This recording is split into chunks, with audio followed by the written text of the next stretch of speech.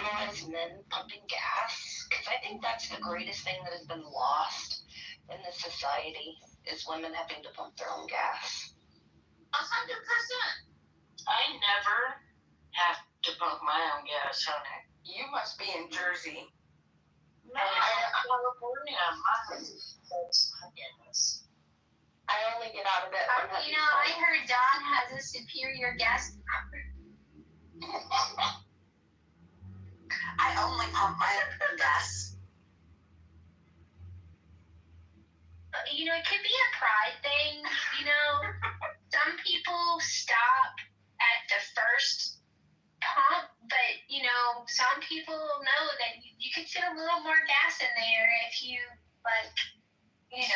Scarlett, let me just say you gotta twist it and shake it a little bit. Scarlett, let me say this. I would not stop at one pump. Scarlett, darling, am I to be mistaken, or was that an innuendo? Not for me. I don't do those things. No, we were talking about pumping gas. For those of you that have your minds in the gutter, you guys need to.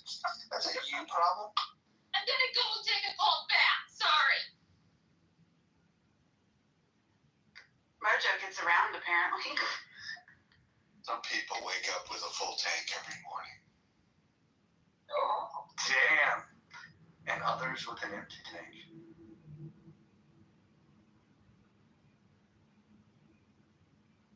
And some people just have dreams.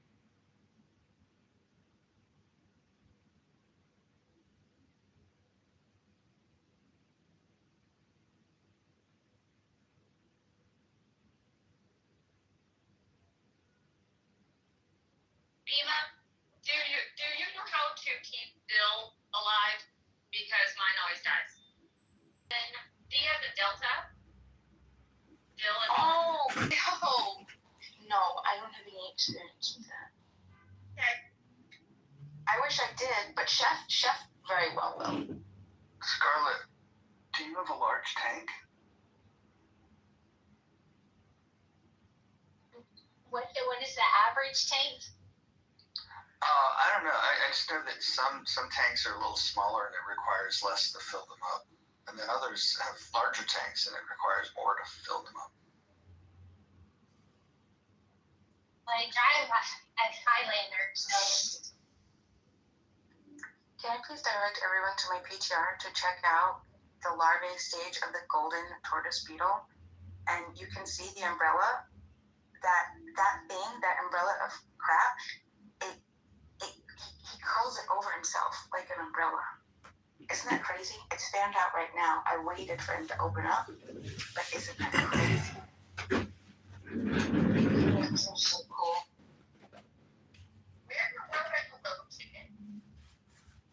I'm on the East Coast, baby. Yeah, north, I'm guessing? That's right. Okay. I'm in the south, and that's probably. Oh, I'm so. Clubhouse motto. I'm more interested and intrigued because I heard that one of your, it sounds like the rooster, but maybe chicken, is called Dr. Adams on other names for the other ones that come from Clubhouse. No, I definitely have not even any. So you have a big red cock in your backyard? Oh yes, it's actually a big red black cock.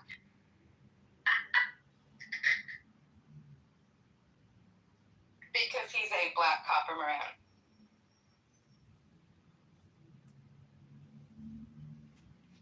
You know what they say?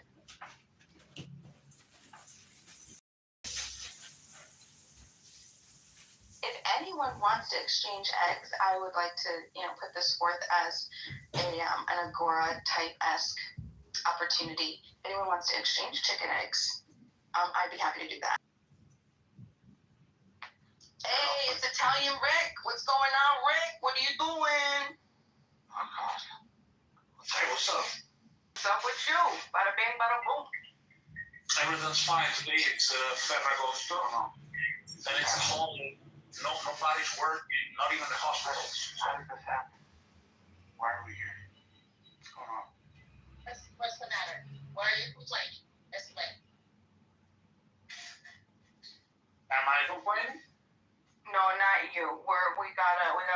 Mojo up there that's complaining because we're welcoming the Rick. I'm so sorry.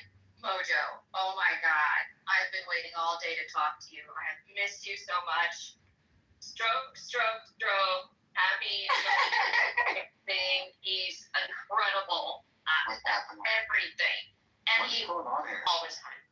Oh, well, no, he works all the time, right? Okay. Is that better? Does that make it better? So confused. Well, that's okay. That means things are doing well in your room. Okay. President, Mojo is a lovely person. I like him a lot. Mojo's a one person. You're kind of It's a lovely person. I like him a lot. Aww. He's excited yet, but he is growing on me. On you or in you?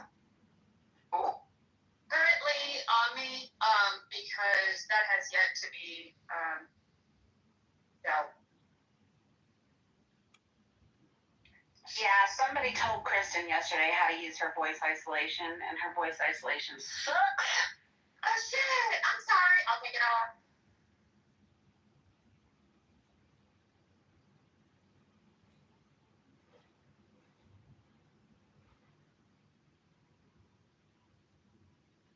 I like how we woke up to a really chill room, and then others woke up and joined the room, and it was less chill, and now we're back to chill. There's like this up and down vibe that we have here. Do you like the old up and down? I do like the up and down. Dippity, is this any better?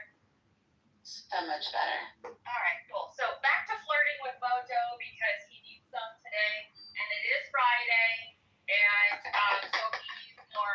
Oh my God, that scarf is amazing. Where did you get it? I want to touch it. I don't do compliments well. Well, practice. I would like to bring attention to the 31 votes for the poll that we have above. Brought us to a grand total of 103%. So, way to go. You guys are overachieving in these polls.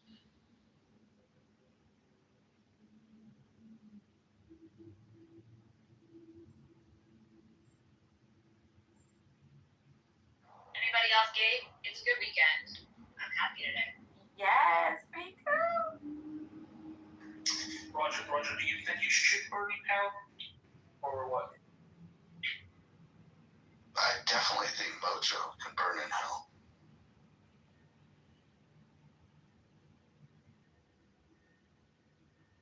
He's very hard on himself. He can be hard on you too. Gosh. I mean, that's cool. That sounds interesting. Yeah. I mean, you kind of have a competitor. I may be visiting Bima in her backyard. You're gonna visit her backyard? Yeah, she's got a big black cock back there. Thought it was red. Yes, see, she knows. She pays attention. Kristen, Yeah. Kristen, you're a racist. Why is that, darling? Because you see color. Oh, okay. What color are you, dear? I think I exist outside of this construct of colors. It's more like a vibration. So you're mixed. You're biracial. Okay. I kind of consider myself more peachish pink on that kind of color scale, but people usually categorize me into white.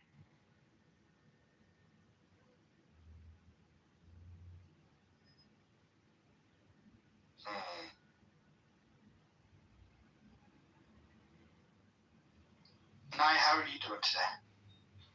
I'm doing fabulous. I'm just sitting here thinking about if I'm gonna go see Weapons tonight or tomorrow. Has anybody on the stage seen Weapons yet? Oh no, but I'm dying to. Yeah. And apparently they're thinking about making a sequel, so that's pretty exciting. And they came out with a new What's the horror movie that starts with an I? They came out with a new one also. Anyway, go ahead, Nye. So, what's Weapons about, Nye? It's about these kids in this town. They all go missing. No one could quite figure out why they went missing. I guess it has some sort of twisty ending. Josh Brolin is in it, and he's super delicious, so that's one reason to go. So yeah, I've read mixed reviews. Some people say the plot kind of falls off midway, and there's some plot holes, but the trailer is intriguing. Reach my own conclusion. Plus, I'm just a horror fan, so I'll support almost any horror movie. Yay! I love horror movies too. I like reading about him. Did you say horror or horror movies? Both. I like horror movies too. Joe, your mind is exactly where it needs to be. On Monica? Absolutely. So will you guys come visit me in Italy or not? Absolutely not. No way. Where you at in Italy? Modena. Modena is next to Bologna. It's where they make Ferraris and Lamborghinis. I drove both of them yesterday. How far away is that from Ravenna? From where? Ravenna. Oh, so close. So close. Really? Of course. Yeah. I woke up in a new Bugatti. I want to go to Italy and live there if it's where they grow the bergamot. That's where I'll be. Oh, take me with you. So are you going to be in Calabria? Yes, that's exactly where I'll be. Just take me with you. We have the most powerful mafia in the world in Calabria. Did you say mafia? Just That's what I was thinking, NY. If you said mafia, that was random. Jesus Christ. And I would have to push back, Rick. I'm pretty sure the U.S. is the largest mafia in the world. Yeah, I mean, unofficial. No, I think the U.S. is pretty official as a mafia. Is that why it's relatively peaceful where you are? Nah, it's not that peaceful. There are opposing opinions about mafias. Some say that if there's mafias that exist, it keeps and then some people say that it's corrupted. So Films and TV shows. I'm late to Peaky Blinders. I guess they were kind of a mafia of some sort. So I just started watching that. But I don't know. I'm very intrigued by real life mafia culture. What do you want to know? No. She wants to know nothing. She knows nothing. You're right. I want to know nothing. You're right. I don't want to incriminate. I think it's A compared to Drangheta or Cosa Nostra. We want to know how to can tomatoes. That's what we want to know. Okay. No, I really want to know. I want to read more about these individuals. There are so many families in the south. You can check on Google. You can write Drangheta boss. Drangheta is the name of check on Google and say Drangheta boss Calabria. Wait, I can put it there. please put it in the chat, please.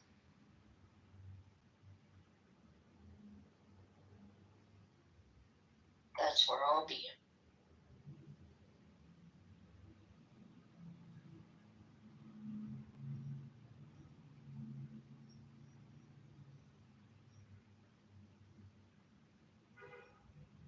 Oh, by the way, random, another TV show, Alien Earth, just dropped this week on Hulu. It's supposed to be dynamic. I haven't seen it yet, but it's getting rave reviews. I'm really excited to start diving into that. If anybody likes Alien.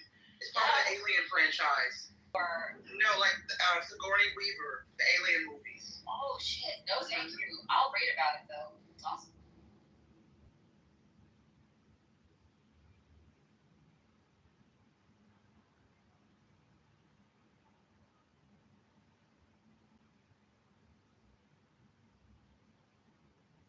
I'm just curious because it triggered when somebody said "Take Me With You," it triggered the Prince song, and then it kind of, because you guys are a little feisty today and hilarious, it triggered a little, like, for me, when I heard that song by Prince, it was kind of like my sexual awakening, and I was like, okay, what's happening?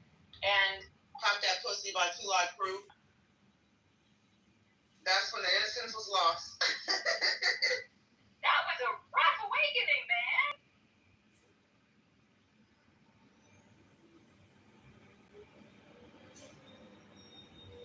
Where do you think? Oh, go ahead. I was going to say really quick, speaking of Prince, his estate has shelved the documentary. So there was a documentary made by Prince.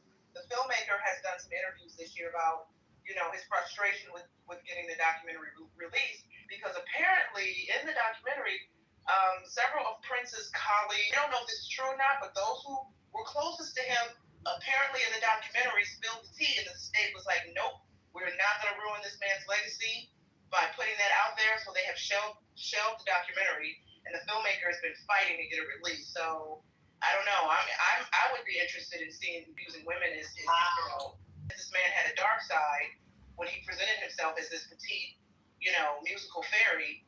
I find quite intriguing. So yeah, that's right. Mm-hmm.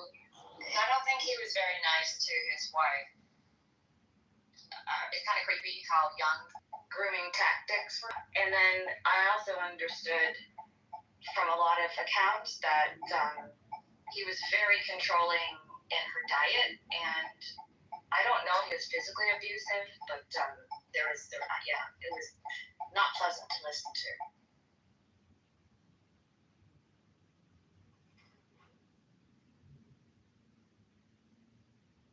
Rick, thanks for that link, Rick. So my nephew is my nephew's uncle on the other side, Apollonia. So we'll have to ask Apollonia. We'll ask her.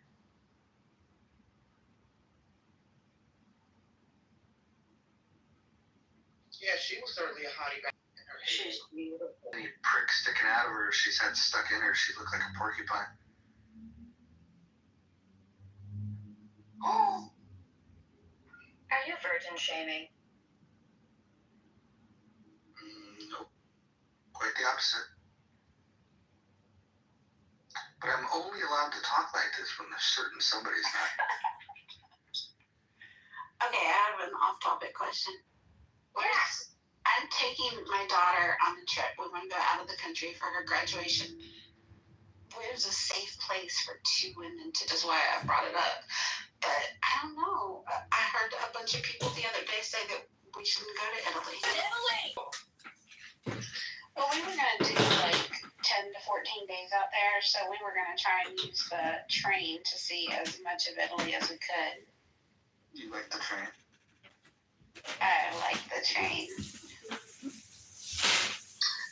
I think you're completely fine. I think you can take there's a train called Alta Velocità, which is a high-speed train, one of the fastest in Europe that we have, and I think it will be pretty comfortable traveling with that. And it's very fast. It connects, for example, Milan to Napoli. You can see many cities in 15 days, definitely.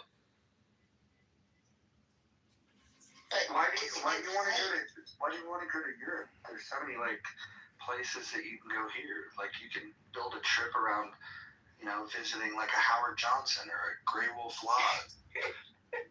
Dine at places like the Waffle House. we did that all the time, though. About 480. It's a different kind of environment. That sounds. I was disappointed though. I've always heard about fights at the Waffle House. There was no fights. Left me be there at 2 o'clock in the morning. Was I in Tempe or was I in Phoenix when I went to a Waffle House late at night? It was after a wrestling match. Actually, yeah, it was on a Monday night into Peoria. Yeah, but the one in Idaho was actually kind of nice. But cheesecake is all bad right now. You guys are making it very hard to stick to a diet. Have you guys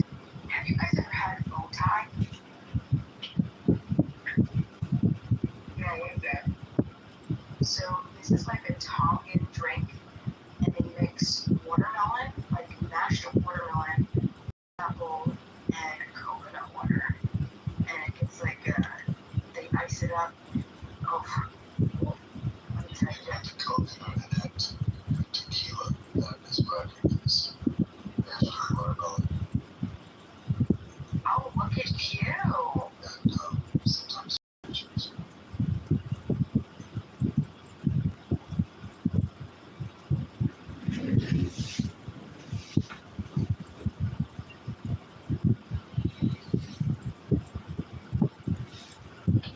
I don't want to deviate from the subject. I'm just curious.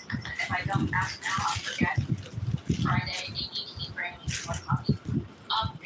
Does anybody know of a device under to a car door so that it doesn't leave a dent in somebody else's car? Parking lot. This is a party smart. You find every died in a garage. Yeah, I've parked in a big garage and it's pretty good, but most of the Atlanta parking lots just suck. Engineer dump. The space is smaller too. There's everything from gold bumpers to just blue there's a ton of products you can buy. Yeah, I know, but I can also do my shopping. That's why I'm asking you. I just choose a marketplace. That's why I asked him what's your Yeah, I can't do that either, but that's I'm a piece of shit, everybody knows already. When I was younger, I was even a worse piece of shit. And I had bought this car, and I was so obsessed with this car. And I hated when people would park next to me. So I took a corner parking spot, and I would park at an angle. I was that horrible individual because I was so tired of people disrespecting my space. And I never got any dents. I got a lot of shit for it, but I never got any dents. I'm in a class joint, so I can't do nothing with barriers.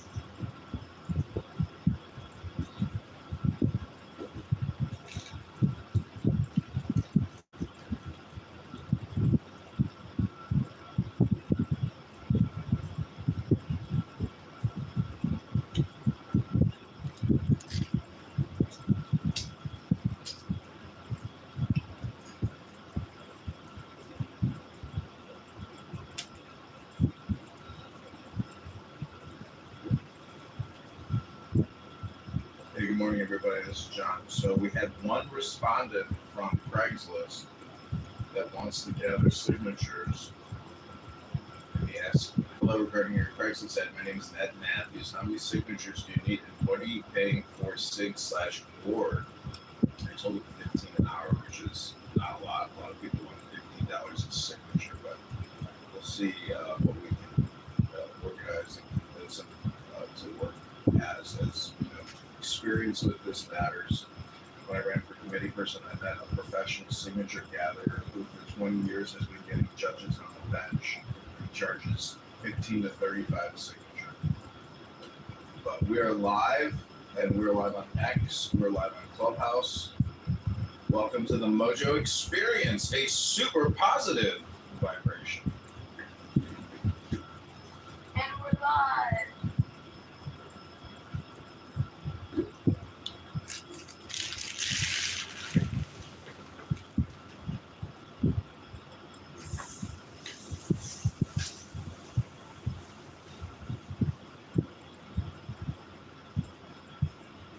John, have you ever read Shambhala?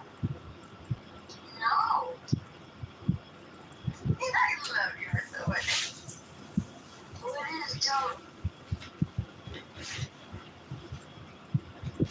Oh, I'm reading it right now. I got it out of the archive.com or I think the archive.org, so it's free. Everybody can check it out if you want. And it's really, really good so far. It's very interesting. It talks about how to be a warrior, like a spiritual warrior. It's a spiritual warrior. Oh.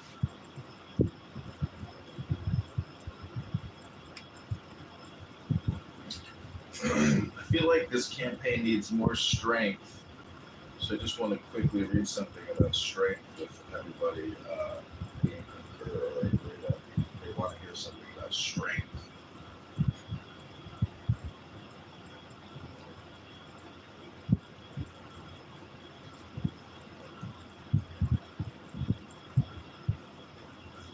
I just want you to hear jokes.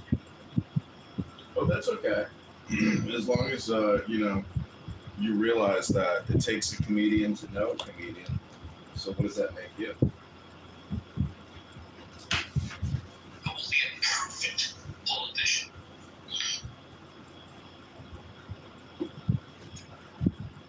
Rick, are you ready to give $10 to the campaign to elect John Kitover today? Because your valuable input and money is needed. Sure, of course.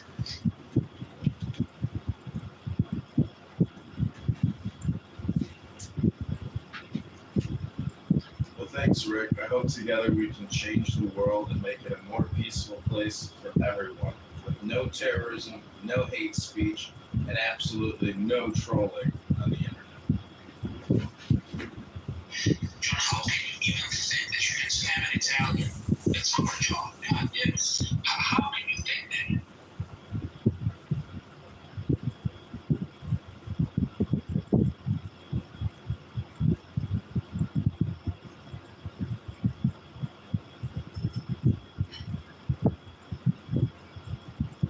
So, Ms. Lopez, this is just the very first, like, introductory. So the index, so you could get an idea. Let's see. The index has how to be a warrior, creating an enlightened society, discovering basic goodness, the genuine heart of sadness, fear and fearlessness, synchronizing mind and body, the dawn of the great eastern sun. So you get the idea. And so the very first little intro paragraph is the Shambhala teachings are found on the premise that there is basic human wisdom that can help solve the world's problems. This wisdom does not belong to any one culture or religion, nor does it come only from the West or the East. Rather, it is a tradition of human warriorship that has existed in many cultures, many times throughout history. So it's kind of,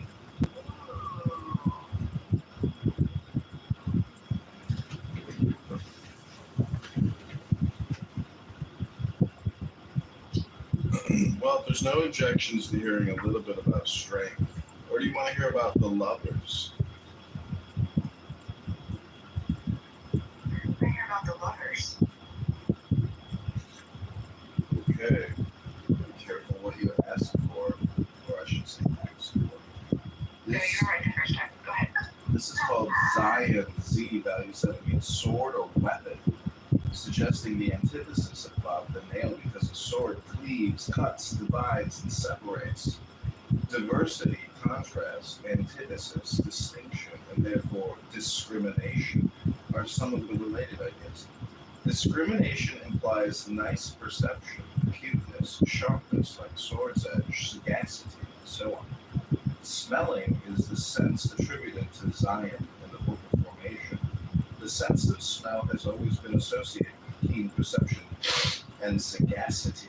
An old Kabbalistic maxim says, properties are discerned by the nose. Our everyday speech has a number of phrases like smell out to suggest approach to truth. East above, the direction assigned to Zion is the line bounding the eastern side of the top of the cube of space and joining the top face above Mercury to the eastern face, East Venus. This line, however, joins the top of the vertical line northeast Emperor to the top of the vertical line southeast Hierophant. The combination of east and above suggests the working together of the subconscious power of creative imagination and the self-conscious power of acute discrimination. Gemini, the twins, is the zodiacal sign attributed to Zion. The name of this sign suggests duality, division, and other ideas related to the meaning of a letter. It is difficult to tell twins apart, and to do so requires nice discrimination. Gemini is ruled by Mercury, key one the magician, sometimes personified in Egyptian mythology as the jackal-headed Anubis, representing discernment and sagacity. The because the jackal's keen smell of smell. Gemini governs the lungs, collarbones, shoulders, arms, and hands, all of the bears. Gemini people are said to be given to inquiry, investigation, and experimentation. They often engage in mental pursuits. In our color scale, Gemini is represented by orange. The corresponding musical tone is D natural. Gemini is a common sign of the airy triplicity. Disposing in intelligence is the mode of consciousness assigned to the letter I. To dispose is literally to place apart, to arrange, to distribute, to apportion, to divide. Thus, analysis implied by the meanings of the letter name, sort, classification, organization, preparation, and adjustment are all related to this mode of consciousness. This is which shows itself in our disposition, and one's disposition can be modified by right discrimination. Okay, there's more, but there's always more. But I want to thank you all for being here. This is how to make friends and influence people on Clown House. The best way to make friends and influence people is to treat people the way they want to be treated. Hopefully with kindness, love, passion, friendliness, And threats of bodily harm. perhaps. But I think that a lot of people who don't want to listen to the playback or replay, maybe they're ashamed and they know it, but they just can't show it. But I say, don't bring drama into new rooms. Let that old drama simmer in old rooms, because the now is all important. And I think that every day is like Groundhog Day, and you are reincarnated in a way. And if you're intelligent, you're not reincarnated into yesterday. You are reincarnated into the now. And in the now is a great silence of peace. And anyone who breaks that silence of peace is guilty of violating the power and the beauty of the now. So if you're in the now, you are in love. How did you know I was a Gemini? Jackal-headed Anubis?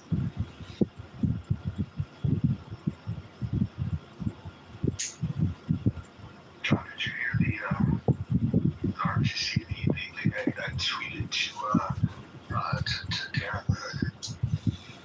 No, let me check. If everybody is not on X, now is the time. This campaign has to move very quickly, and today could be a quick day for the campaign.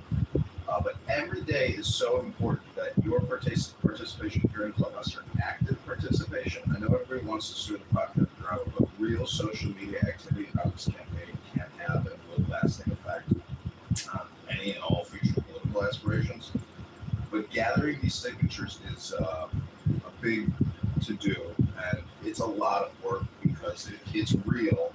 And I don't know if anyone here has ever gathered signatures, but to get someone to even put their name, their address, and sign is very difficult. Most people literally scribble, and when you go to the challenges, you realize very quickly how horrible people's mark is and their signature. And therefore, it's a time-consuming task to actually capture a valid signature that doesn't get rejected by a challenge. So there's a huge time component to getting these signatures. And the people who gather the signatures, if they're unprofessional, and generally they are because they're being paid very little, they don't give a shit what you fill out. And so that's part of the training piece in getting individuals motivated, that their direct work and focus there can help this campaign get on the primary. So those are my thoughts. And Pima, I didn't know you were a Gemini.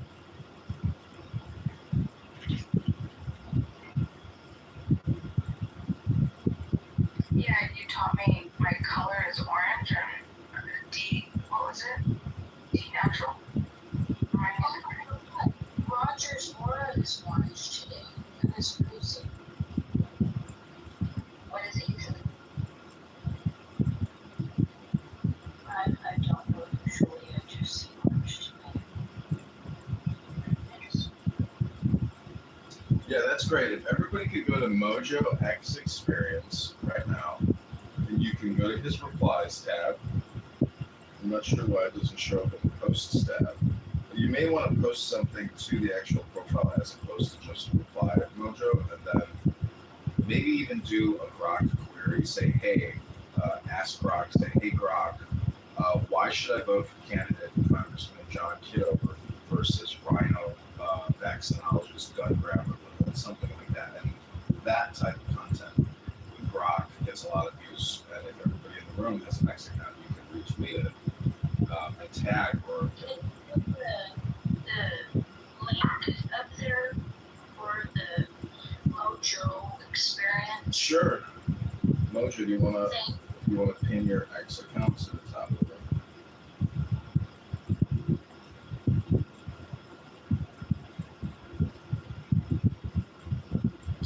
Dr. Adams, we really need your positive vibrations at this moment right now and in the future, but now is most important.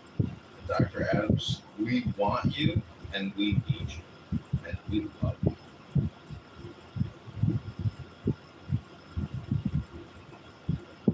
But that's okay, Dr. Adams.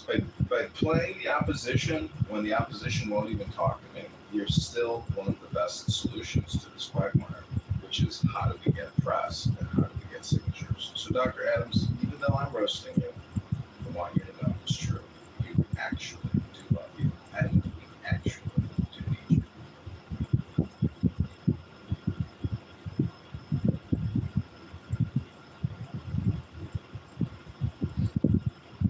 So this is what Thomas Massey's going through. 4 hours ago, he posted the next 3 billionaires posing as MAGA, Kentucky, just released a poll to claim their smear campaign against me, eroding my job approval rating.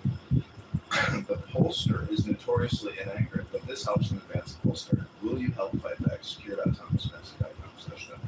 And an image of MAGA Kentucky's advertising campaign has turned Thomas Massey's polling numbers upside down, leaving him exposed and extremely vulnerable in the Republican primary election.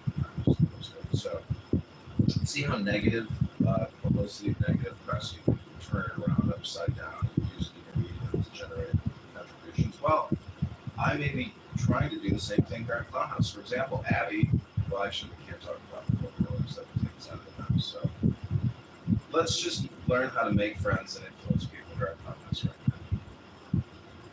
I tried to add, I didn't get right in response to asking the business X profile. I just tried to add it, it's not appearing. I don't know what's going on. I don't know if y'all should click on that link above, nor can I even remove it, because I don't think it's going to take you to the page, but I tried to. Yeah, it takes you to his X account. It does. Okay, perfect, okay. You can also post to your own X account if anyone here has an X account. You can just write, hey Grok, why should the voters in the 16th district of Illinois vote for candidate Congressman John Kitover versus $20 trillion debt creator there? But it's little things like that that, can cause a little sting in a certain pot. But that's what we need, and that's the help we need. Even though you don't live in the 16th district, it's not fake news.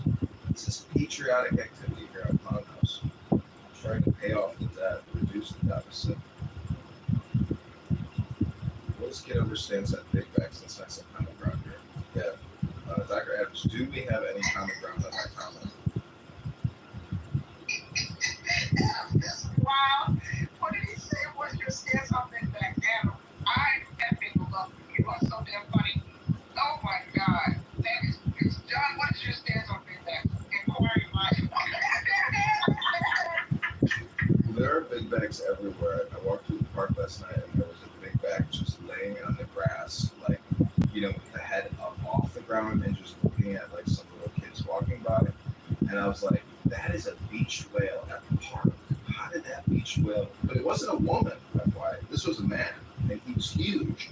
It was impressive to just see the head lifting off the ground with the body kind of lying on the side. He was huge. And there's homeless people at the park. They live at the park.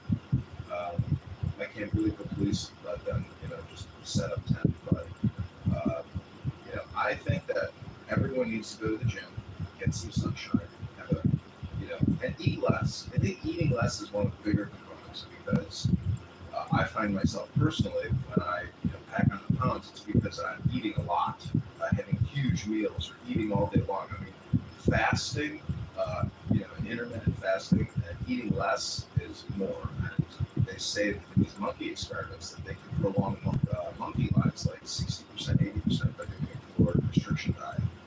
So overeating, I think, is the poison, the primary poison. So basically, you want to eat, very healthy foods as little as possible, and maximize your eating efforts. So that's how I would address the big fat crisis in America and in the world today. And I just for clarification, it wasn't Adams. I just assumed that was Adams. I went into the shadows. Mike, who said that? Not Adams. Yeah, Mike. So sorry, Adams. I just assumed that Adams is the one who talks about big facts. But it's Mike. Okay, no problem. Still Mike.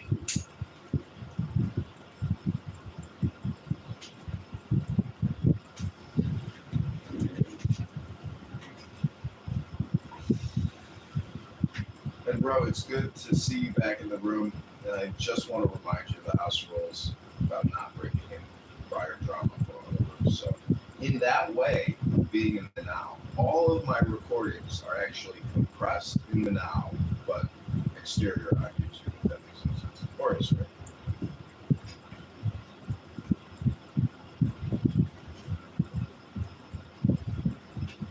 Bro might be sleeping. Is it like great? Yeah, he's asleep. Oh, I didn't see him earlier.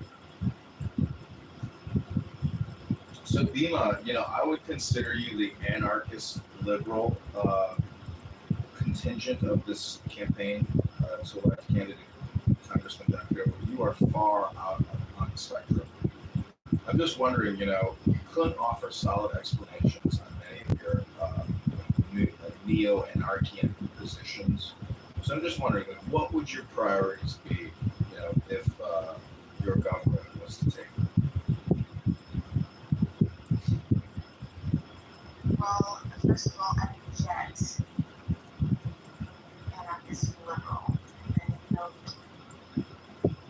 okay, it's a long-termist, which is very different, and that is the free exchange and voluntary association of like minds coming together without the use of coercion or violent back force. And the answer to your question is, I'm not, everybody knows I'm not the smartest person in the world. I do know that I don't like, have you said, how to win friends and influence people? How do I like to be treated?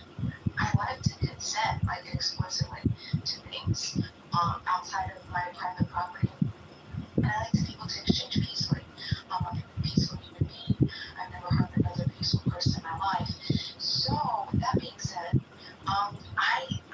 that's what I believe. That's what this particular government would be. It would be leading up to a bunch of other amazing individuals who are much smarter than me to bring like minds together and build competing institutions to be able to innovate and really expand and really tap into the creativity that's been harnessed, forgotten, exploited, destroyed through the public education system, the Prussian-led and influenced public education system, stripping us and creating these little sheep boxed-in personalities to become just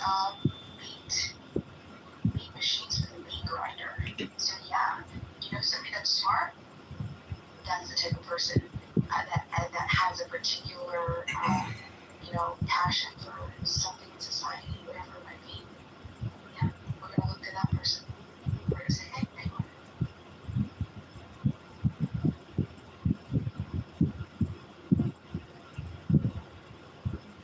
I just want to say hey to Doe. What's up, Doe? Hey, y'all, how's it going? Nice to be back on this godforsaken hellhole. Cool. But this is a new room. This room seems very chill. It is sometimes. What's the topic of discussion? We're trying to figure out how to make friends and influence people on Clubhouse.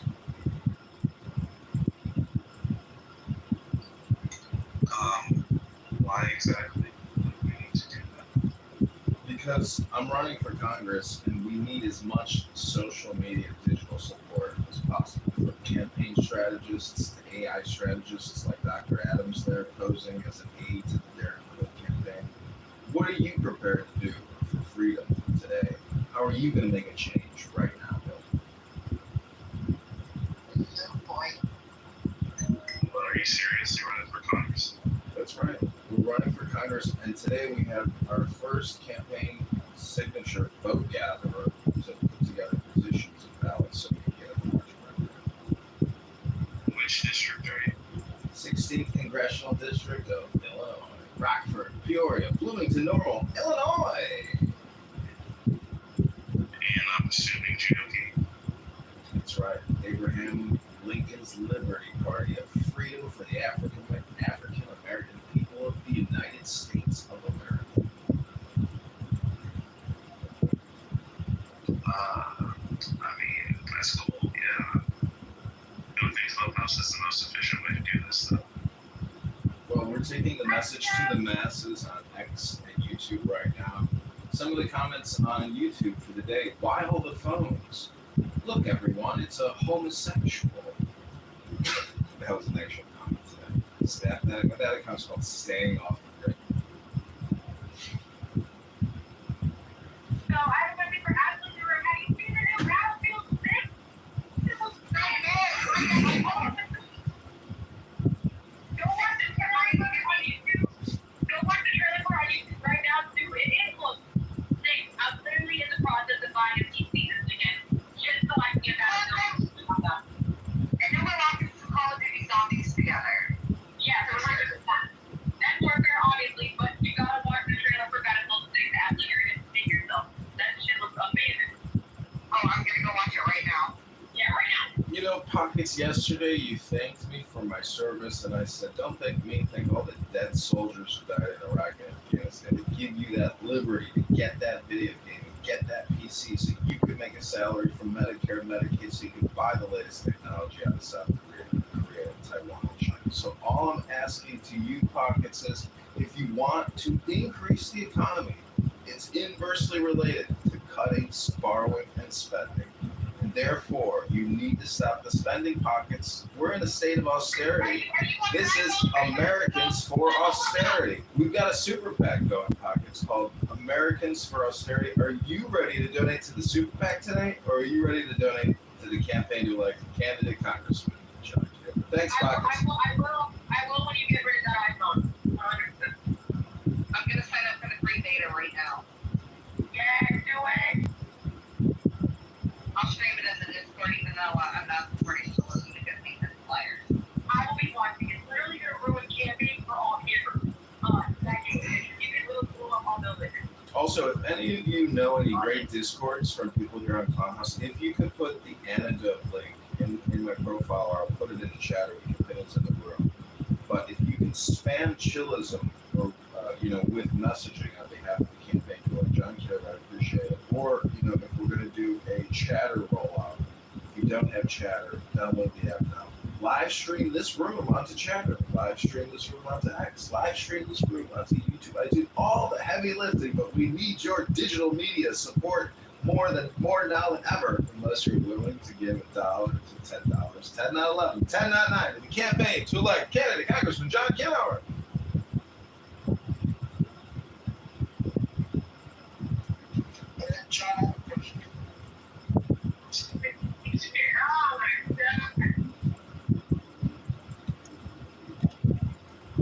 John, Your question cannot be related to any former day's drama or any type of information related to anybody from any former room. It has to be directly related to the campaign, policies, etc. Thank you.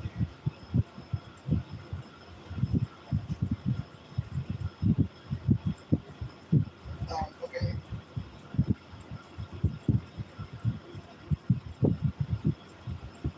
Well, Pockets, by the way, it's on Xbox as well. Or PlayStation. Or Microsoft as well. Yes. Okay. I'm glad I brought you to the smart side gaming, easy master race all the way. The only master race I believe in is easy. Well, I was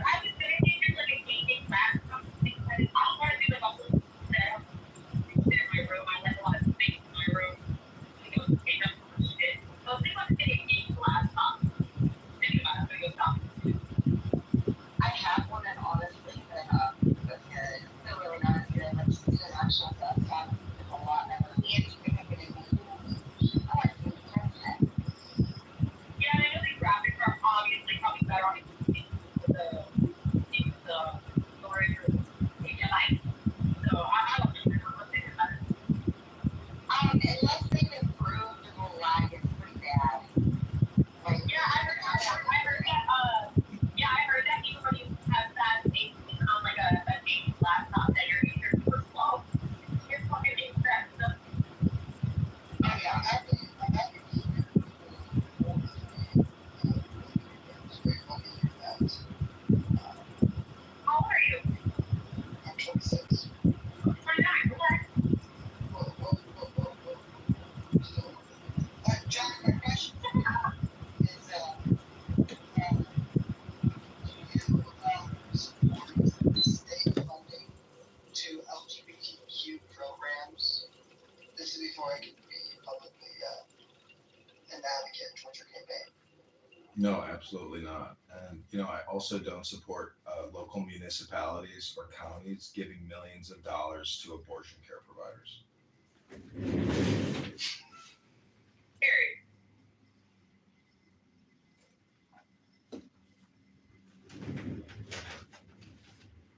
So I hope I knocked out 2 home runs for you there, Keegan. Any other questions you want to ask?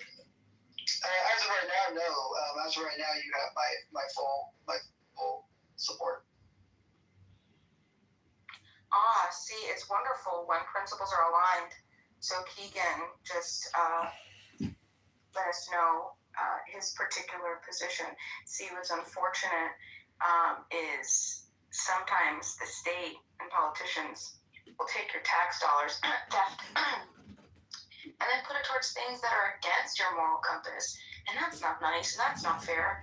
So if we just go with John Kitover, just take the funding and bring it back and put it in the hands, the direct agency of individuals, how can you fight with that? Your moral principles will stay intact, and you'll be able to wake up and live a great life every day. Thank you for that, Bima. Okay, so we're going to transition this show, this morning retinue. We are apparently not repeating the same cycle as the past 3 to 4 days. The tornado has blown out of Oklahoma City, and it looks like we have clear skies in the campaign to elect candidate Congressman John Kitover. I'm looking at a beautiful blue sky right now at the beach with the Lady Hawk, and we have a surprise guest here on the Lady Hawk at Montrose Beach. Give it up for Hakima. Hakima, come on over here. I got the clubhouse room going. Where you at? Hakima, come on over. Put that margarita down. Come on over here, Hakima. Yes, I got an extra bathing suit for you, Hakima. What happened? I said the tornado blew through while you were sleeping, John. Oh, that's good. I like to sleep during large storms. Let other people ride it out. I'm sleeping. I'm a spectator. I love watching that chaos.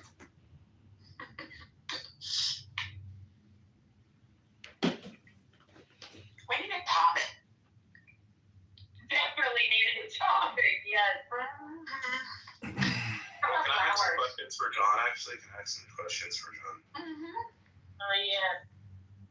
So, John, I'm looking at your website. So, what would you say you describe yourself as in terms of the current Republican Party? Like, which, I think it's bifurcating in certain senses.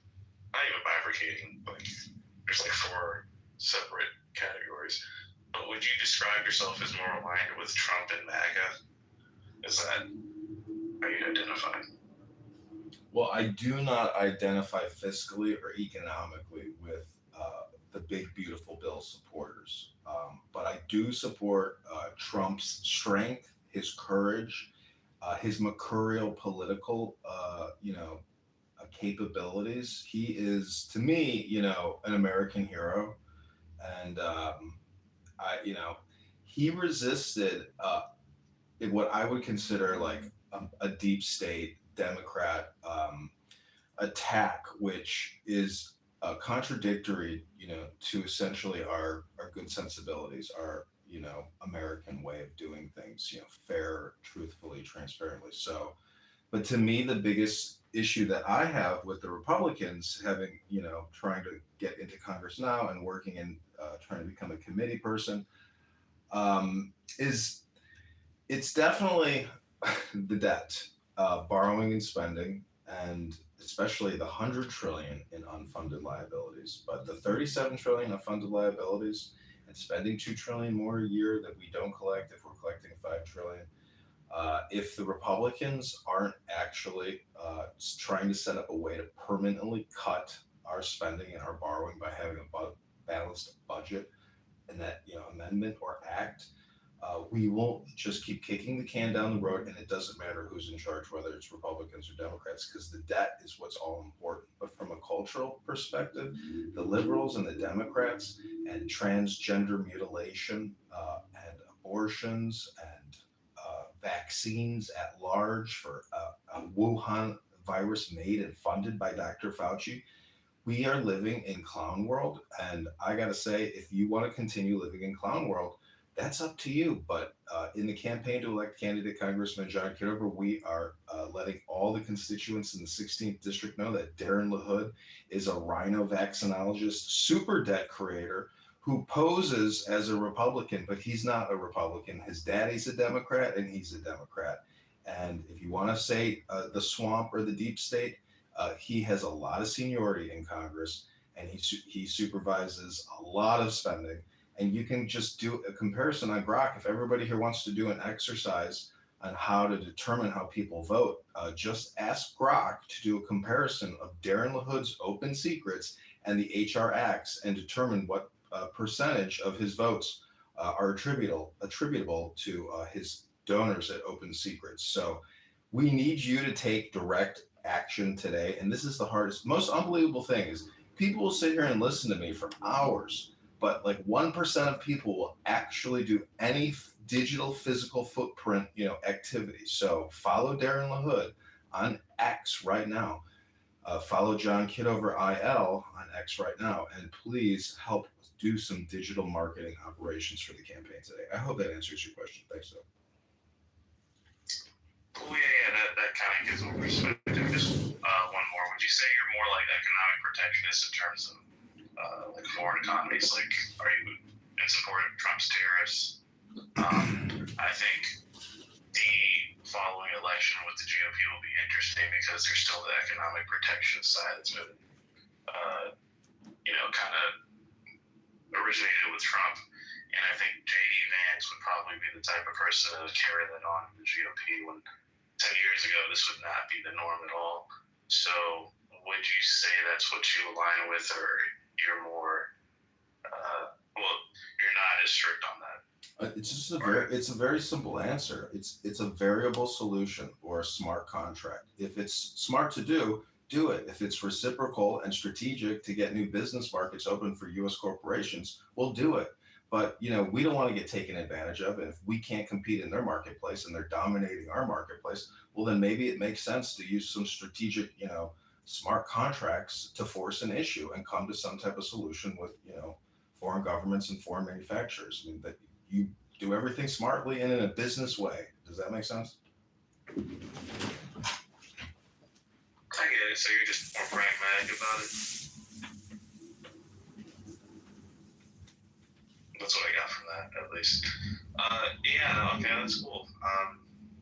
I don't know. I don't know who I do it for. I'm not even in your district, but this upcoming midterm should be interesting. So yeah, I guess good luck to you.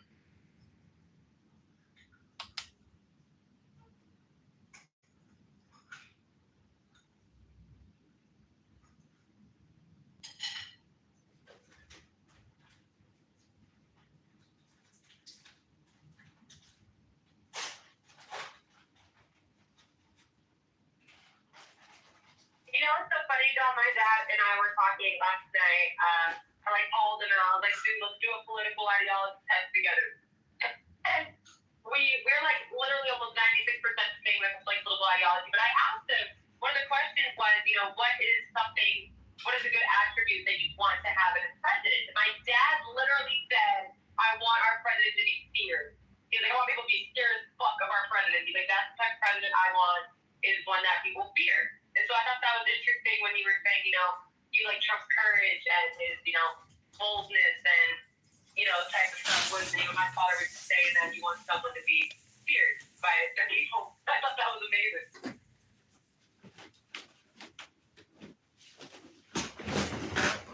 A little Machiavellian.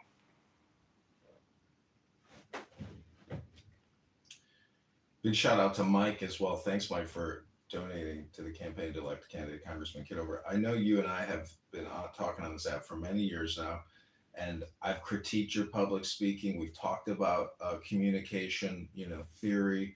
I'm just wondering, Mike, why did you decide to give to the campaign to elect candidate Congressman John Kitover when you voted for Kamala Harris and J.D. Vance? How did I melt your heart, Mike? Oh gosh, I like you on a personal level. I think that you're a good human.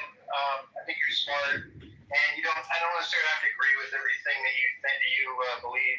I don't have to agree with every platform that you support in order to want to see you succeed, and in order to believe that generally speaking, we'd be better off if people like you were in charge rather than the host of people that we have currently. So, in short, I just don't need to fully agree with you on everything to want you to be successful. So, I donated to that for that reason.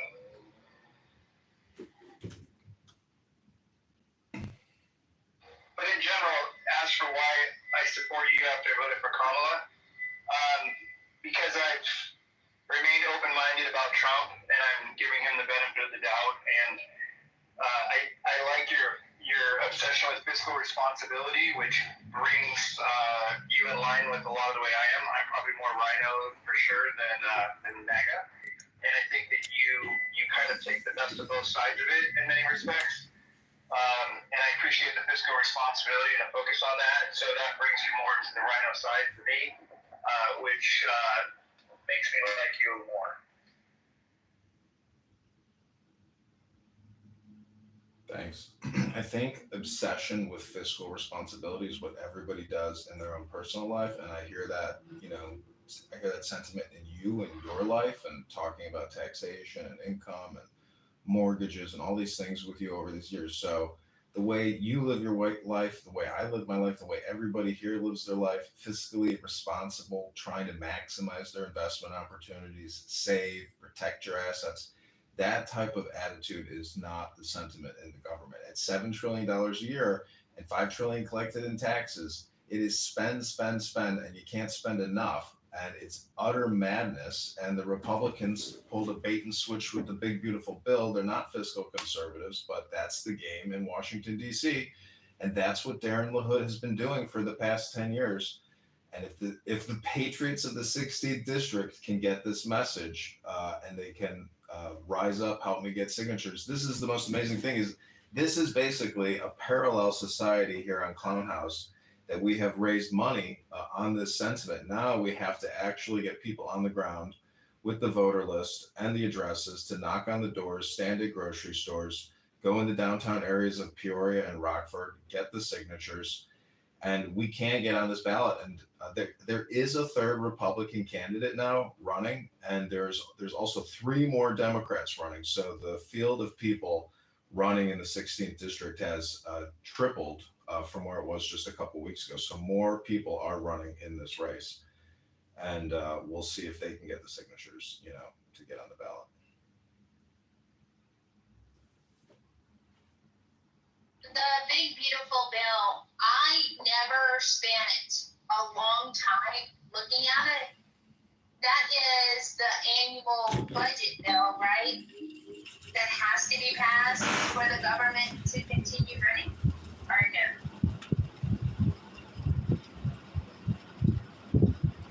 I have no idea. So I'm going to ask Grok, give us the top 10 line item expenditures. No one's going to say yes or no for me? So no, Scarlett. So there's a different budget that happens after October 1st. So there's an actual budget act that put in place in 1960. So you can't do any budget cuts, anything related to the budget until October 1st. So what you do is you implement all your raises first, like all the products, everything you're going to implement ahead of time. Bill, and then you do the budget cut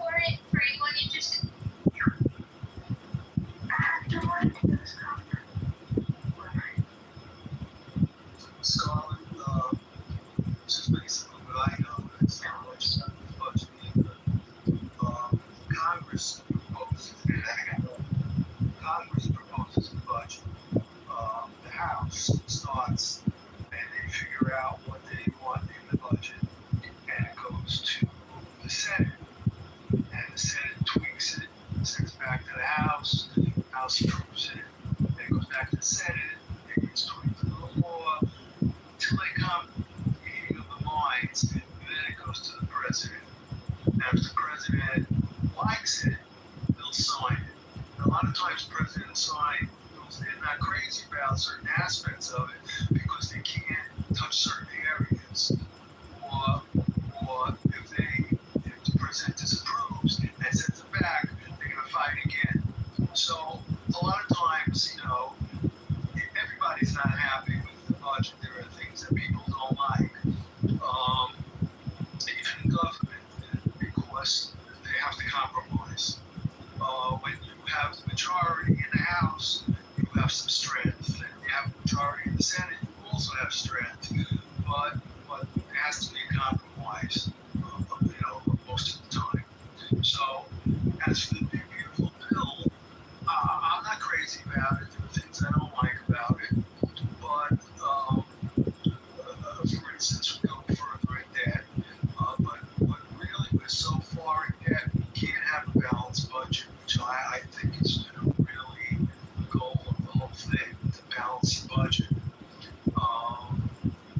Kudos to the president. He's bringing in a lot of money in tariffs, and talk of it being inflationary has not come to bear yet. And I hope we get a rate cut by the Fed, and that would save us a whole lot of money, because when those come due, the Treasury has to pay it, and if they have to pay it at a low rate, it's going to save billions of dollars. So we're headed in the right direction, is what I'm trying to say. And So it reminds of. go ahead. I mean, if our two. You're in the middle of it. So, when you go gambling on, yeah, I know, it's terrible. I'm driving. How do you go and driving? Is it any better now? The area that I'm in is a little bit friendly. Courthouse. Yeah. So when you're at the casino and you put your $5 in, and it says that you won $2, it just really means you lost 3, but they're softening the blow of losing by allowing you to keep a little bit of your money. It's kind of how I feel a little bit about the big beautiful bill, and I still think we're in a better position than we be if Kamala was president. So yeah, about that. But I don't see how you could make an analogy with the casino. Casinos have to make money. We as citizens have a responsibility, I guess, to pay our taxes. And, that people rise up and don't want to pay taxes. Everybody's looking for loopholes. The rich in this country pay most of the taxes, no matter what they tell you, but there's never enough because they want to spend. The system, just heard somebody running for Congress, where is it, John, who runs for Congress, the system is created for the person running for office to tell the people that they want their vote because they can give them something, and they need tax money to give them something. So you can't say, I'm taking away from you and expect to win an election. So whether they lie and say that they can give them something, or they tell the truth and say that they're going to give them something, they're going to give them something. So, this is the way politics is today. But you have to, and it's very hard to analyze a big, beautiful budget because it is big. I don't think so beautiful, but it's big. There's some good features in it.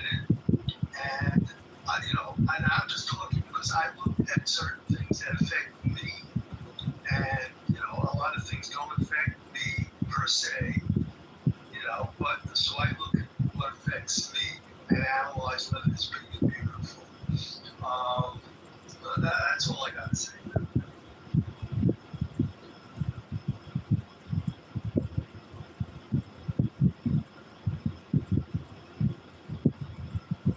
That's good that we can get a chat.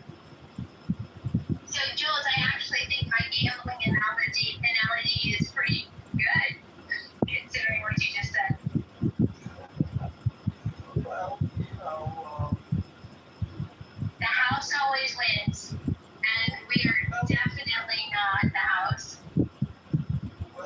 Not true. Not true. How do you determine what a winner is? Is it the tax you pay and what you get in return for the tax you pay? Is that a winner to you? Depends on the game that you're playing. Well, we're talking about, all right, well, I say that because half of Americans don't pay income taxes.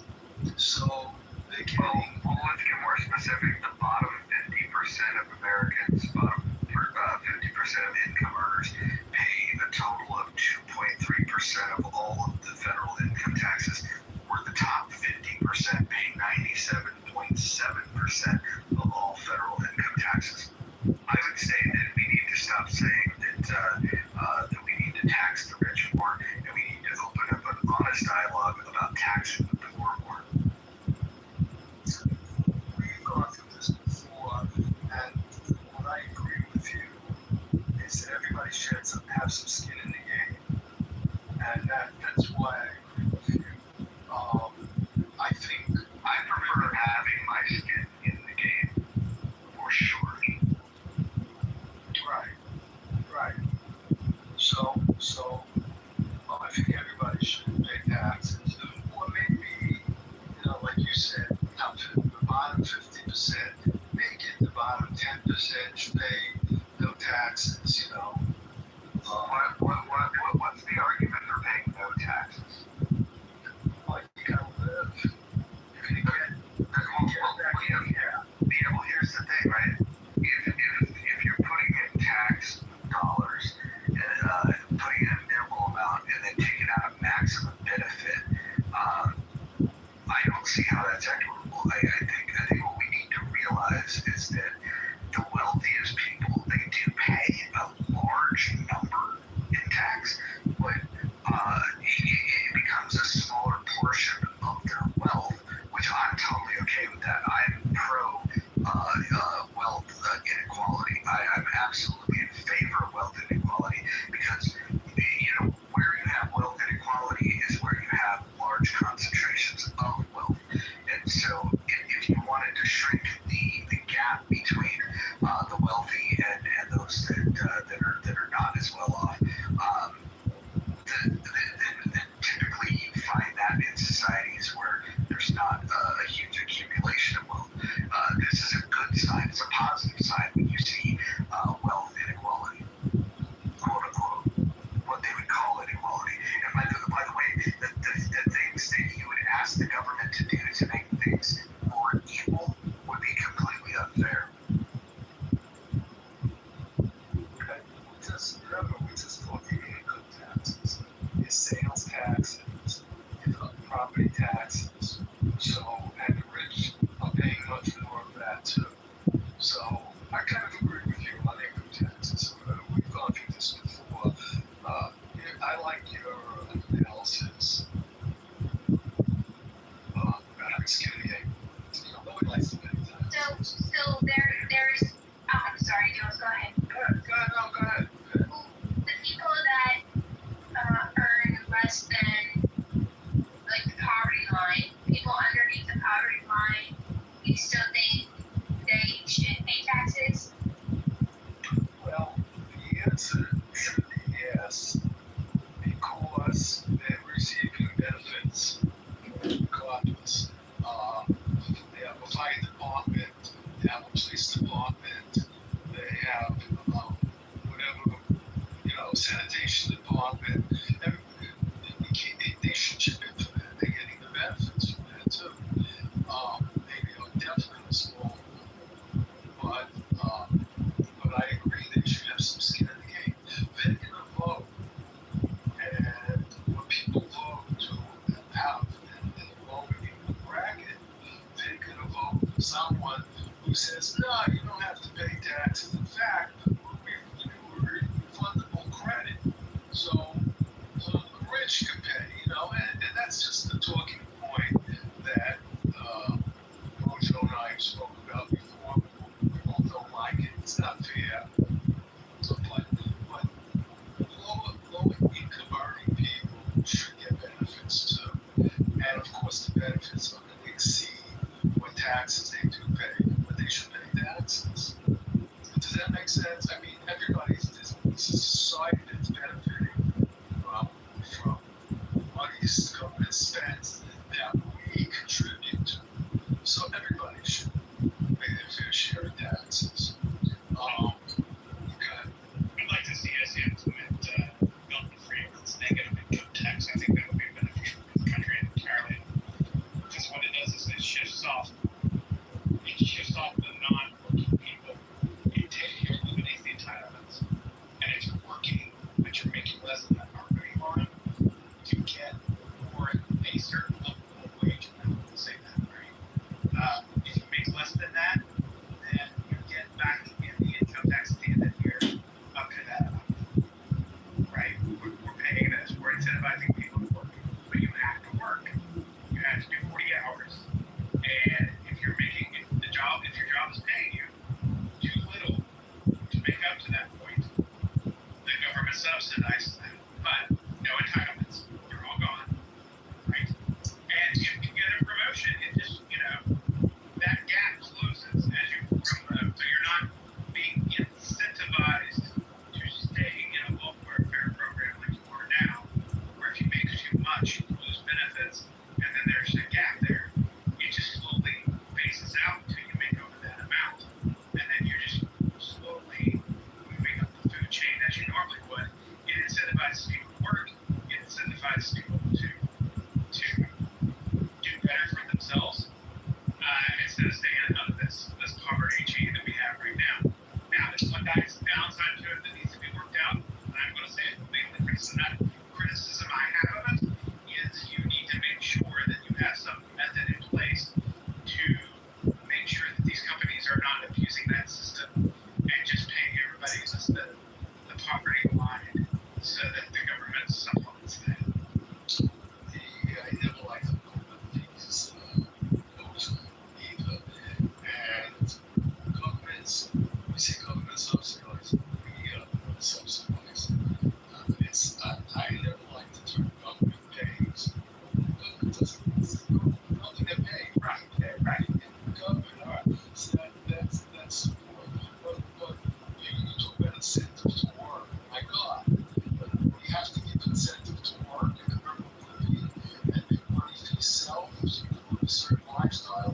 No, you should have that built into yourself. Everybody should have the incentive to work. But right now we have these policies in place where they're getting free money. They're not being incentivized to work. They're just incentivized to leech off of us. That's right. It's our problem. Right. This is what we eliminate. We need to make sure that you're working, or you might have a disability where you can't work, and that's a justification. That can be considered work in a certain way. Even if you're a Walmart greeter, that's work. So maybe there's ways to work around that system to make sure it's beneficial to everybody. And then what happens is you see that happen. That increases. We have people working. They're not sitting on their ass. And then as people, if they're working up the food chain, if they're making more than the minimum amount, that we're putting into place here, I mean, at some point, these taxes will start to, you'll see the decline or the need of taxes. Hopefully that we can come back to this later on. But you're seeing your money is now being spent for more things that you want them to be spent for, and less of these individuals that are being lazy asses.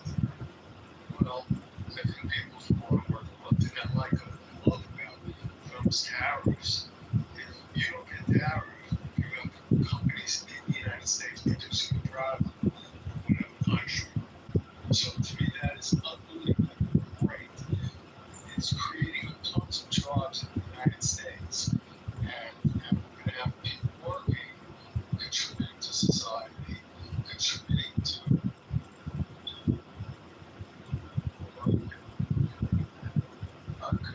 society, and that's the great thing about the tariffs that people talk about right now. Tariffs are not inflationary like all the jackasses predict. We can't have an inflationary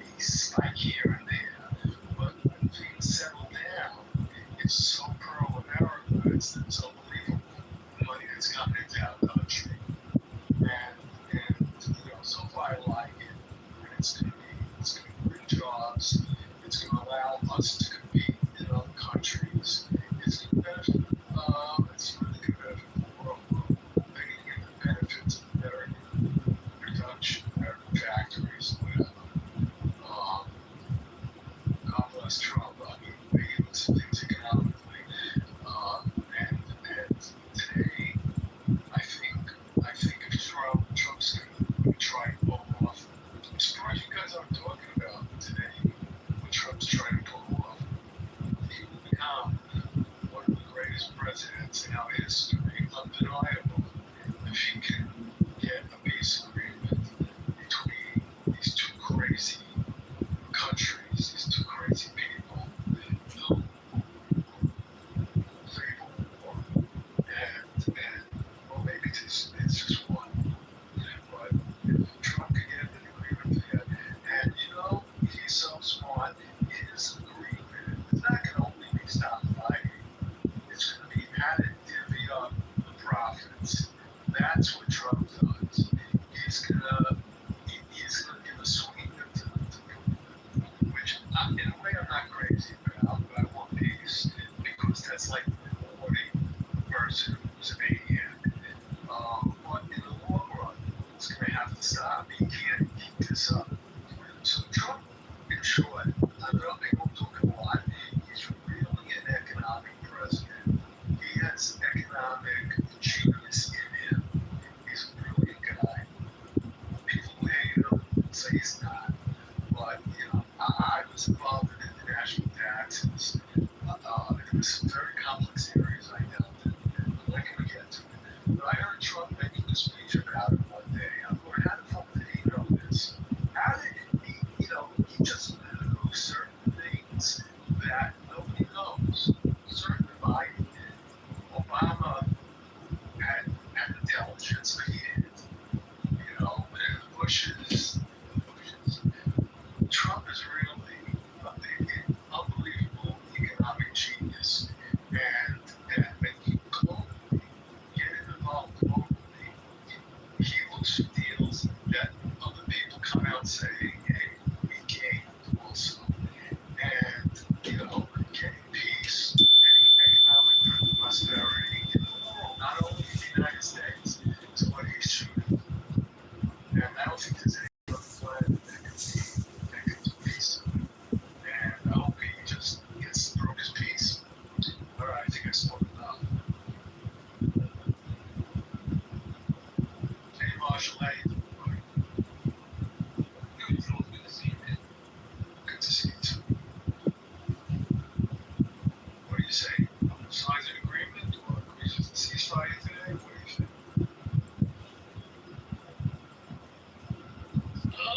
I think Putin is going to tell Hitler that he's going to continue to take the Donbass. I don't think he's going to give that up, so we'll see. So that means he's not going to agree to a ceasefire right now. Yeah, I don't think he's going to be agreeing with that. Yeah, I think Putin called for this meeting, so he has to call for the meeting and has to give something when you call for a meeting. I don't know if it's going to be enough, but there's some sweeteners in it that Trump, like I said, that Trump's going to give him economically, and Russia needs it right now. They're a one-product country, and with Trump's third-party tariffs, that's going to kill him. That's going to really hurt. So he has to come to the table and realize he got to get what he can get, and then his economy could flourish. But you got to realize this. I know he's a maniac, so I don't know if he's going to. I think I'm 50-50 on this. I don't know. I would love to ceasefire for starters, and then get into the nitty gritty. But that's step one.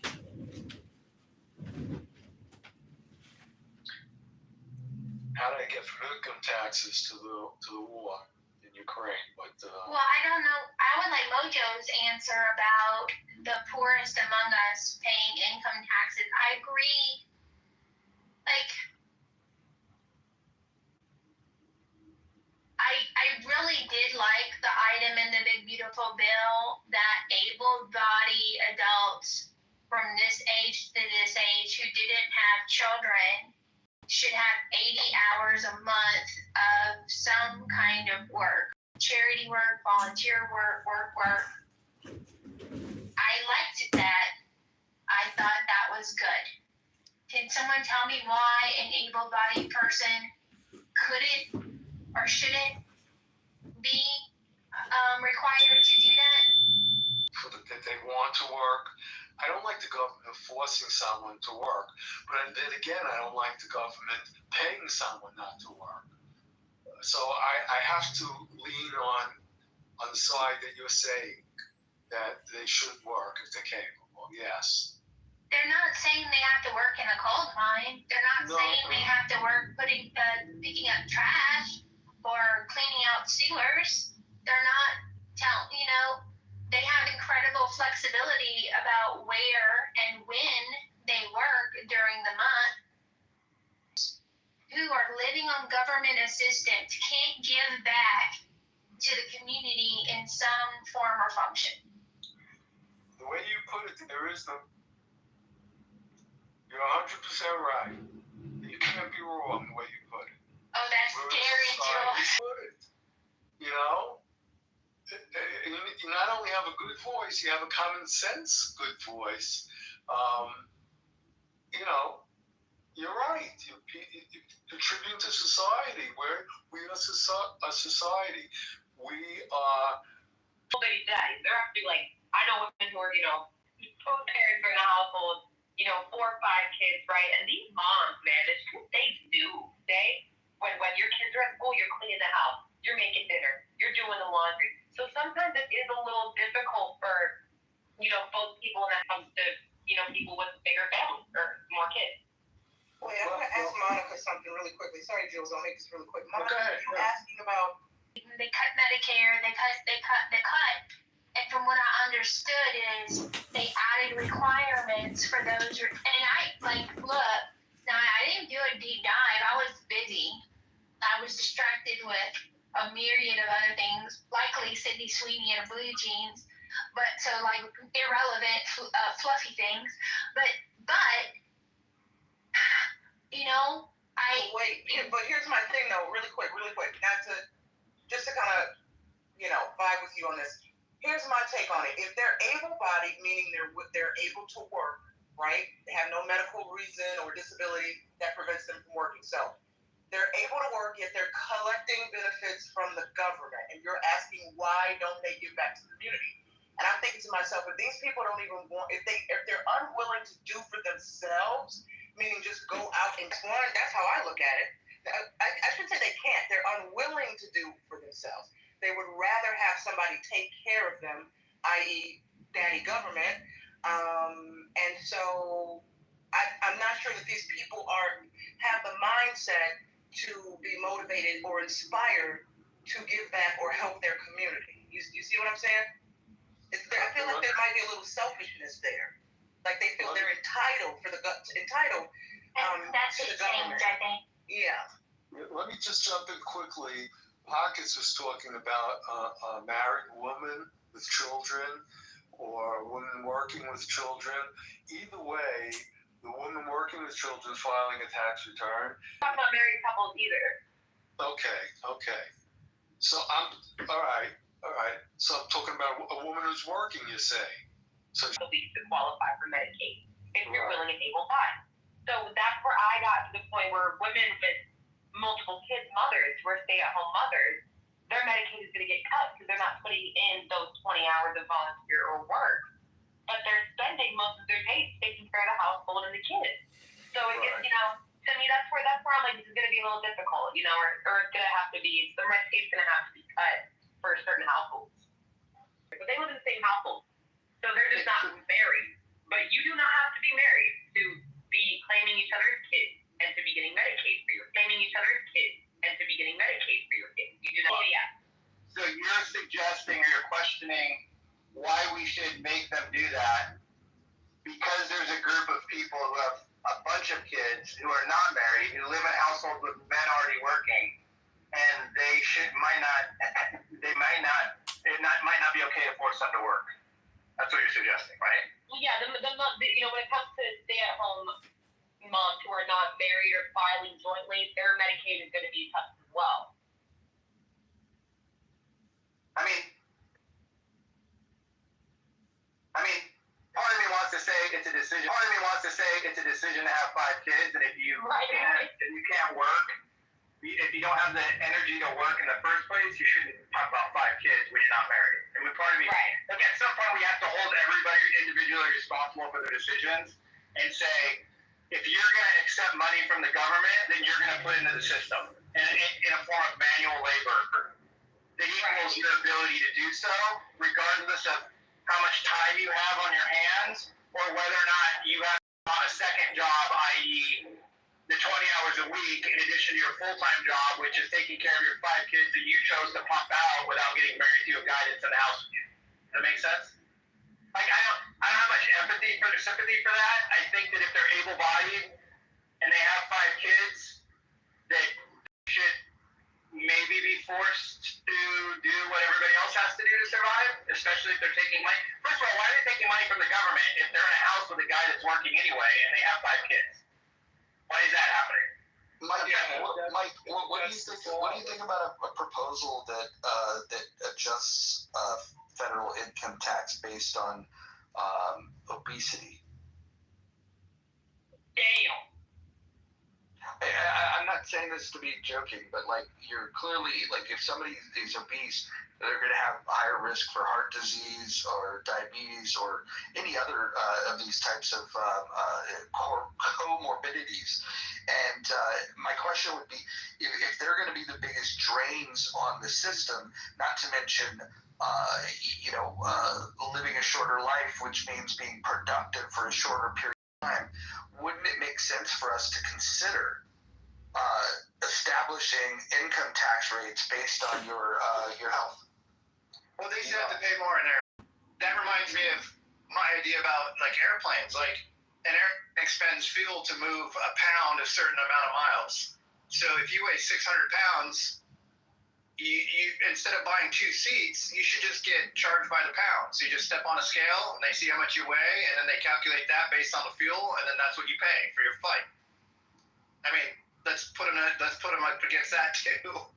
Like realistically, yeah. I mean, I thought about that a long time ago. And I'm like, nobody would want to do it, but I don't really give a fuck. They weigh my luggage. Why does it make a difference on my luggage? The chick next to me weighs 360 pounds. So what should happen is you and your luggage should get on the scale, yes. And then the total is how they should do it. 100%. That way, if I want an 80-pound bag, I can pay the 30 pounds for that, but I don't have to pay for my weight. This way, what if they just said, okay, you've got a 250-pound limit, right? And let's say you weigh 250 pounds, and let's say you have a 30-pound bag. Well, then you got to pay for the 30-pound bag. But if you weighed 150, right? If you weighed 150, you could bring a 100-pound bag and still meet the 250. 100%. Yeah, and then you don't have to worry about making them buy 2 seats. If they pay twice or 3 times as much as a normal person, they get the amount of seats they need to fit their fat ass in safely. If it's 2, then it's 2, but it's not 2 because a fat person buys 2. It's 2 because the person weighs enough.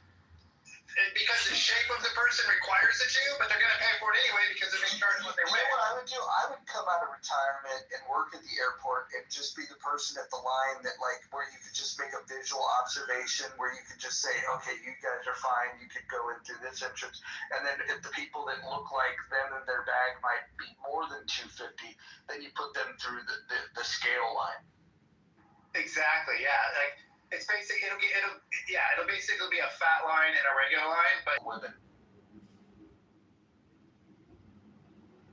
Well, I think it'd be great that I think it'd be fair to weigh everybody. Usually, men who are tall and have a lot of muscle mass, walking around the world, have a lot more privilege. They just do. Have you ever noticed women with big titties, that they're just heavier than women with small titties? So would you be offended if you got if you had to pay more money than the lady who's sitting next to you? No, look. If I flew to a toy convention and then I flew back and my bags were filled with toys that I purchased, I should have to pay for that. I agree. Yeah, I mean, there's nothing inherently unfair about getting on a scale with your luggage and paying based on what you weigh. That seems completely fair.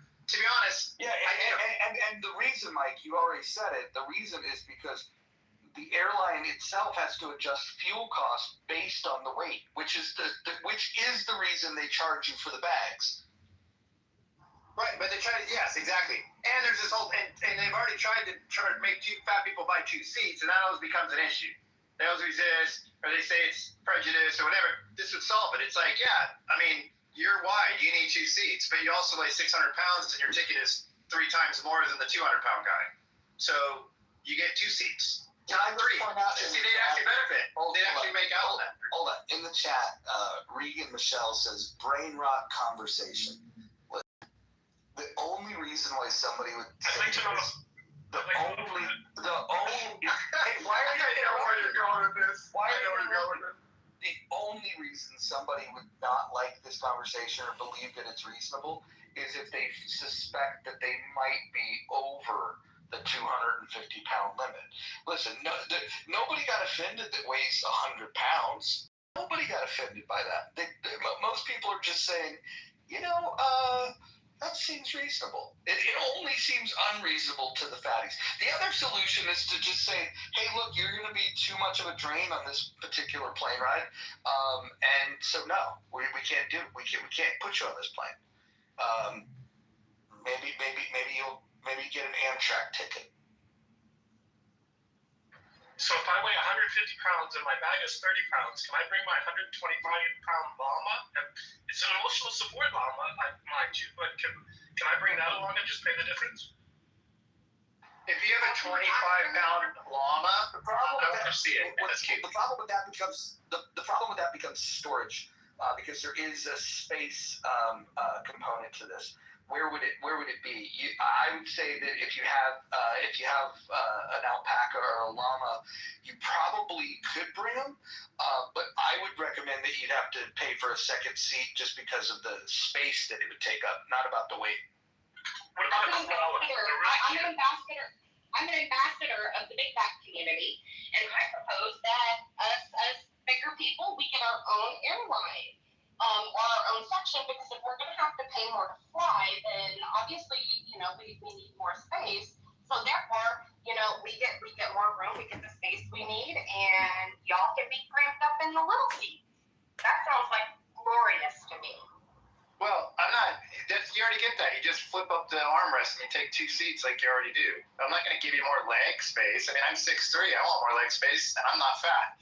So it doesn't mean you're going to get more leg space because you're big, but you can flip up the armrest and get 2 seats. Yeah, I want to bring something up, and I'm only going to bring it up briefly, and I don't want to make this a big deal, but there was a room the other night, and when I went to sleep, there was people left modded, and in that room, there was some doxing that took place. And really it's just some rude behavior. And I've heard about this from multiple people.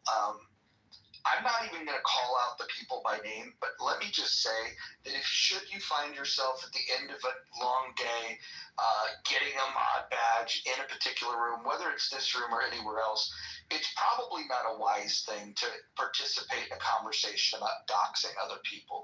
A, it's a dangerous practice. B, it's a violation of the house rules here. And C, it just, once people recognize that you're participating in that, then they'll take defensive measures, and I know a lot of people might block those people because they deem them as a doxer. So again, that's the last word I'll say on it. I don't really need to open that up for discussion. I just wanted to say those words out loud for whom it may concern. So can we get a reset? Why are the gays always asking for a reset? Oh my God! Not everything is about faggotry. Let's put the faggotry down for a second and focus on the conversation, Roger. I think with my allyship, if you look at my PTR, I am showing strong allyship. I can talk to the gays how I wish. Okay, I'll give that a pass because it's Friday. Thank you. Mojo is the gayest. No objection. Mojo is the gayest.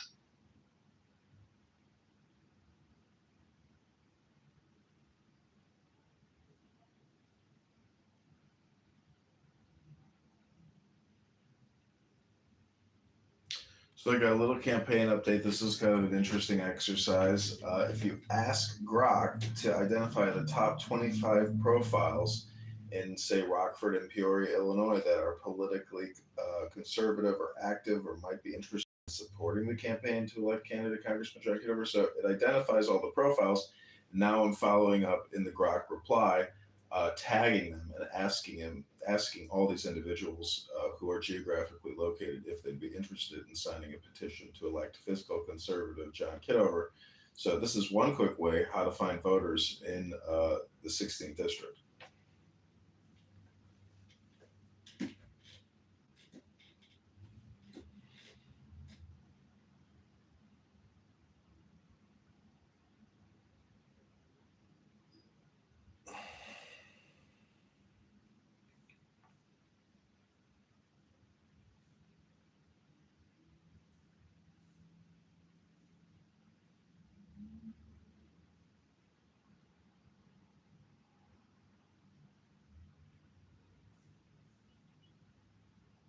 Oh, isn't it a great time for a reset? Yes.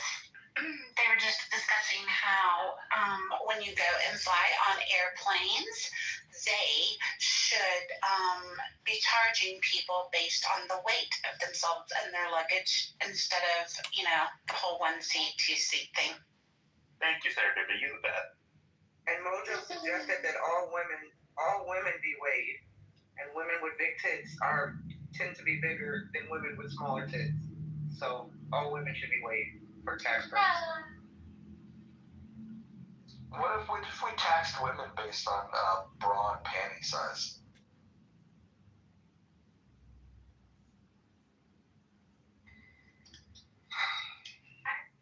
I would definitely get those puppies cut off.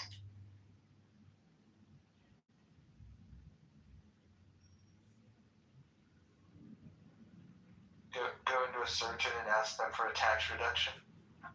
Exactly. A mastectomy might help with the flight thing too, because we could shave off a little bit of the weight.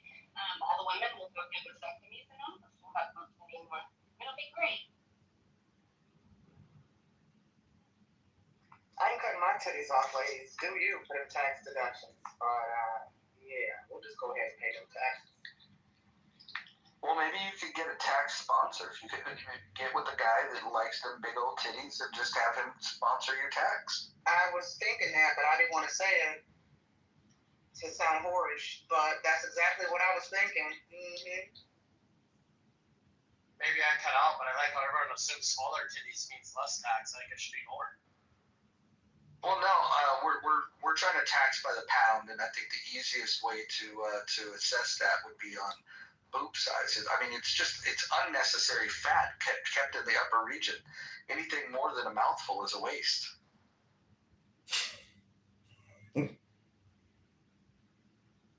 I think airlines should deduct the weight of the boobs. We should weigh each boob as well, and then we deduct that from the overweight of the girl in order to disincentivize women small breasts on purpose.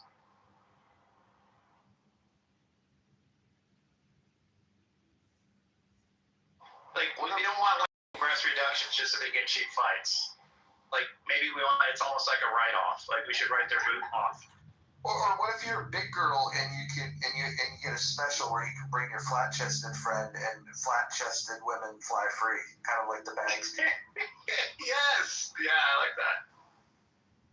You know what? Coming from the chairman of the Itty Bitty Titty Committee, I support everything you guys said.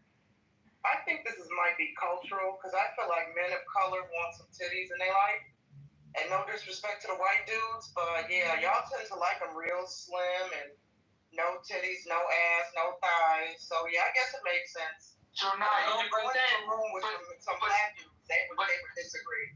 But now here's the thing: the people that like big titties and small, tight little pussies, it's because they have big mouths and tiny penises. Like you have a big penis, you probably don't want that. Yeah, I was gonna say something, but it's kind of foul and explicit. So yeah. It's Friday. We'll allow it.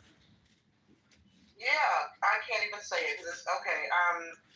The guys packing, generally not all, they want some titties because then you can do things with them titties. You can motorboat, you can titty fuck. You know what I'm saying? So yeah, shout out to the guys that like titties. You know, you dig? I've been very blessed to sometimes I get real jealous. I'm like, damn, you don't want some tickle bitties. Like I really want that shit so bad, but then other days I look at my friends and they're like, my fucking back hurts.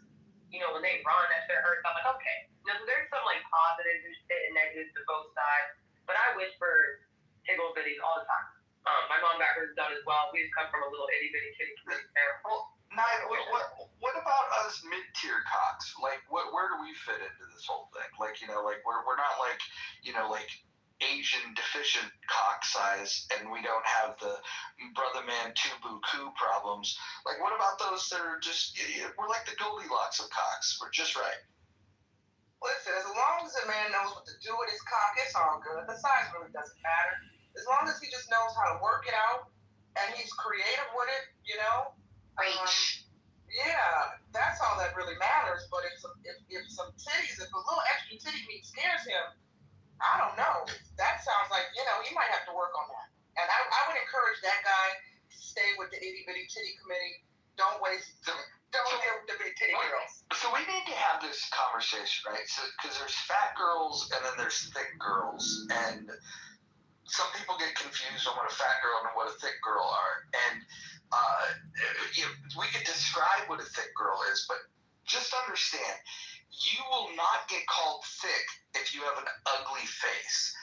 In order to be considered thick, you have to have a pretty face and then have those dimensions that people might say is thick. But if you're ugly and you have that same exact frame, people are just going to say you're fat. And so the line oftentimes between thick and fat has to do with how pretty their face is. I don't think I'll argue that. I hadn't really thought about that. That's something to think about, things that make you go, But I suppose so from a man's point of view. And if I were a lesbian, I suppose I would look for pretty face girls if she was a little bit on the chunkier side. Yeah, she would have to have a cute face. Yeah, I think I agree with that. I think I know a lot of ugly people. I would disagree. Yeah, but you got. But honestly, I think thickness makes girls prettier. Wait, hold on.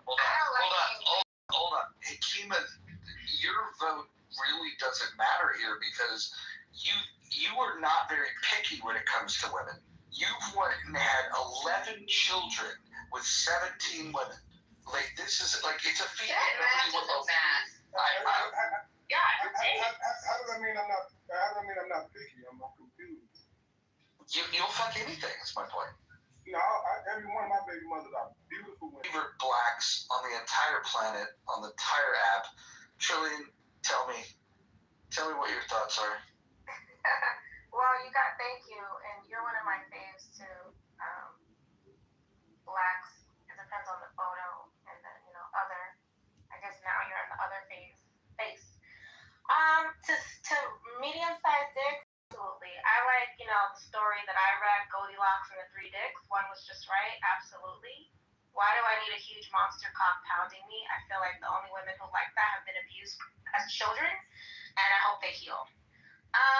As far as being thick, I'll be honest, I don't like being thick. PTR picture of my body for reference, because I notice it attracts a lot of poor black men, and I don't care how that sounds. I don't want poor black men looking at me, because they think I have snacks and food and I'm cooking home-cooked meal. Can't make this shit up. It is so funny. But Somebody read rule number 7 to Trillian.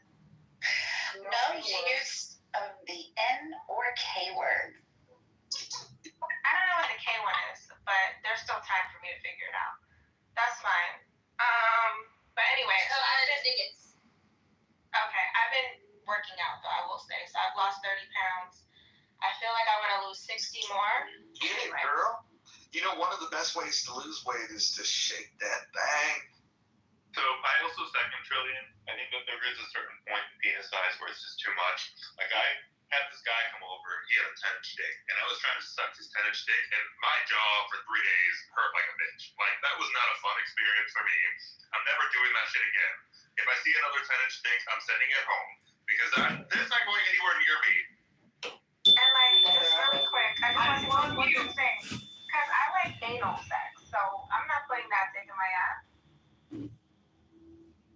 Wow. Okay. Hold on. I'm gonna unfollow you just so I can refollow you for that comment.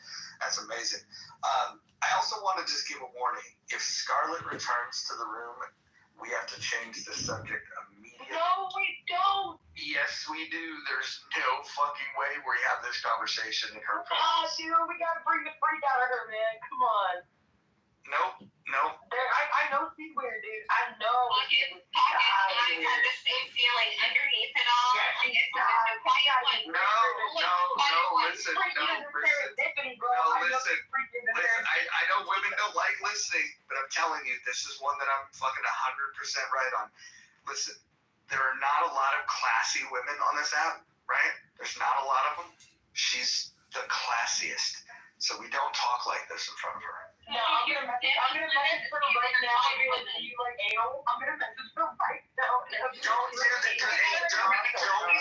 that. What you don't get to hear, like with our friend, we get to hear the things you don't hear. The final mojo experience. Super positive vibration. Part 1. Wait, hold on. Ashley, listen. If you think I don't hear from the hoes on this app what y'all talk about, explain something to you. Mojo hears. Listen. I'm only referencing one classy woman because they're rare on this app, and I'm just telling you that while you may have whorish discussions in your little circle of whores, there are some women that don't participate in that. Some women they rise above that. And I can say that Scarlett is one of those. She does not have these conversations. Not here, not there, not anywhere. That's because politics gets her off, man. Come on. Wait a minute. What, Ashley, you have a circle of whores and I wasn't invited? What the hell? I will add you to my circle of whores. Thank you. Wait, hold on. Please be one of my hosts too. If someone doesn't start a fucking house right this Doing it now. Mute your goddamn mic. Somebody start a fucking house called Circle of Whores. Did I hear you say that all white women are whores? What did you say? Did you say your opinion is that all white women are whores? No. I'm not a racial essentialist. In fact, the whitest of white women that I know on this app is the furthest thing in the world from whore. I could have sworn you said something like that. People make up shit about me all the time. Add me to the circle of paid whores. You're all bougie about it. A whore's a whore. Come on. I gotta do garden tools. Because they won't let me use whores. You could use it if you take inspiration from the title of this house. You could just run the words together and you could say whatever you want. Good idea. Y'all remember Captain Hatley said, "You dirty hoe"? Niggas, sorry, baby, I love you. So I want to announce something about the campaign. Marshall has said that he's too busy this month to fly out to Chicago for an all-expense-paid trip. But we do have somebody who randomly responded to a Craigslist advertisement today. They wrote, "I'm more inclined to work as a campaign manager or field director. I'm in Chicago now. I have a team in place. However, they work per valid signature. Please contact me at your earliest convenience to discuss this further. Thank you." So what I'd like to do is call this individual and tell him that he's on a conference call with our campaign HQ and see what he's all about. Is anybody open to having a conference call in 10 minutes with this individual? Fuck yeah, dude. Let's do it. Hell yeah, I let's gotta do do a it. great voice though. I gotta do an accent. It'd be weird. All right, I had to get creative, but I will share the link to the circle of whores. Even when I ran them together, it wouldn't let me. Can I just point out that this is where Clubhouse is at its best. It's like spinoffs. If you guys remember, like The Jeffersons was a spinoff from All in the Family. Great shows have great spinoffs. So hopefully the project for Circle of Horrors takes off. I support your effort, ladies. We talk about slut books. Oh, it'll be great. And don't you dare send an invitation. What the fuck is a slut book? Do not send an invitation to Scarlett for the Circle of Horrors. No, I'm telling you. Listen, you guys, you're gonna get on my bad side. You're gonna get on my bad side. I will banish you from this fucking space. You cannot be in the muff if you're sending that kind of shit. Okay? Clean it up. Everyone clean it up. Everyone clean it up. Get your minds out of the gutter. So yeah, racism is horrible. I mean, your picture. You can Google it. I think it's Target. And that's a legitimate ad. I didn't make that into a meme, although it is a meme now. I just think it's hysterical.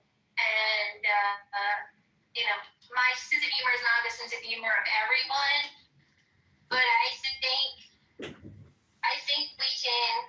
if we have a sense of humor at all, it helps us deal with the difficult stuff. And this t-shirt means a lot to me. I might buy it. So you like to force your opinion on others. Is that what you like to do? No.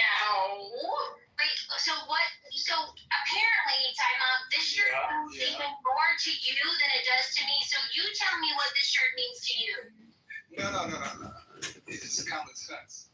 You just pointed out that people need a better sense of humor. So you want to put on a shirt that offends some people, right? Hey, you guys said my sense of humor is not the same as everyone. I don't know why you're just framing me today, but I've got time for it. Follow the rules of the room. Do not cut off the other thinking. You cut her off, right? You think? Hey, hold on. Order in the court. Look, we're gonna do this. Who has a sexy reading voice that can read the rules of the room? Can someone do this? Casey. Do you mind? You have a lot of them. Let me have the rules and I will read them to the room. Go ahead. Click up top. Figure it out. I didn't know. First I got it. It's going to take me to X down. Oh my god. I got it. Okay, and I'll I got it. So the rules. No threats of violence, no doxing, stay on topic, keep your shares brief, do not interrupt speakers, especially mods. Mods may interject when appropriate. The N and K words are forbidden on stage and in chat. Don't spam the chat. Do not bring drama here from other rooms. English only. Keep families out of your mouth and no speaking while eating. I like that. Okay, so that was not sexy at all, and your microphone does not sound sexy. What the hell's going on? Oh, that's too bad. Suck it up. You used to have like a really clean microphone. What happened to it? Yeah, I dropped it and it broke, so you better deal with it. Put your cash app on it, maybe. Sean, you don't have a fucking speaking role here. Pockets, would you consider doing us the favor? Would you consider Pockets doing the favor of singing the rules to us in a recording that we could play? Because your singing voice is so lovely too. That I think would be awesome. Personally, I don't know how Mojo would feel about it, but I think it would be lovely. Now I see why people don't like you, Scarlett. Well, hold on. If Scarlett thinks it would be lovely, then I think it would be lovely. I'd like to get back to a time-out question about her shirt in the ad, and what's the message behind that ad? That The model loves being a black woman. What's the matter with that? Does she look black to you? Ingenuous and sarcastic? Got it. It's done.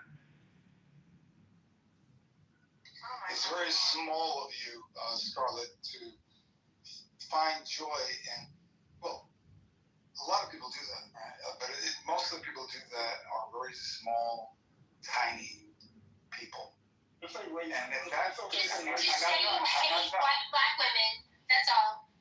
You hate black women. That's fine. You can hate black women if you want. If you want to hate black women, you can. I won't. I told her she's passive aggressive racist. She's a very strange girl, and Mo, that's your figure of affection. It means you're very strange too, Mo. Well, hopefully opposites attract, right? So that means Mo actually is more mentally well balanced. Hopefully opposites. No, that's his blind spot.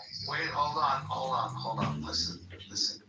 I think this is probably uncomfortable for certain people in this room, and I don't want anyone to feel uncomfortable, especially the purest women on this entire app. So, can we just move on with the conversation? Let's center this conversation around ideas and not around people. How about that? Well, let me just say this. I enjoy interacting in the room. I enjoy your humor. But like Pepe, Scarlett really thrives on attention because she's insecure, right? So I disagree, but go ahead. You can disagree all you like. I'm talking about the way I think. And she's your lover. She's the person that is there. Nope. She's not my lover. They're in love. You're in love. It's a friendship based on mutual respect and admiration. Okay, so I'm not coming to the room anymore because I'm not. This is the offer that I'm going to make to Mojo and only Mojo. Mojo, in the spirit of winning friends and influencing people, I, for now, will offer to change my, oh my gosh, so nasty, foul, and racist that I love being a black woman shirt. No. Don't change it. Just for you, sir. No. Do not change that shirt, sweetheart. I don't force any of my opinions on anybody like you. I don't think you understand that I'm not doing it for you. I would do it for the room and Mojo only. No, I don't care what you think, little person. I don't care. He's not processing, is he? He's not connecting the dots. No, he feels attacked, and it's hilarious right now. Like, he feels oppressed. So, Mo, it's been nice. I think it's pathetic, Pockets, if you think it's hilarious. Go ahead, Simon. Sorry. I don't think I fail to see why Mo, a man of color. I don't understand why a man Mo, it's been fun. It's very strange. How you don't understand that? No, you want to say something. Is a racist. There's no lead time. I'm serious. I'm never coming back to this fucking room. Never. And when I say never. Wait, hold on. One mic. Time out. Don't leave yet. Hold on. Hakima, what'd you say? Hakima, what I said was, Go ahead, I'm sorry. I don't know if your comment was directed towards me, but what I was saying is, understand why there might be some confusion among anyone in the room or on stage, why a man of color would feel some way about the shirt. That's what I said. I thought you was questioning right. So now the reason being is she particularly does this so she can, and so if people have the ability to call it out, and it's fine. And then she's the victim immediately, and people like that they want to cover for her. And in reality, Monica's not a decent person. The world would be better off with. I had an ISO with Nye after Brad. So I again, like you see how she gets. Brad said it's not like an ISO. Brad, I'm leaving. Mo, it's been lovely. Nye, I'll talk to you. It's great to see you. Please keep it up. I hate that he left. I really hate it. He's really one of the nice people like that. I mean, that's so Nye, can I have an ISO with you?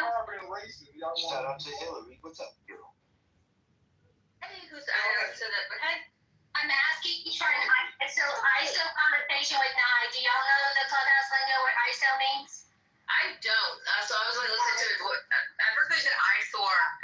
So maybe if you mute up, I could explain it and then I could if she's interested or not. Hey, the next person that interrupts when Scarlett's talking is going to get moved to the audience. This is getting ridiculous. Read the fucking rules. Alright, you said, okay, thank you, because this is very important to me. Nye, when you see my PTR, what are your first thoughts and your first emotion? Well, my first thoughts are it's Monica, so she's likely trolling. Number two, I think it's a bad marketing ad because they put a white woman in the shirt. So maybe the company is trolling us as well. And number three, where's the link so I can buy the shirt? Point out. Yeah. So I love and appreciate all of that. All of it. So if you're not offended, and you're like, to be clear, and I want you to be totally honest with me, are you offended that I have this shirt as my PTR? I don't know that I'm offended, but I honestly think that you're just being a troll. So I've come to understand that Monica trolls a lot. She does things for attention, for conversation, so I'm used to the show that is Monica. So I don't know that I'm offended.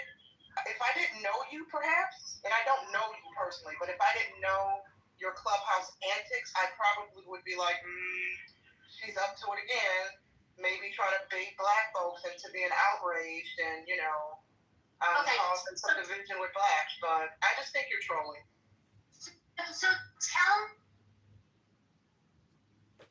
You're in the Matrix. I can't hear you. Such a waste. But the worst connotation of this PTR is to some people, like Time Out, because he's really offended by it.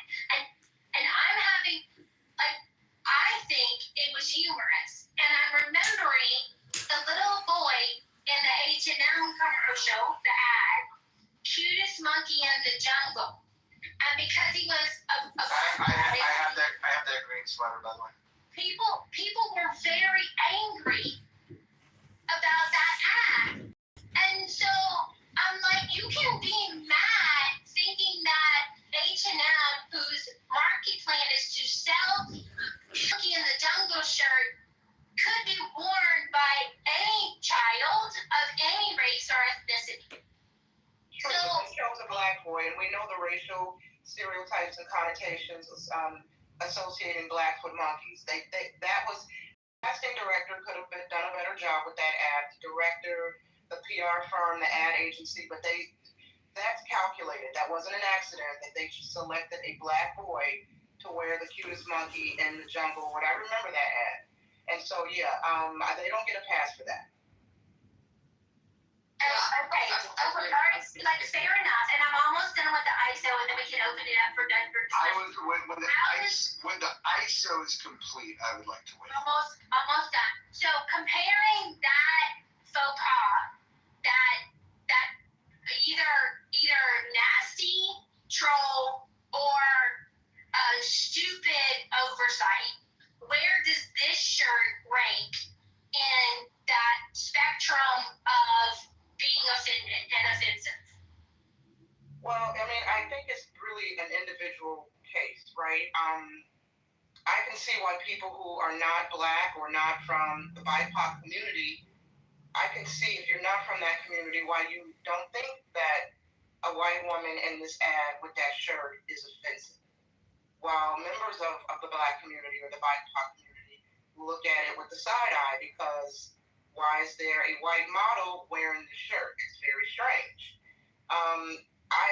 My question to you is, Scarlett, you woke up this morning and decided to make this your PTR. So my question for you is why? Same question. Yeah, sure. And then we can open it up for discussion because I am trying to get somewhere and I probably should be talking less while I'm doing it. So I love irony. I have an admittedly weird sense of humor. I think race relations in our country are best handled lightly as possible with the best sense of humor, with the best intentions. So I am imagining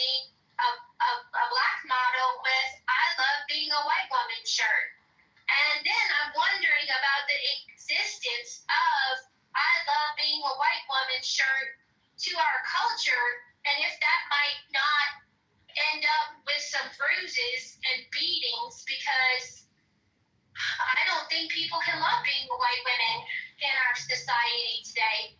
So there was like I had 5 reasons for this PTR, and one of them was not being so provocative as to offend in the buffers to make them leave the room. That was never my intention. And that's why I offered, for the good of the room, with Mojo's direction, that I would bank this in my VTR album for today. And I'm still willing to do that for In the Muff and Mojo, but Mojo has to say, yeah, Monica, it's a little too much for some people who are sensitive, and let's just put that on the shelf for today. And I will.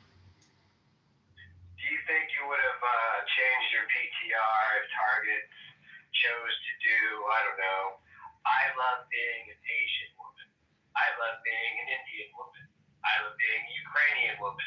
Like, what, like, again, it's just like, I can see why Time Out.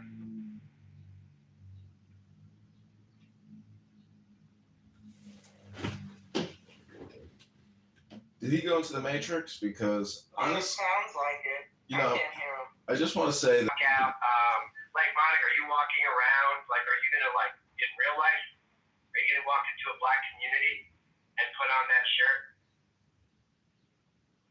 Well, in this age of, you can identify as whatever you want to identify as. You know, she has that right to walk into the black community with that shirt on and say, I identify as a black woman. And now you just shared one of the 5 reasons. Thank you, Nani. Thank you, Nani. Thank you, Nani. I mean, because listen, I identify as Italian word, so wear it in real life, Monica. Wear it in real life. I would like to jump in here. So this is one of the areas where Monica and I have disagreements. And I don't do it publicly, but her and I have private back channels that I don't need to read to you, where I think she could fend off the mob, as it were, by doing things slightly different. That being said, I think there's a huge leap that people make where if she decides to, wear a shirt, provocative ad, that generates a conversation, has an opportunity to allow us to discuss what our thoughts are when it comes to race relations. I would love to get to a point where anybody can wear that shirt, and it wouldn't, inspire the thought that, like, oh, this must be hateful, we should fight about it. That being said, I don't think we're there. I think racial tensions are still in a place where people are overly sensitive, in my opinion. And but my guidance to Monica, and she can tell you this is true, it's always been to, like, my advice to her is to do less discussions about race because of the perception that people have that somehow she is racist, and I will put my entire reputation on the line to say that I do not believe that Monica is racist. I don't believe that anybody has ever made that case. I also think it's fair. It's fair when people say that they think that Monica's a troll, because, as I've told her many times before, I think she's a benevolent troll. I don't believe that she means to harm anybody. That being said, her intentions to not harm people doesn't necessarily mean that overly sensitive people won't get offended. That will happen. And as soon as I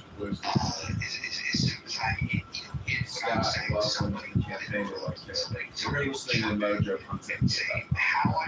You haven't helped the campaign yet. Stop asking me, please take an active effort to help. Do anything. Do a repost. Do anything. What can you do for the campaign stuff? It's not her wearing the shirt. She thought it was funny. sorry, Scott. What was that? Once you age, we know I live and die. All right, I need you to go to X, and I need you to do some reads. If you look at my PTR, Or you can go to some people just don't.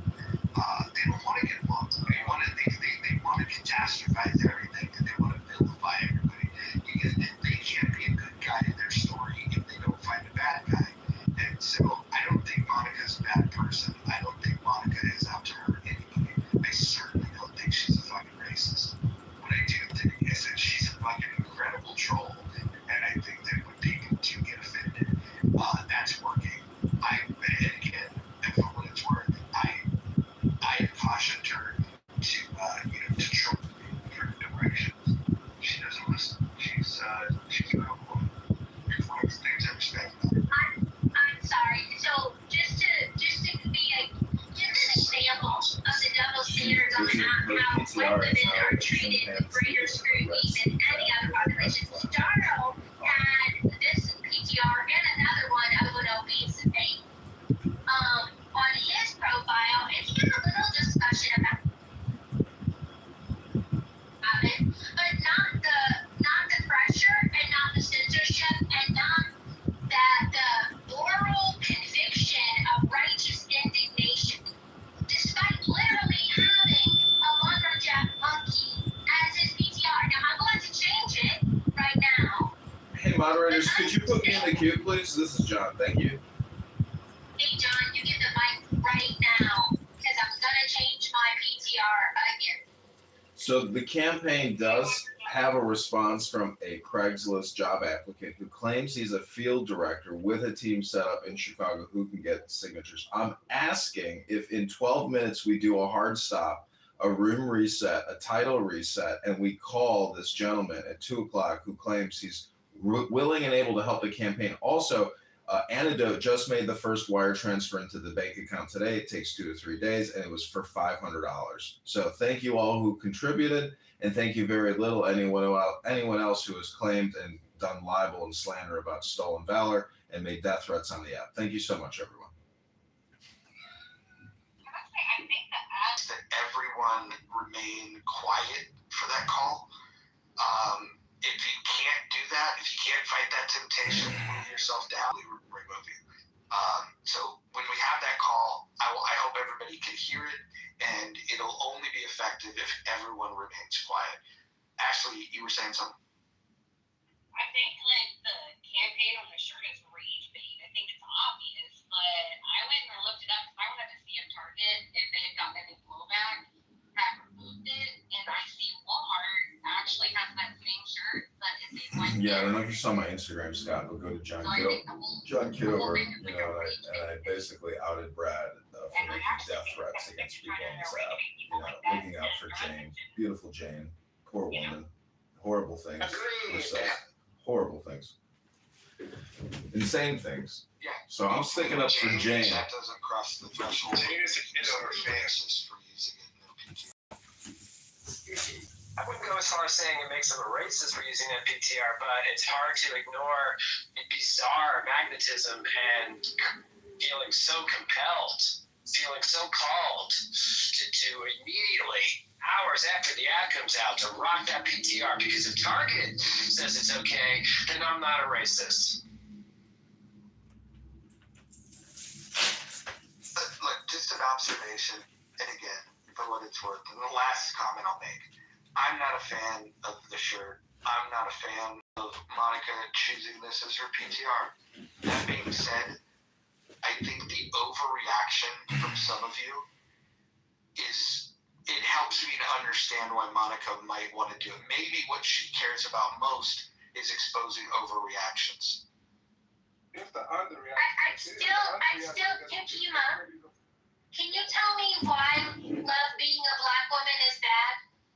I mean, when you're not a black woman, if you have the reputation that you have, you walk around with a shirt on saying that I love being a black woman. When you're not a black woman, how is that okay? It's clearly race baiting. It's rage baiting. And anyone that chooses to participate in rage baiting or race baiting is a racist. So if I wore a shirt, I love being a white woman, what would your reaction be, sir? There's absolutely nothing wrong with you loving being a white woman. You wear shirts and I love being a white woman. Kudos to you for loving who you are. And see, that's interesting to me because I would never want to wear a shirt saying I love being a white woman. Because you're more proud of being a black woman, white or not. That makes sense. Akima, would you wear a shirt saying I love being a white woman? And I wouldn't dare wear a shirt like that, but I would be nice if I finished the sentence without you talking about Mike. You can't, Akima, because she can violate her own fucking rules that she wants to go on. What if I wore a shirt that says, because some days I do identify as a rich Jewish woman, a rich Jewish white woman, when I'm not identifying as a Time Lord.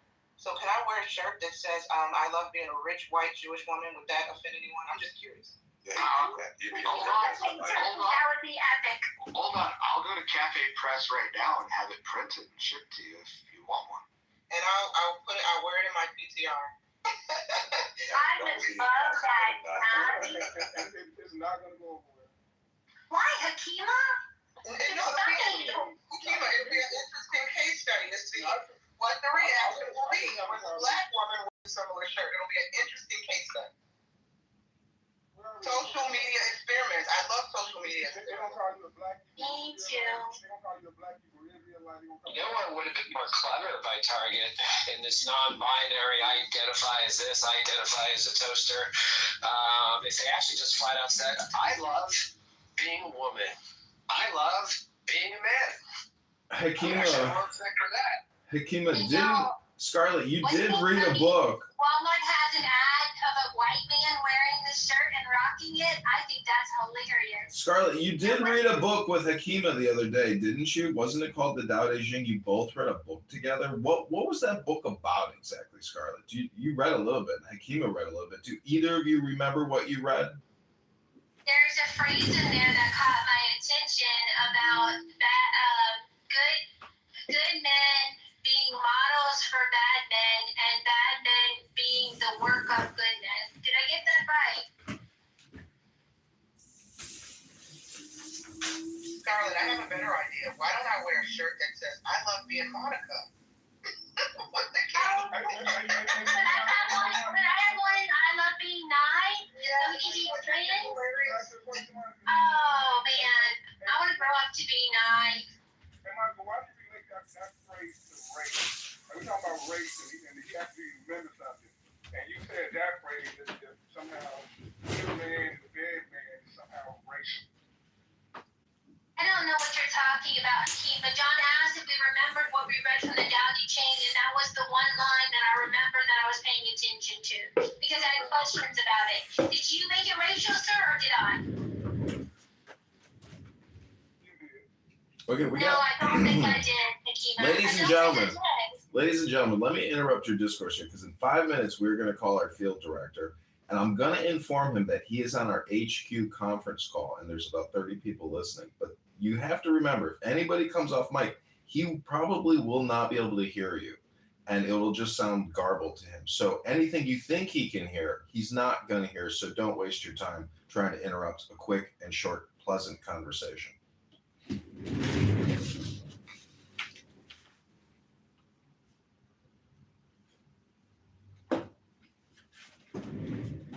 wait, you're gonna fuck around with a guy who's actually looking for a job on your big campaign? See, it's that kind of comment, Brad, that I'm worried about, that this gentleman who has responded to a Craigslist campaign, who needs money, and we have money to give him, and he wants to get signatures, you might discourage him from doing work for the campaign. So as Mojo said, if anybody interrupts, and I'm going to tell him he's on a conference call, if anybody interrupts or, causes a rude outbreak, they're going to be put to the goo, because you will be stopping the flow and, forward progress of this campaign to elect myself, John Kitover. And Brad, you can go to my Instagram account. I'm not going to bring up former drama, but I did make a post about you. I think you blocked me on Instagram. I hope you unblock me and we become friends. But you can go to John Kitover on Instagram to see some legal information involving yourself. Thank you very much. Yeah, probably not. We'll never be friends in any legal action. You can go ahead and try. I really don't care. And I got time and attorneys that deal with shit like that. And as far as I'm concerned, some whack job on Clubhouse is not going to do very much. Again, what I have, you really are stretching. You're going to fuck with a guy who's actually looking for a job, trying to find something, not trying to scam you. He's going out there for a job. And you're going to fuck around with him. So at the end, are you? We're not effing around with anybody. This guy responded to a job ad. We've got $500 in the bank account, and we need signatures, Brad.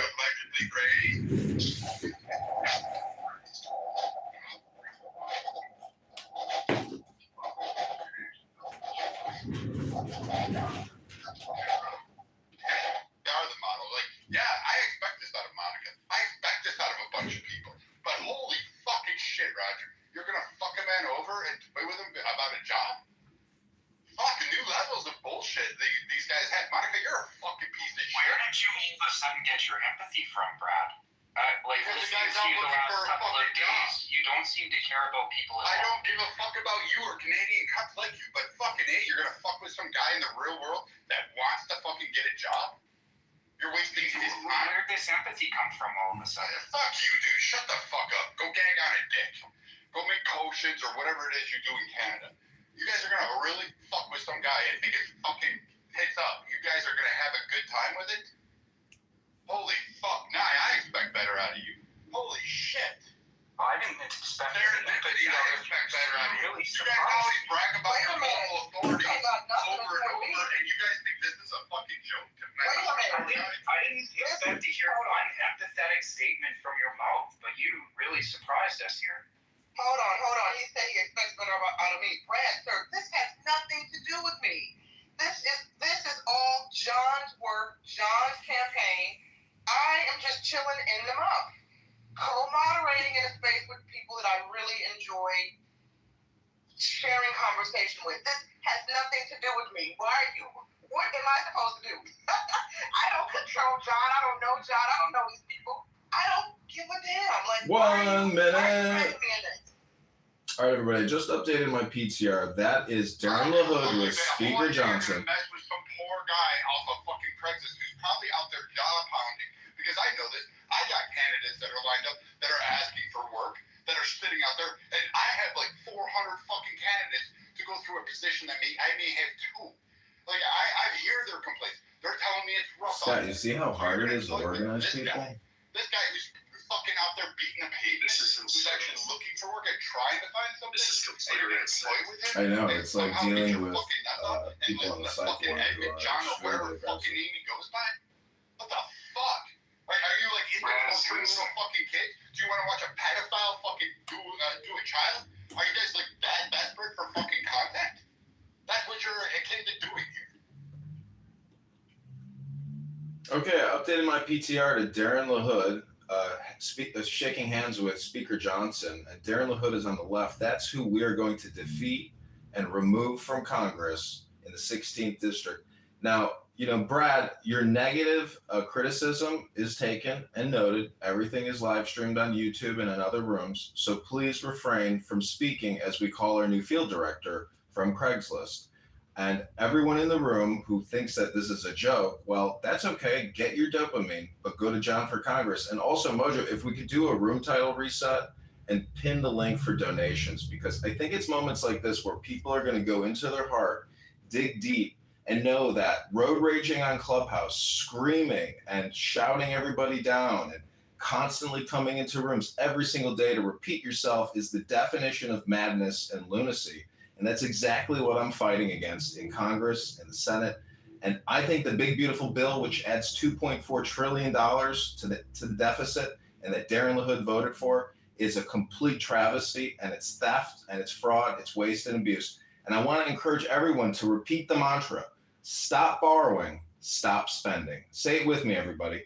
Stop borrowing, stop spending. Okay, Mojo, if we could change the room title, pin the link. I'm ready to call our field director. Some poor guy who wants to get a job. Way to go. Okay, you're breaking the room. You're breaking the House rules, Brad. I'm objecting that you're breaking the House rules. Please refer to the House rules. Jesus Christ. You think anybody's going to vote for you? You don't even know your own district. You don't know what's going on. You're fucking big as fuck. You're the dumbest motherfucker on this app. You are retarded. Like, shut the fuck up. You're just fucking scamming some poor guy who wants to get a job to feed his family. You don't know what he's going through. You don't know what last leg he might be on. He's answering Craigslist ads, which means he's desperate for fucking anything. And you're gonna fuck Why are around you with him? pretending to care about people? Jesus Christ. Like, I'll fucking care all day long, dipshit. I wore a uniform to try to protect Americans. You want a fucking booty clap because it provides you some mild fucking entertainment perfume maker. Go back to Canada, suck daddy's dick. Stay the fuck out of America's business. I don't have the link to the donation page. But I will say this, as someone that's hired campaign workers before, you have volunteers and then you have paid positions. If the guy's looking for a paid position and gets hired for it, he'll get paid. I don't think anybody on this stage is pro-slavery. Yeah, we've raised $1,000, and we're going to have an open and transparent conversation with this gentleman that we respect and reply to our Craigslist ads. So Brad's accusations are a violation of the room rules, and it's wasting our time and slowing this campaign down.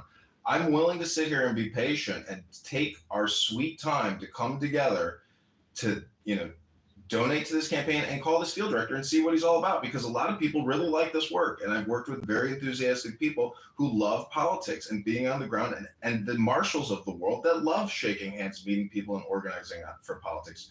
So I'm going to refrain from mentioning former speakers in this room, and I'm going to leave all former drama out. But my Instagram at John Kitover, if you're not following me yet, I have written a legal warning to Brad to refrain from doing any more libel or slander against me or this campaign.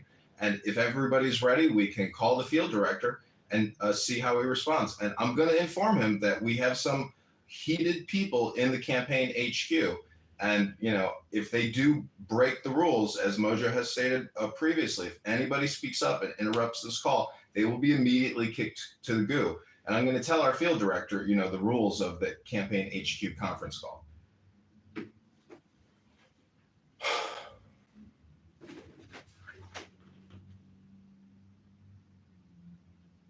Okay, I'm going to let the room simmer for just about 5 minutes, and then we're going to call the field director. Do you think it might be a wise idea to do maybe a couple deep breaths?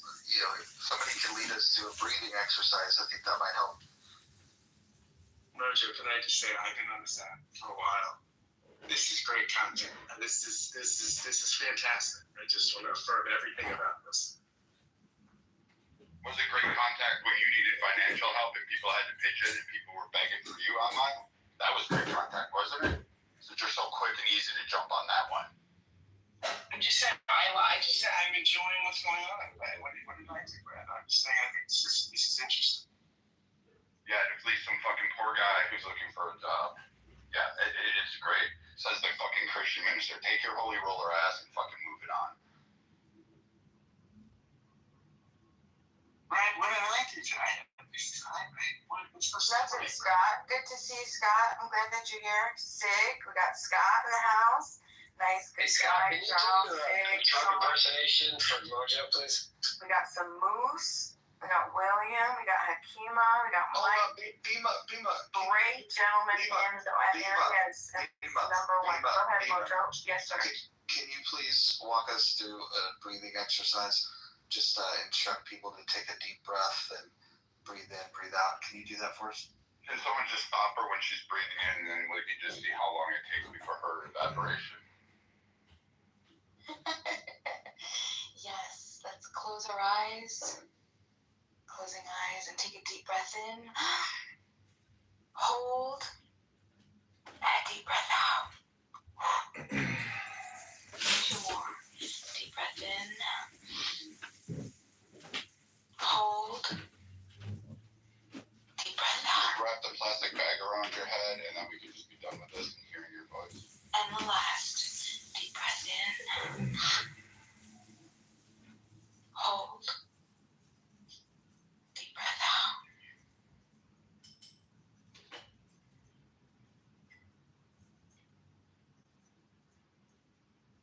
John, I think this is the most ready we're going to get for this call.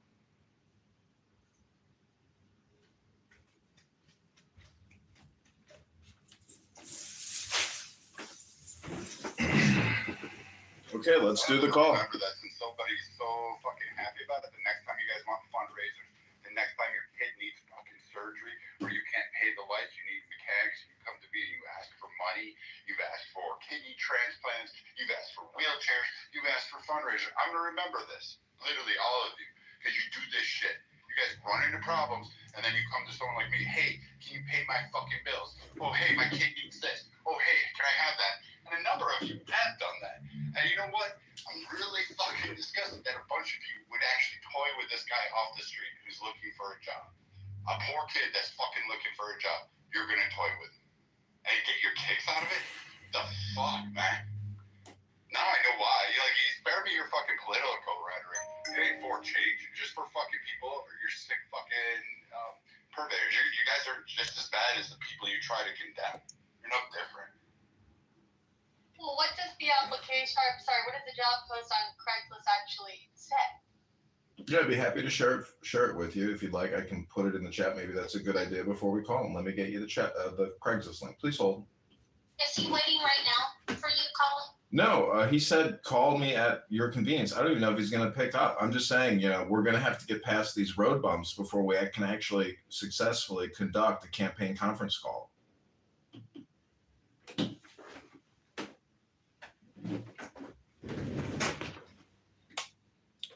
I'm getting you the Craigslist link, and then we can do the call. But I mean, I'm willing to sit here all day and be as patient with Brad and others in this room as long as it takes. I'm very patient when it comes to this campaign. Look, Brad feels that badly that we're taking money or opportunity away from the gentleman. Perhaps he'd like to donate to your campaign so the funds can go directly to the interviewee. Okay, so moderators, maybe you could pin the campaign, a fundraising campaign. I can't do all the heavy lifting. I know Mojo is doing 99% of the campaign coordinating here, and he's just an independent contractor, not actually volunteering or even working for the campaign, but merely conducting a positive Mojo experience. So let me pin the campaign donation from my profile, which you can't copy and paste. Let me put it in the chat. If anybody here can send $10 or $100, it's much appreciated. And guess what? It's going to go to hopefully the gentleman we're about to call. And again, this campaign is totally transparent, and I'm matching every dollar up to $1,000. And right now we are at $1,100, and Clubhouse users have contributed over $500. And I want to thank Mike Moon. Brad, what do you think about Mike Moon sending $25 yesterday to the campaign to elect John Kitover? I think he wasted his money. I think he pissed it down the drain. I think you're still a scammer. I think you're still full of shit. And you have that. By the way, Mike, you're fucking scamming some poor guy looking for a job, which just tells me everything I need to know. And for all those that go around preaching their conservative Christian values and all that high level shit, when it comes to the real world and you start fucking around with people who actually are looking for jobs, looking for work, the ones that conservatives are all up in arms about, you apparently have no problem facing that over. So, you got your Monicas out there who quote Jordan Peterson, you got your Bemis talking about individualism and anarchy, but you know what? Fuck that. Go ahead. Fleece the guy over. See how well it works for you. Fuck with the poor guy. Go ahead. Get your kicks out of it. I bet you flick that little fucking beam after you lift your fupa up. Flick that little thing until you fucking orgasm on it while shoving ho-hos down your throat. Because quite frankly, you're fucking with somebody in real life who's actually out there pounding the pavement. Hold on a second. Nye or Scarlett, if you could share the link up top to the campaign. I'm sorry. I'm in heavy downtown Dallas traffic. I can't. Okay. Where's the link? I'm sorry. Where's the link? It's in John's. It's in the chat. It's in the chat. Go ahead. I'll grab it. Okay, cool. And Scarlett, don't tell people where you're located. Oh, yeah, that was a slip. I just want to see the Craigslist ad because I'm confused. Brad was talking about things like if it was. Got it. Let me get it for you. Hold on a second. Clear about payment. Maybe it was written in ways to get experience working campaigns, which there are plenty of newly out of college or even in college kids that would love to do that type of thing for free just for their resume. 100%. For whatever money can be thrown their way. I mean, I don't understand what Brad is not targeting people who are, what are you picturing? Okay, link is in the chat. This is the ad in Peoria, and I put up multiple ads across the state of Illinois throughout the district. It's also in Bloomington and Rockford and Peoria. Those are the three major towns in the 16th district. Peoria, Bloomington, Rockford, and you can check them out. They're all on Craigslist. It all shows the other postings, and that's what I put up. I can read it to you all if you're too lazy to click. It says, Republican candidate Congressman John Kitover, hashtag Illinois 16, is looking for Republicans and politically interested citizens to join the campaign in a variety of roles: door knocking and grocery store ballot signatures, podcast content creation on X, YouTube, Instagram, AI content creation, social audio content creation, treasurer, fundraiser, and event coordinators, etc. Compensation $15 an hour. Now, the gentleman who replied says that he's been working in politics for quite a while, and he wants to be paid per signature or board or for a full petition sheet with certified signatures. So, you know, in order to call this guy, I would just encourage everybody in the room to take a deep breath, and I'm ready to give him a call if everybody else is. Yeah, John, can I just recommend this with the 500 plus valid signatures that need to be submitted? Maybe even though the campaign right now only has $1,000 in it, I would offer him $2 a signature for the valid signatures. I think that would be, as somebody that's donated to the campaign, I think that would be a wise way to spend that money, and see if he's okay with that. Is $1,000 your cap that you're able to pay him, or do you have your own money that you can pay this kid to? Like, we will continue to raise money, but if he's getting $15, actually, if he's getting $2 a signature, that's something that you can promise, because you could offer $2 a signature. And in fact, if he surpasses the amount that we have, I'm happy to kick in more to be able to cover it. I mean, it's less than 600 signatures to get on the ballot, but they have to be valid signatures, which means he might need more signatures because the valid signatures is what counts. Hold on one second. I just also want to address one thing Brad is suggesting or implying, that we're wasting this man's time. I have spent many days here now with Mojo and yourself and other people here, and a lot of people here, their money is tied up in this now, Brad. And I want to be as transparent about this as possible. So you can watch the YouTube live right now. I put the link in the chat. I'm going to inform him prior to the start of the conversation that the conversation is and will be recorded, because he lives in the state of Illinois. So I want to make sure that all of this is documented prior to this call, because there shouldn't be any legal complexities about this campaign conference call. So Mojo and other moderators, I am asking you to please enforce rules and not waste this gentleman's time, because in my opinion, Brad is projecting. He's wasting our time, and if he starts interjecting, he'll be wasting his time. And now, Brad, you'll become the hypocrite. So don't waste his time, don't waste my time, don't waste anybody's time in this room. This is all transparent and fully legit, and I'm wasting a lot of time doing this, but I'm telling you, it's all documented, it's all legit. How about this? I'm going to take it an extra step. I'm just going to remove everyone from the stage until the call is over, and then I'll bring people back up and we can discuss. Is that fair? It's fine by me.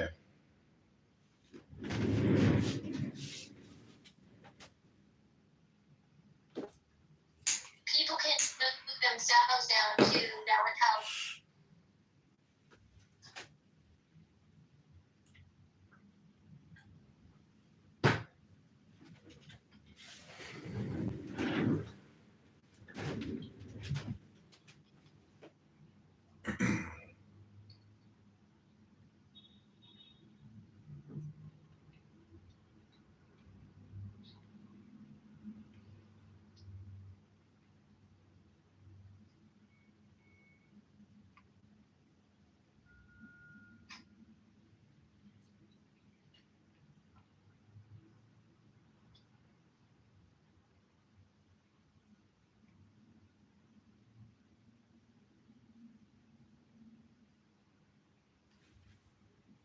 No, there's a possibility that this conference call goes absolutely nowhere, because when I inform him that he's on a recorded line, he may decline to want to even continue to speak. Just FYI.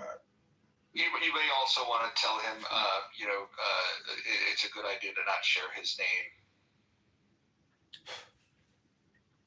All right, well, I've got his name in the email. I'm not opposed to sharing his name, maybe. But anyways, okay, are you ready to do the call? Let's go. And please, everyone, stick around, because after the call, we'll bring people up, and maybe people's hearts and minds will be changed on what this effort is, and we'll get some more donations going so we can pay this guy.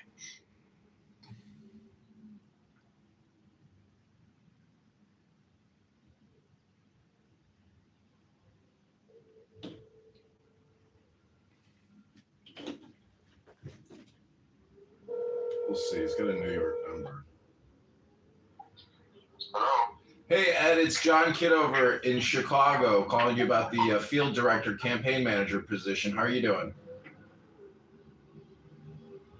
Hello. Hey, can you hear me, Ed? Yeah, I hear you now. How are you, sir? Hey, I'm good. How are you? This is John Kitover in Chicago. I'm calling you back about the field manager position, campaign manager position for vote signatures on petitions. Yes, sir. Hey, so, can you tell me your interest and why you want to work for the campaign, or where do you live, and how we can work together maybe? What are your thoughts? Okay.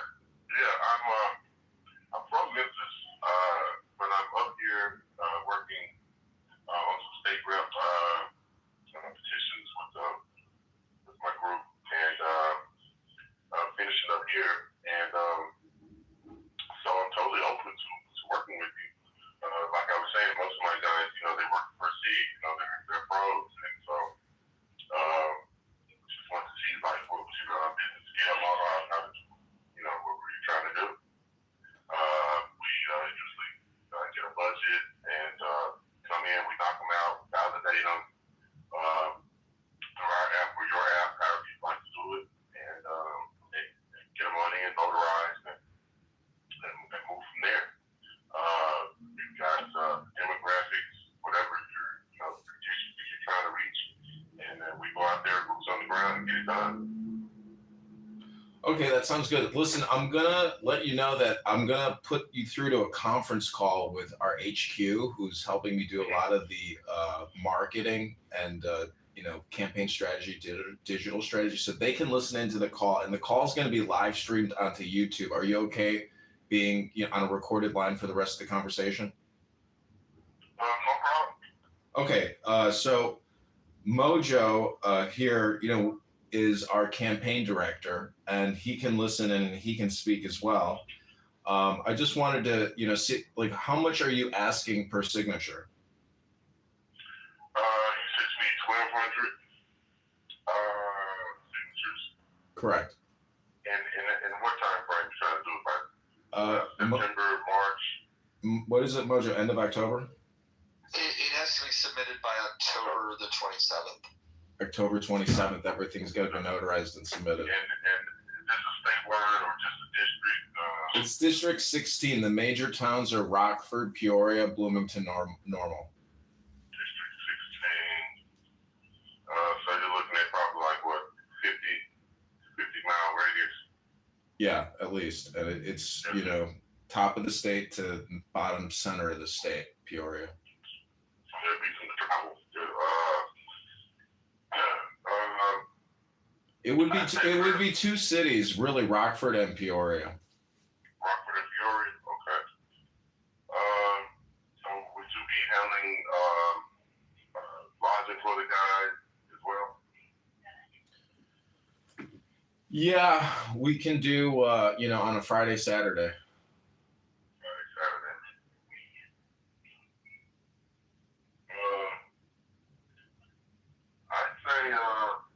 I'd say anywhere from $8 to $10 a gig. Yeah, 8 to 10 a sig. So right now we only have a budget of $2 a sig based on our campaign contributions. We've got $1,100 in our campaign account, but we believe we'll be able to raise more, substantially more over the next 72 hours. We're doing a lot of new digital marketing and social media stuff on X. And we have other people who are listening in on this call. Just FYI, there's a lot of people listening in on this call that have a lot interested in this campaign. And so everything, yeah. What's the demographic area of Rockford and your district 12 that you're trying to reach? I know it's Republican. Is this a rural area or is it populated? Yeah, it's rural. I mean, these are the two largest towns in the district, and they're pretty substantial in size. So, any major grocery store, there's always going to be enough people on a Friday, Saturday night in Rockford or Peoria to do significant amounts of signature and petition signing. That could be major bars, it could be hotels, it could be grocery stores, it could be restaurants. There's a lot of people out on a Friday, Saturday, and within 2 weeks, I think the signatures could be gathered. It's just a question of, if you want to do it individually or you want to, get 1 to 2 people. But again, I mean, your help is really needed. You are the only person who has responded to our Craigslist ad other than, where do you live? And can you maybe tell some of the people listening who might be contributing to your work? Because everybody listening will most likely donate to you. All this money is going to go to you directly. So what would you want to let the people know who want to give to you? Tell them about yourself and why they should trust you with their money. Well, I'm Edward Matthews. I've worked on several campaigns. I've worked on presidential ballots. So I've been a regional director with Ron DeSantis, Texas. I was on that campaign. I've worked with jobs.gov. You name it, Vanguard. I have a track record. I continue a resume as well. But I'm in Chicago right now, finishing up. I'm working on the 42nd district state rep, and just finished up the 98 but and got her on the ballot, Nona Parker. So I mean, we're killing it, and so I just happened to see this ad, somebody forwarded it to me, and I was like, hey, let's support and see what's going on. I mean, because we're about done here, and so I take pride in my work, and so do my people, and we travel for Native Americans that are trying to do their due diligence and try to get on ballots. Okay, that sounds great. So are you comfortable sharing your name and your telephone number or your social media handles with people in this room that would want to contact you, speak to you directly, follow you, and get to know you before they send you money? Sure. Okay, so how can people get in touch with you? And I will repeat back what you tell me so everybody can make sure they can hear it, and I'll put it in the chat of this conference call. Okay. It is Edward Matthews. Well, actually, people are saying don't share your number. I'm not sure because so I want to let you know, Edward, that we have people also listening in on this call that are not happy with our campaign, but we still include them in the conference call regardless. So you're going to get... What do you mean not happy with the campaign? Are they distributors that are not happy with what's going on, or is it broadcast? It's an open conference call on an app called Clubhouse, and I've been doing Clubhouse is the app. You can join the can you actually maybe download the app Clubhouse and join the room? I used to have it, but I'm actually in a restaurant having lunch right now, so it probably take a minute. But send me the link. Can you take me the link for your room? Yeah, I can do that. But just look up Edward Matthews on Facebook. I'm not really social media kind of guy as far as my private life, but I have what is that website? LinkedIn. I have. Let me get my system license. Hold on.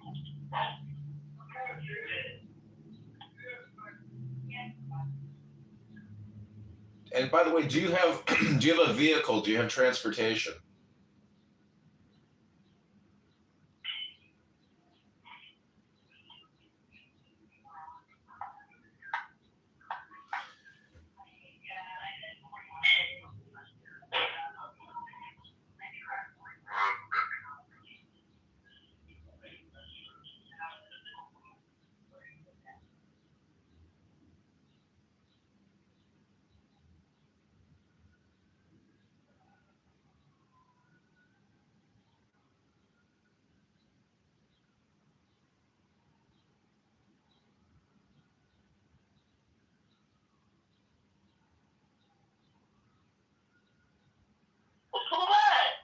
Yes, I have Lane Mason on sponsor. Lane, can you forward check me the website that you put up the link to my phone number?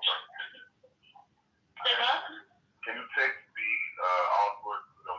website that you just put up to me? I have Lane Mason. She does a lot of my web and administrative duties. She works with me. She's on the call. Is that okay? Hello? Yeah, I'm here. Yes. Yes, you got to take me a link that I'm going to shoot it to. I thought she was already on the phone. I'm just trying to bring her up to speed. Can you introduce yourself to her? Sure. I'm John. What's your name? Okay, yeah, I put up a Craigslist ad because I'm running for Congress, and this is a conference call where we're discussing Edward's, application to gather petition signatures. So there's a lot of people listening in on this call that will be funding Edward's operations and vote petition signature gathering in Rockford and Peoria. So I think he was asking you if you have his LinkedIn or a resume that you could send. Or post it to a social media profile so people can like it or retweet it. Oh, okay, I got you. Okay. So, Edward, I just sent you the link now.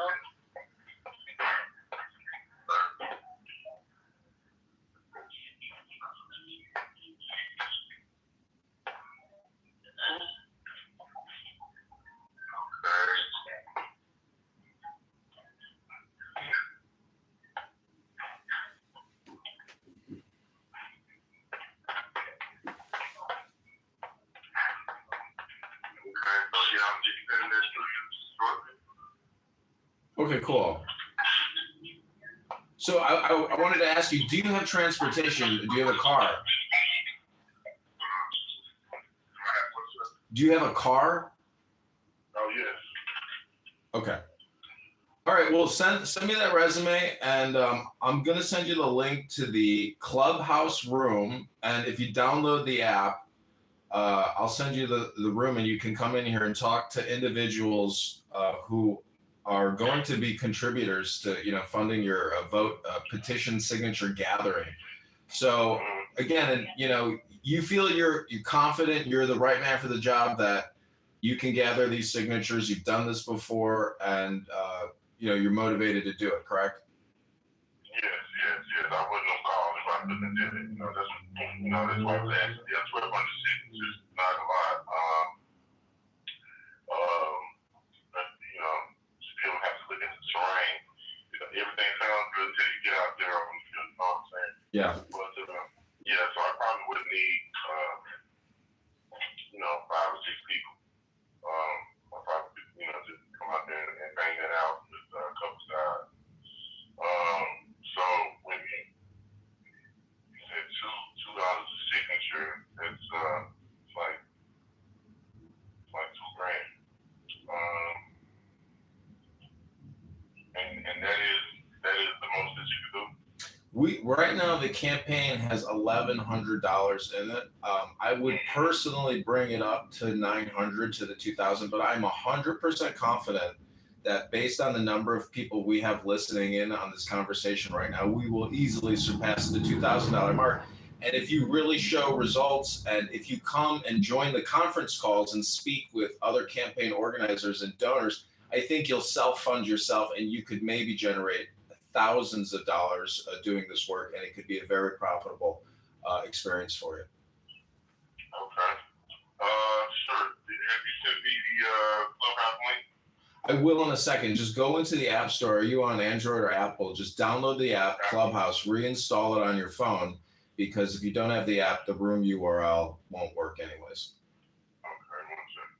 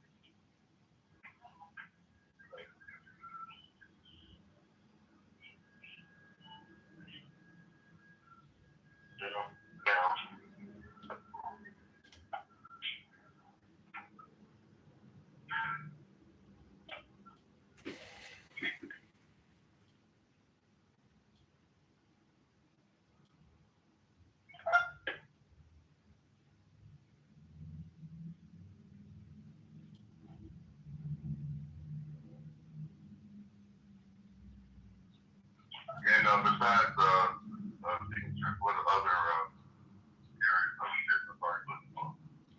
Well, it's primarily a digital marketing strategy position where you'd be creating content and having conference calls with constituents and campaign donors, as well as gathering the signatures. So there's a digital marketing component to this, which is all through Clubhouse. Okay. Elena? Yes. Did you hear that? Yes, I did. That is her forte. She's webmaster, social media, paper, search engine optimization. She does all of that. Okay, fantastic, because we definitely need that, and I'm 100%. If you also joined our conference call on Clubhouse, you could probably help raise hundreds, if not thousands of dollars for your valuable work. Oh, awesome. That sounds really good. Okay, fantastic. Well, can you introduce yourself maybe to the people listening in on this call? Yeah. Are you talking now or in the Clubhouse? Yeah, you can do it right now. Go ahead. How you doing?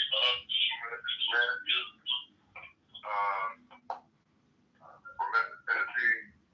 I'm here trying to get a little more information about the petition gathering signatures and campaign managers. And I'm the guy for the job. We go out and we get signatures, ballot signatures, and portray a great image of whatever the candidate wants us to people out there, bringing great awareness. Awareness, I think that's the key word there. I'm sorry, what was your name again, miss? Who you do all the marketing and the digital optimization? That was excellent. But what was the other young lady's name who was speaking just a moment ago? Hi, this is Elena. Elena, can you maybe... Elena Maven, can you introduce yourself to all the listeners on the conference call? Okay. Hi, my name's Elena. I'm out of Memphis. I've had a lot of experience on various campaigns, petition gathering, information gathering, strategic. I also, one of my main things is digital internet marketing as well. I've built quite a few websites for lead generation. I've experienced in search engine optimization, some social media background as well. So that's a couple of things that I've been working on. Okay, great. Well, listen, I want to let you both know that you are the only two legitimate respondees to the Craigslist ads that we put up. I shared the Craigslist ad link with everybody in the conference call. The conference call has generated over 1,000 chats, and right now there's about 50 people listening in, and many of these people have donated to the campaign, and we're at over $1,000 in donations. And I want to let you know that all of the money we have raised as of now will be going towards you two if you both decide to join and help work on the campaign. And the number one priority is getting the signatures, verifying the signatures, and getting it all in by October 27th. That is the goal. There's no other goals, but that is the primary goal. So if we can get those signatures, we can get on the ballot box in March. And if you two are key, a lot of people are listening to this and they're excited that you've done this conference call, and hopefully you'll join the campaign. But is there anything else you want to tell people listening in on this conference call? Yeah, I'm really excited. With the information that I have, I'm definitely sure we can definitely get it done. Definitely. Okay, when we end this call, I'm going to send you the link to the clubhouse room. And if both of you can join the clubhouse room, I'd like to introduce you to some other campaign coordinators, and we will tell you the next steps. How does that sound? Sounds great. Okay, thank you guys so much, and I'll send you the clubhouse link, and we'll talk to you soon. All right, bye-bye. Okay, take care, bye-bye. Okay, that's the conference call. Hope you guys enjoyed it. Listen, I'll give my feedback. I think in the future, I would probably not do this. That being said, I'm glad I got a chance to hear from people that actually do the work. This is the dirty part of politics that nobody wants to talk about, where somebody actually is doing real fucking work. We don't think about that. These are the people that do the real work, and I'm enthusiastic about them. It sounds like they have real world experience. This has motivated me. I will be kicking in more to the campaign today. So when we do the money bomb room, I will definitely kick in more. Hopefully people feel the same way. We do have a poll up above. Should John add these two to the campaign? Heck yeah, they rock, or heck no, they can kick rocks. I'm going to go ahead and bring people up and we can talk, get everybody's thoughts. I'm sure some of you are going to have some very strong and interesting opinions about this. I like them, and I just want to hear from everybody else and see what you guys thought. So we'll get those invites out and bring you guys back up here. Feel free to just jump in, just popcorn style, folks. Would you be opposed to Sorry, no, go ahead, Ashley. I had a quick thought. Would you be opposed to setting up a separate button that's just for the two of them, since they're, there for the people on Clubhouse that might donate to them, but they don't want to donate to the campaign? I think that earmarking funds for donations is a good idea. Earmarking funds specifically to make sure that the money goes where you'd like it to go. Which, by the way, the commitment at this point is to get right now. The whole game is ballot access, and ballot access is about signatures. And so this is the most important component of everything at this stage of the game. Once the signatures are gathered and ready to distribute, or rather ready to turn in and get them validated, then there could be additional expenditures, moving forward to advance the campaign, to win votes. But right now, everything is about, getting on the ballot. And I don't know if you guys agree with me, but it sounded like people that have done this type of work before and feel confident that they can get these signatures. So, I feel good about it. Yeah, it sounds like they're the only two applicants. I think they're, that actually respondents. I think it's perfect for the job. So I have a question for John. I guess I'm wondering two things. When did you know that you were? It sounds like you had this plan, albeit the applicants were in the dark. But it sounds like you had this plan to broadcast this on Clubhouse. You did acknowledge, you did inform him that it was being recorded eventually. I guess I'm wondering, what was your why? Are you going to interview? Are you going to be doing this again, interviewing all your applicants publicly? Do you really like to Mojo's point? His advice as your campaign manager, it sounds like, is to not do that again. Why do you think he's advising you not to do this again? Well, it sounds like your question has a bias in it, or you have your own opinion. And before I answer your biased Your own opinion, campaign manager said I would not advise you to do it again, so let's just go with that. all right, I heard what he said. Are you asking to listen to what my opinion is, or do you want to share your opinion with me first? No, I'm going to mute up. Thank you.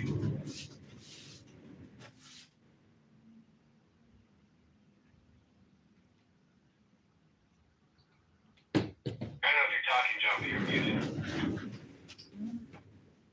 Listen, I am trying to be transparent because I think after yesterday's stolen valor, libel, slander, and extreme donk down on John Kitover the roast, I'm a pretty resilient and flexible person.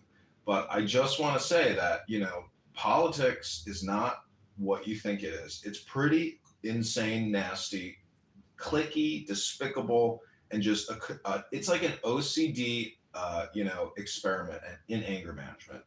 What I'm trying to show is what Mojo just stated is that real people, and I've worked with these people that worked on my committee person campaign here in Chicago in the 45th Ward.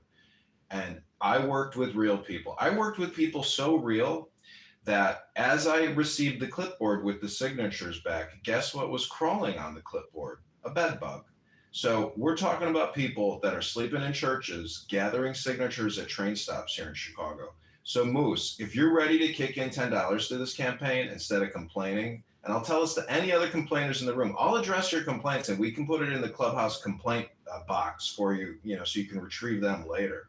But I've worked with real street people that gather real signatures, and you just talked to some hardworking people, and they agreed to be recorded and put in a conference call. And guess what, Moose? They're going to come to this room, and you can ask them your questions directly. Moose, how do you feel about that? You always make question as a complaint, which in itself is that you calling the kettle black. I'm calling the kettle black because you were implying I was being biased.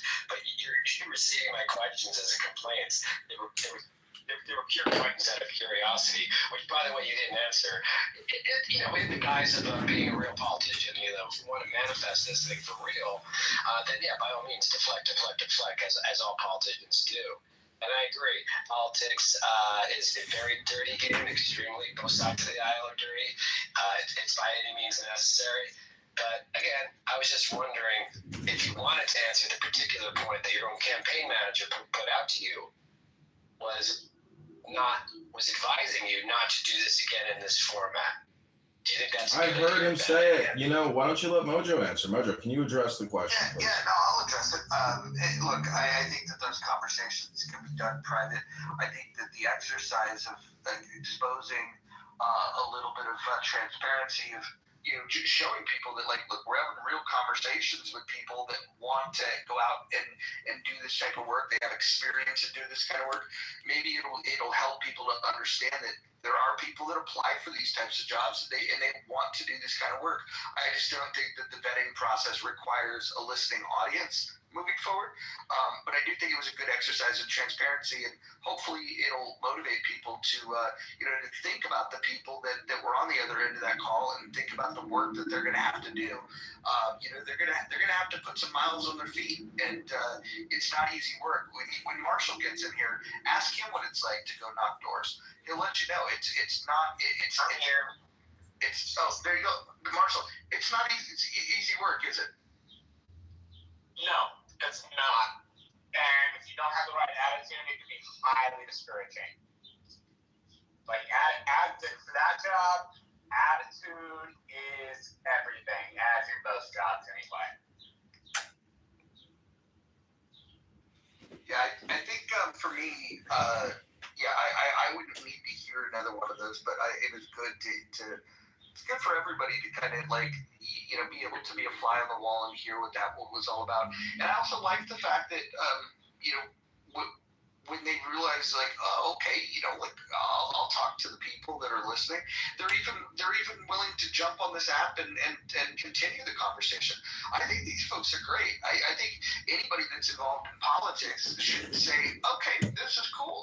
Maybe I'll have a campaign down the road that I need to tap into a resource like this. And so I'm happy that they're going to be jumping on the app. I think it's a good thing. I would also ask people to be respectful if they do and not badger them when they get here. They have an opportunity to to try to make change and get paid for doing it. It's not like he didn't offer them no pay. He offered them pay. It was very clear about what the terms would be. So if it comes to an agreement and they join the team, I think that'll be a good thing. And in fact, that conversation motivates me more to provide whatever backing I'm capable of providing for this campaign. So I'm excited about it. But it sounds like for the most part, I look at the poll. 10 people, 10 out of 10 said that John should hire these two for the campaign. In fact, we heard nobody has voted that he shouldn't hire them. So I think the people that were listening to that were enthusiastic and could feel the sincerity of the experience and felt good about it. Okay, we've got one person that thinks that the people should kick rocks. Does anybody want to explain why they think that those two hardworking individuals, those applicants, should kick rocks? Yes, because they would be better off actually working for something in their field instead of the fucking state bullshit campaign and bullshit rhetoric and the clubhouse fucking antics that are going on in this room by admin of all fucking people. Well, first of all, my name is John Kitover. I'm running for Congress in the 16th district. And you know what, Brad? You can kick rocks. And you can go bake a shepherd's pie tonight, and you can cry yourself to sleep. But this campaign is marching on with or without your shepherd pie. And your haggis. Hey, John. I was wondering if you already had these ideas of really getting your direction on your campaign out there to, I guess, the younger crowd. Maybe going to the college campuses around your area, trying to get these younger people involved. I think a lot of them, if they really like where your campaign is going, they might actually volunteer and actually help out to get signatures on the campus there. You said there's plenty of train stops that they can go. I don't think necessarily door knocking is the only way to go, but I think there's other ways to go. And definitely, trying to get yourself embedded into some of these college campuses, with the younger generation, I think would be a great idea as well. Do you know why they door knock versus public gatherings? Oh, I know. Oh, I wasn't asking you much. I was asking Harry, but okay. Yeah, because they see who's registered as a Republican or a Democrat, and they specifically go to these houses where they are registered as whatever vote or whatever party they're registered underneath. Well, also because you can track your work, right? Like petition signing is one thing, which I guess is what John's doing. So you can ask people there. But if you're trying to show to possible donors that you're going to have broad support for a potential base, you will want to both do the train stops and hook into door knocking at the same time. I promise you, people, you can't reinvent the wheel. You can add some spokes, you can strengthen it, but campaign's been done with door knocking for a very long time for a very particular reason. And that reason is it is the most efficient voter contact method for the money. Always. So mix it up, but make sure you actually hit the doors. Hey Marshall, can I ask you a question? Do you think the display that was just John, the fact that you just took people who want to work in this, who are looking for a job, who responded to what they think was an actual job, do you think that this by admin of all fucking people, the troglodyte of Clubhouse for 5 years, do you think that this is actually something people should be donating? Do you think this display was genuine? Do you think this was fun? I have not donated any money and intend not to donate any money. I'll let that do the walking. What about, Marshall, to the point of I'm guessing you've probably worked with interns, college people campaigning, free or otherwise paying them. Just the framework of holding an interview on a public app, telling the applicants, several minutes into it, and by the way, putting them on the spot. So if they say, no, please stop recording, they may feel they may not get the job. They're feeling awkward. It's not ideal. Do you think that is conducive to finding the best applicants and building trust with said people as you're building your team? No, I wouldn't have done it. I would not have done that. I get why John did, but I wouldn't have done it.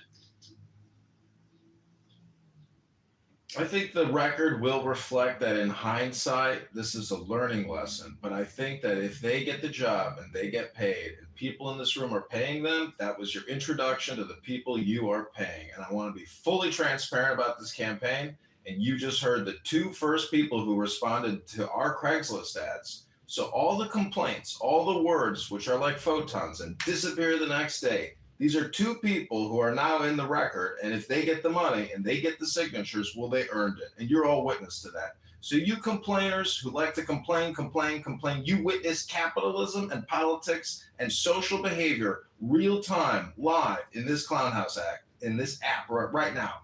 So click the link above. Oh, we took the donation and we got the survey. So William, Moose, Marshall, Hakima, you witnessed it, Hakima. And everybody who has donated in this room to the campaign, who will be funding, their $15 an hour or $2 a signature, whatever kind of, terms we agree, it's going to be fully transparent. I won't publish any documents with anybody's information. So I want to thank people in the chat who discouraged sharing personal information. Yeah, people should trust Edmund of all people on this fucking app. You would be better off putting your fucking faith in one of the fucking Ponzi schemes that existed on the app. This is akin to that fucking. Okay, Brad, this is libel and slander again. Libel and slander. I'm gonna post again to the Instagram warning you of legal consequences from what you're saying on a public social audio chat app, Brad. Roger and a whole bunch of people who stand in fucking. Because at least I'll hold my morals and principles there. You faggots fucking want and use these people as a team. That's what's sad. Are you running your mouth? So again, you can shut the phone.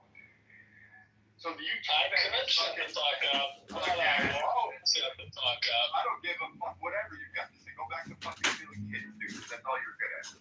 So again. Whoa, that's slanderous. That is defamation, Bradley. I have your full legal name. If I want to shoot immigrants if they cross. Everyone mute up. Everyone mute up. Everyone mute up. Everyone mute up. Everyone mute up. There you go. There you go. Listen, we're not going to be doxing anybody here. This is not what we do in this room. It's rule number 2. You can refer to the rules. If you can't follow the rules, you can't participate in the room. Look, I just want to point to the poll. 88% of the people that responded to the poll believe that the two people that we've just heard from would make good additions to the campaign team. Only 13% believe that those people should kick rocks. Yeah, I don't think John should add anyone to his campaign. I think it'll denature the authentic John Kitover experience, and I'm not going to dox anyone. I just want. And how do you win? If you're going to touch children, you're going to. How do you win a campaign if you don't have any fucking stats? How do you do it? Marshall, it's called force of character. Okay, it's called charisma. It's called that shiny, bald head. It's called wit. Hold on. Rule number 5. Don't interrupt people. Thank you. I'm not sure if I interrupted you, Marshall. Go ahead and continue to tell us how you need a staff. All I was saying was people who think they're going to run their campaign on their own and they're going to knock all the doors by themselves and they're going to raise all that money by themselves are fucking delusional. The people who try this shit lose 100% of the time. You know why? Because you have to have more than yourself to win a fucking campaign. You may not know, but you've never stuck your fucking hat in the ring for public office. Have you? Did you vote for Trump, Marshall? No, I voted for Chuck Norris. It's irrelevant. So. No, it is relevant. I mean, if you. No, it's not fucking relevant. It's not relevant. We're talking about how you. Hey, Rule 5. Rule 5, Marshall. Rule 5. I'm talking. Rule 5, please. Mods, can I get a Rule 5? Yeah, we had a Rule 5 infraction. Thank you. All right. So, just to be clear, ultimately, when we're trying to determine whether or not someone should be a part of a campaign, we want to look at their actions. What are their behaviors? What do they believe? How do they act? And if someone voted for Donald Trump, I assure you, the old adage, fool me once, shame on you, fool me twice, shame on me, holds to be true here. If you were stupid enough, and I mean stupid enough, I mean, the literal definition of the word stupid, enough. You've got enough stupidity to vote for Donald Trump not once, not twice, but 3 times. You are not going to add anything relevant to any kind of campaign that I want to be successful. And I want John to be successful. I do think that John is clinically insane, and I hope that will be a good shakeup for events in Chicago. So I don't want you, Marshall, to hitch your wagon to any star because you're going to hold it down. You're going to bring it back. You're going to be a problem. You are a dyed-in-the-wool, staunch advocate for the status quo, whatever that might be, and whoever else established it. You don't want to break new ground. You better not fucking touch John Kitover's campaign. All right? I land. Thank you. Says a guy who's never done any political work in his fucking life. Yeah, I and everybody in this room are going to take your advice seriously when you've never done the work before. I may not have voted for Trump any of those 3 times that he ran, bro, but I've worked in campaign politics for 10 years. Okay, so you definitely... One of the things I have learned is that you can't win a campaign on your own. And that you shouldn't stick, as you said, clinically insane people next to power. If you think you're clinically insane, then you shouldn't want him near power. Clinically insane people make dumb decisions. Really dumb decisions. But it's okay. You're the same dude who said in order to solve the immigration problem, we needed to establish a wall, put machine guns on it, and shoot women and children as they tried to come across. So yeah, you certainly have a decent head on your shoulders. Okay, that's slander, first of all. I didn't come up with the idea of putting machine guns on a wall. That wasn't my idea. If you can't detect the difference between sarcasm and an actual assertion of a policy, that's on you. And I'd like to point out that it's been far more than 10 years since our politics have been fucked. Okay, so whatever you've been doing, you've been participating in that fuck. And I don't want more of that. I think somebody who's clinically insane could provide a pleasant change of pace in the Chicago area. I think really the way to find out what John Kitover is made out of is to give him as much power as possible. And maybe it turns into a circus, but sometimes it's fun to go to the circus. What I don't want to do is go to fucking Chicago as it is now. And so unlike you, jackasses who all voted for fucking Trump believing it would be anything other than a return to the status quo, he's a fucking liberal Democrat who is not going to deport any of the 30 million fucking illegal immigrants who he is going to offer amnesty because they work in the fields and hospitality and we have to protect them and I love immigrants. And all of this was obvious before you elected him. John is legitimately fucking insane. And you know what? I vote for change. I vote for John Kitover. Here, John. Fair winds and following seas, brother. Fuck you, Marshall. So you would willingly vote for bad decision making. And if you think somebody's clinically insane, they don't belong anywhere near power, which makes me glad that you don't have any power because you don't belong anywhere near it either. And your original machine gun idea may not have been yours, but it's when you promulgated. You don't get to dodge your fucking... I will just interrupt and remind the speakers that what you're stating against candidate Congressman John Kitover is libel, is slander, and we will add you to the roster of libel, slander, civil lawsuits, Marshall. Watch your tongue. You've been warned. The campaign from John Kitover will not tolerate this libel and slander. You're all put on notice legally henceforth. You have been put on notice.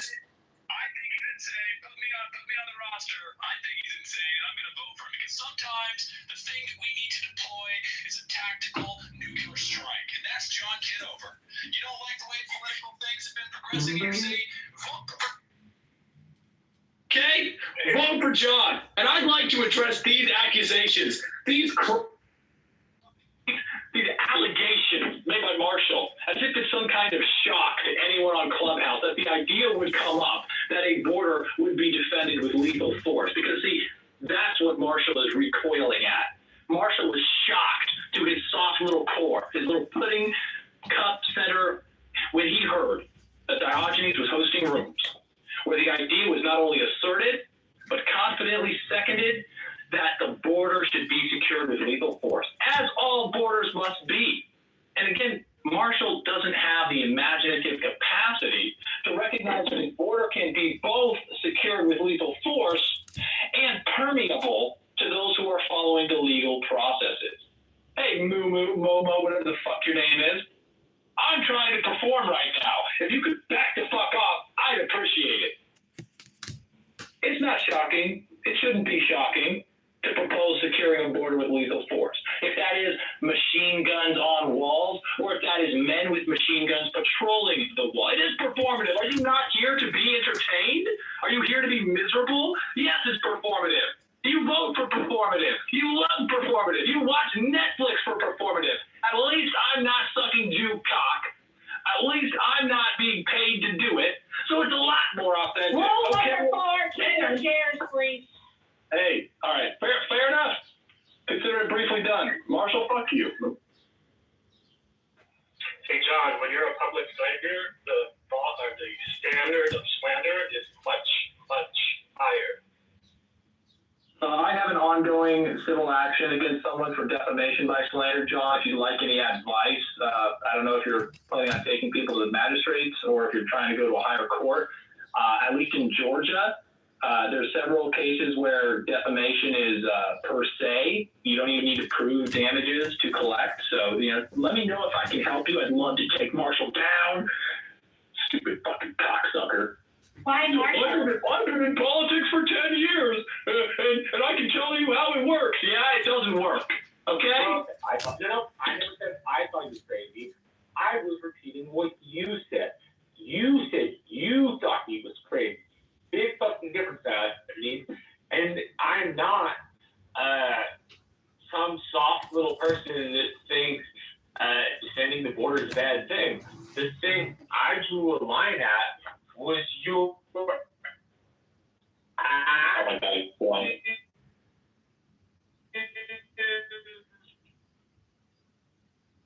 You're in the Matrix and you're drunk. Assertion that we should shoot women and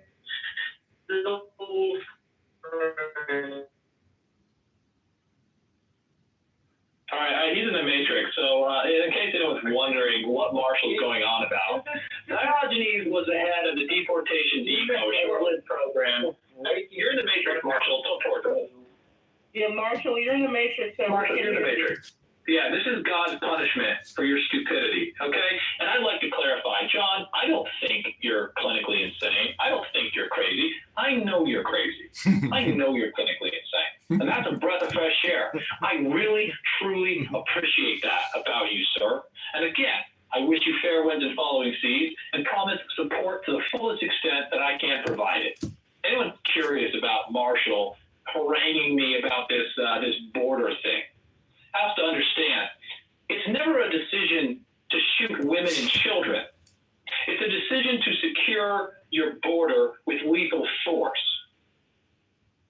When you secure the border with lethal force, you'll find that the women and the children don't try to cross that border because it is secured with lethal force. When you don't secure your border, when the state creates incentive programs in the hundreds of millions and the billions of dollars to provide welfare and incentivize, encourage women and children to come across the border and offer them free food and free lodging and protection, then you're going to create a situation where someone is going to have to close the gate. And all I'm saying is the gate needed to be closed. Now the gate is closed. Some of you diehard Trump supporters who consistently refuse to face reality are content that at least has been accomplished. The border is now significantly more secure. It is extraordinarily extraordinarily secured in consideration of the last administration's action.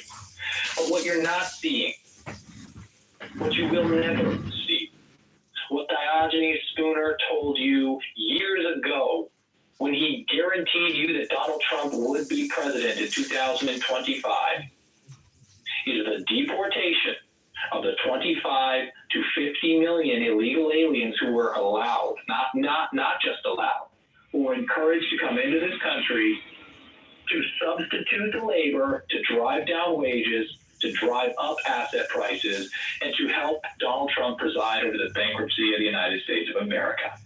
Thank you, ladies and gentlemen. Vote for John Kitover. I'm just curious, what are your rules of engagement on arming the border? The rules of engagement for the border? What do you mean? I mean, you understand what the words rules of engagement are? Absolutely. Okay, So I was enlisted in the most noble. I don't know when you had to ask him a question. I don't Yeah, know why did you do that? I'll answer that. Jeff.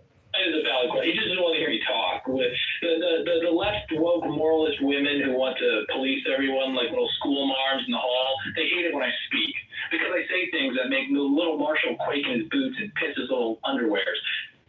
The rules of engagement are: you are 100 feet away from the demilitarized zone. You'd better fucking stop. You see the sign? It's in Espanol. And you know what? We'll put the sign in Chinese, Mandarin. We'll put it in Arabic. We'll put it in all the languages, in fact.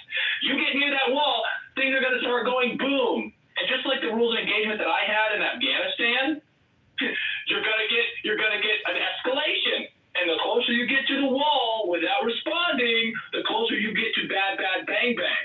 Okay? And see, I don't know why that's yelling at us. Hey, no interrupting. We have a, hey, this is we've got a Rule 5 infraction. All right, so I'm going to mute you so you can hear me. Nobody's yelling at you. You don't have to yell back.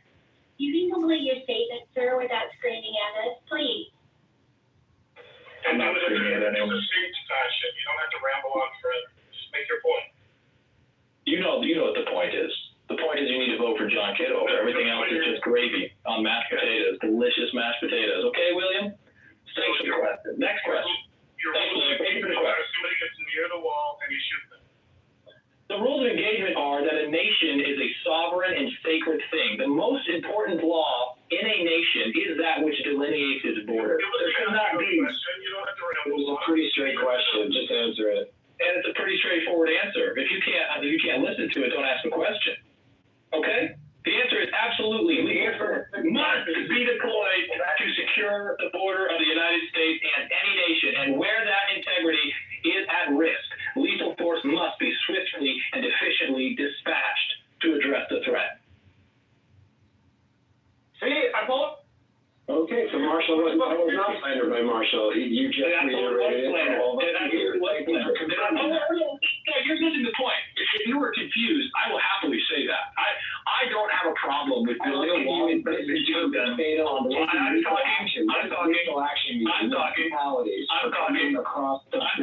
got another Rule 5 infraction here. You can wait till I stop. I've given several causes. So to be clear, Can we have one mic? thank you, Nye. Thank you. So I don't want anyone to be surprised. I don't have a problem saying we should build a physical barrier on the border of our country, and we should put some kind of defensive system with lethal capabilities that would in fact kill men, women, and children, or any other goddamn living thing that threatens that border. Yes, that's right. What I'm telling you is that Marshall... Oh my God! Oh, you got me, Marshall! Oh my God, you got me! Oh Jesus! I just fell right into your trap. Oh my! Imagine the pair. It wasn't a fucking trap, bro. That's the point, Marshall. That's the point. You think you're revealing everything to everyone? I lobbed the accusation that you wanted to shoot people. You then skirted around that and pretended like that was not what you wanted until you were asked a series of questions in which the end was, yes, I will shoot men, women, and children. Wrong. I do not want to shoot men, women, and children. I have no intention of getting living on that wall. And I have no intention of any men, women, or children dying, as I clearly elucidated for you. I would absolutely put good signage, very, very big words, very easy to read words in several different languages that made it clear. Lethal force will be used. And I think, repetition teaches the donkey. And if you paid any attention to any of the brilliant rooms I did with many brilliant people, you would have heard, and you should know, you probably don't because you don't have children, and no woman would put up with your stupid ass. Wait, hold on. I have to ask you, I don't mean to interrupt, but I need to know something really quick if somebody wants to come up. John, is the gentleman you spoke to earlier, Edward Matthews? Is John there? Probably. He's getting a good dose of what Clubhouse is all about. Well, maybe he can answer that in the back channel, unless help. Well, the gentleman is trying to come up, is what I'm saying. If this is the gentleman that he interviewed on the phone, he's in the room listening to this madness. I clicked on his profile and it says invited by John. So I'm just, just doing a little, let's calm down a little bit if this is the gentleman that John spoke to, because he's in the room right now. If that's him, and if that's not you, sir, I don't mean to call you out, I'm sorry. But I know John, the gentleman that John spoke to over the phone, I know he invited him to the club. I know he sent him a link, and now we have a gentleman raising his hand wanting to come up. I clicked on his profile, said invited by John, so I'm just trying to figure out if that's the guy. Well, we're all hurling insults and yelling, and he's coming into the space, right? So it might not be a good look. I don't know. I hardly think we're throwing insults and yelling. I was doing a bit of raised voice, but let's be clear. This wasn't insulting. I think there's something for us to learn from Marshall's position and his estimation of mine on the border. See, the idea isn't that you want to kill women and children because you are willing to secure your border with lethal force. And anyone who spent any time around women and children would tell you that they learn very quickly when you say don't do that thing, and there are lethal consequences for that thing. See, one of the things missing from modern society is corporal punishment, right? Somebody litters in Singapore, they get beat. And they learn, if I litter, I'll get caught and I'll get beat. I shouldn't do that. It's incredible to me that Marshall thinks he can equate being willing to use lethal force with a desire to use lethal force. And that's the kind of stupidity that gets us trapped in this constant political cycle of bullshitter and bigger bullshitter. Evil, lesser evil. And so Marshall shouldn't be anywhere near a voting booth. Anyone that would let him near a voting booth is doing a disservice to their country. But it is what it is. And I don't want to be long-winded. I already have been. But I love the rules, guys. And I hope I'll be able to stop it more often. Hey, Brad. Is he gone? Is Brad gone? Tell Brad to go fuck himself. Tell Marshall to go fuck themselves. Vote for John Kitover. And I'll see you guys next time. Can I do a poll asking who is the most thwarted theater kid on Clubhouse and have Diogenes, a guy who I'm not going to name, and a couple other contestants in the poll? Can I do that poll? Because you guys are exhausted. What he's saying makes sense. I mean, it's the same strategy we use in Iraq. When you're doing security, you're given an order to secure a perimeter. You have a controlled entry point. That's the only way people can ingress and egress to gain clearance to whatever access point that is. If they try to access that barrier, that perimeter, and any other means, it's a verbal warning, condition 1 your weapon, they're in your scope, and give another warning in condition 1, and after that, you take them down, man, 2 in the chest. It is what it is. That's like an act of war zone. See, it only tends to happen once, right? And then the message is delivered maybe before the kids and the women show up. Well, that's Noah's point. It would be a defensive measure, not an offensive measure. A defensive measure is completely different. Yeah, if I could just jump in real quick, I just wanted to say that I am more enthusiastic day by day about the campaign, about the mission to defeat Darren LaHood. And right now, this campaign, it kicked off just a couple days ago.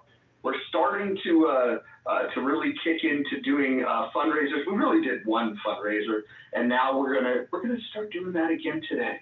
So the link is up above, and I want people to remember that the money that gets raised here, this is not not money that goes into a politician's pocket. This is money that's going to get paid out for very hardworking, intelligent people that are going to do the complicated work, the tedious work of doing the signature gathering, getting people to sign on the line and validating that these signatures are legitimate to make sure that ballot access is possible. You cannot win an election if you're not on the ballot. The idea of winning as a write-in candidate is just not going to happen. If you look high and low, write-in candidates do not win. You have to be on the ballot. The first thing that the money is going to be spent on is gathering the signatures, getting on the ballot. Once the ballot access is secured, which will happen the week between October 27th and November 3rd, then we can kick into new gears where we could say, okay, now that we're on the ballot, how are we going to organize, how are we going to mobilize, and how are we going to defeat this person that is robbed from the people? That is supported over taxation and borrowing in Darren LaHood. John Kitover for Congress is the one person that is going to be running, and that primary is in March. If he defeats Darren LaHood and gets in the general election, he will become congressman. So there's two things we have to do.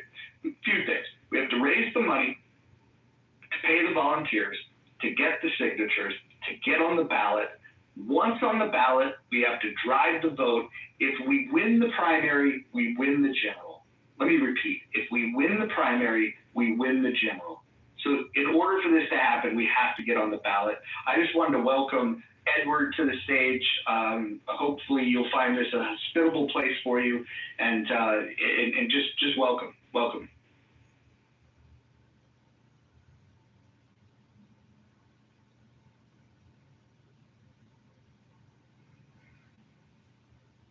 He's new to the app. He might not know he has to press the mic on and off button to speak.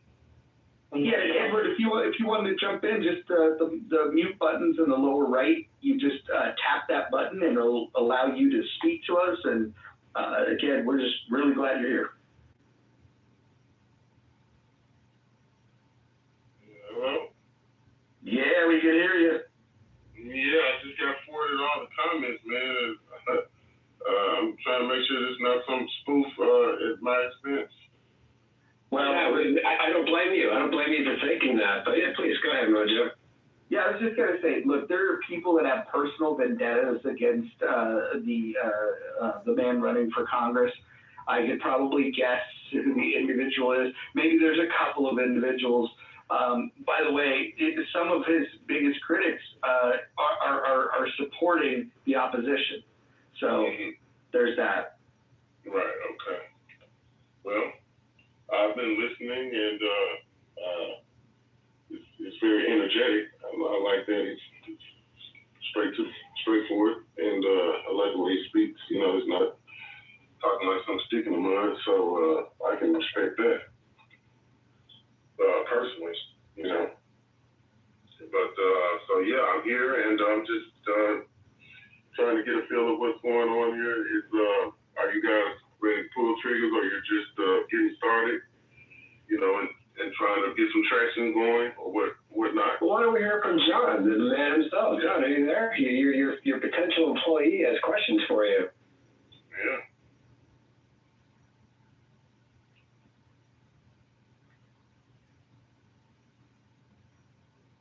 John, if you're there, you can unmute. That'd be great. While John's thinking about unmuting, Ed, what do you see as the 5 main issues facing Americans today?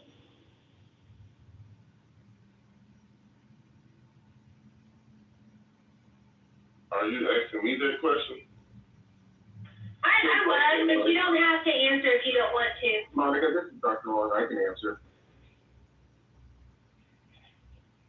I mean, I don't mind answering. You said, what do I feel the 5 main issues facing Americans? 5 main issues facing Americans today, most challenging issues. Well, obviously, we've got the border. We've got crime. We've got, you know, our foreign policy. policies. You know, what are we going to do with, being the policeman of the world? We've got crime and homelessness. We've got to take care of the home front while we're, going abroad and saving the world. And I'm from Memphis, and it's one of the poorest cities in America. And, we've got billion-dollar corporations moving in, and the workforce is for the little people is zero. And so I think that we need to have more home, based jobs, for the people that are from your city. You shouldn't have to, be working penny ante jobs. And so that's the main thing, me personally, what I would say. Thank you. Have you ever gone door to door before, Edward, like campaigning? Yes, I've done door to door before. Started from the bottom, like anyone else. My dad was a politician. My grandfather was a politician. So I started out young, campaigning for them, running for mayor, juvenile court clerk, things of that nature, comptrollers. So, I've worked on several campaigns as a door knocker and all the way on up.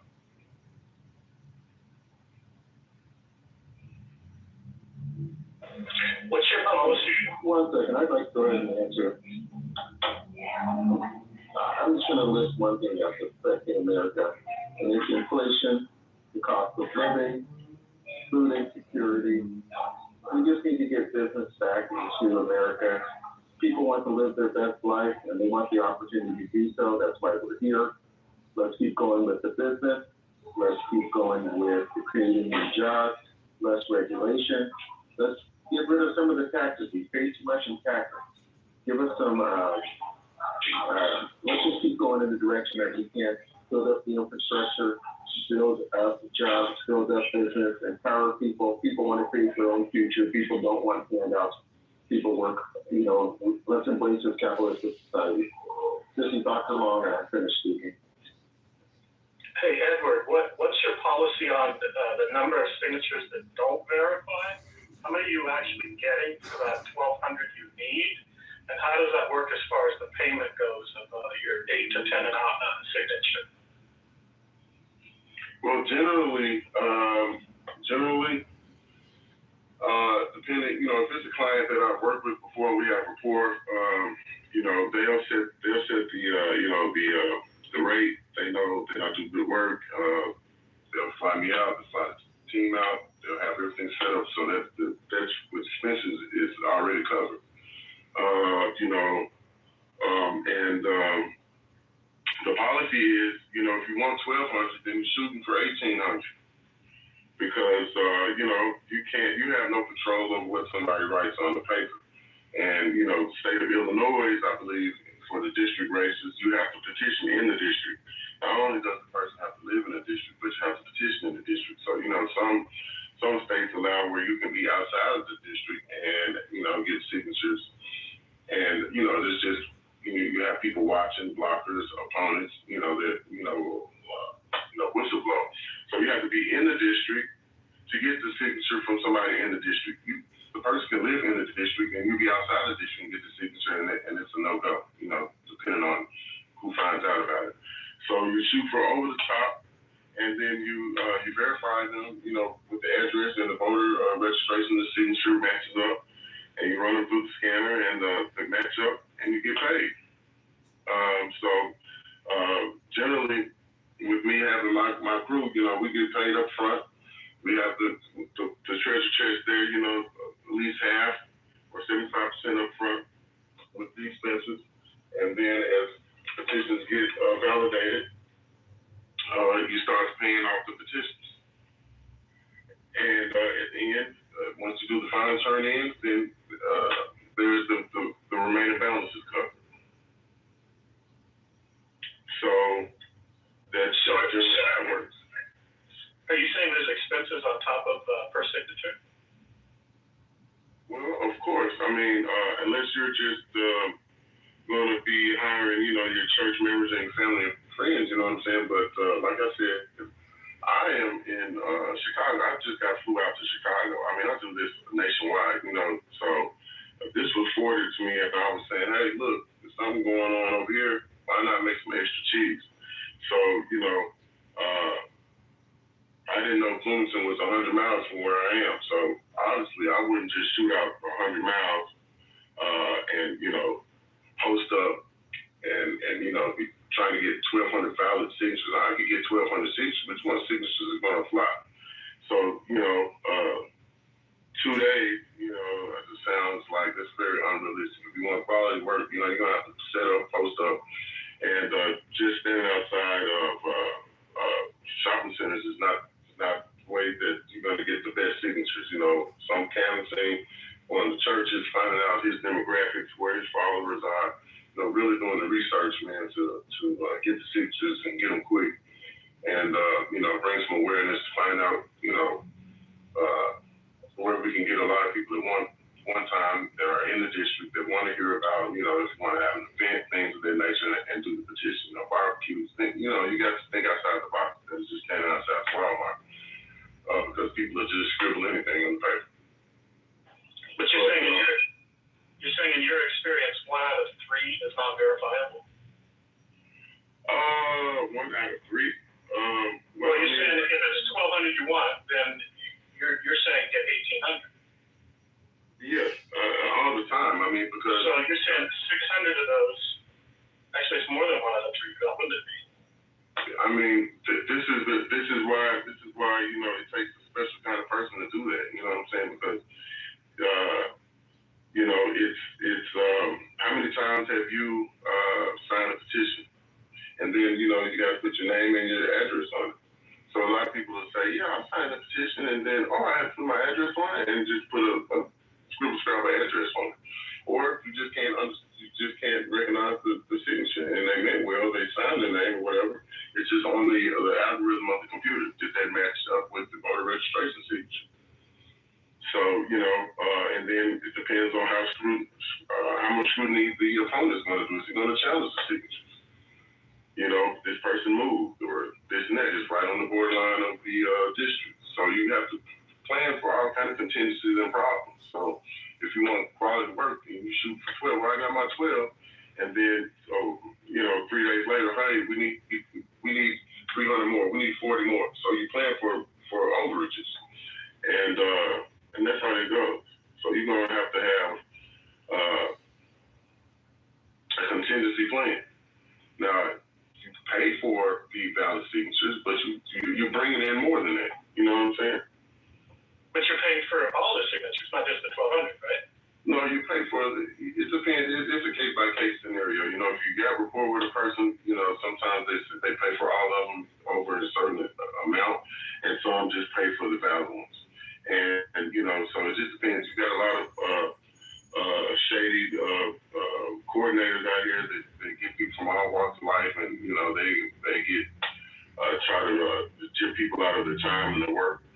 And you've got all kind of trolls that have sham campaigns going on. I'm sure you guys know about this. So as a petitioner and a campaign manager, and I have to protect the people that trust me to. If I tell them, hey, look, we're shooting over here, we're gonna go 300 miles over here, we're gonna go 500 miles over here.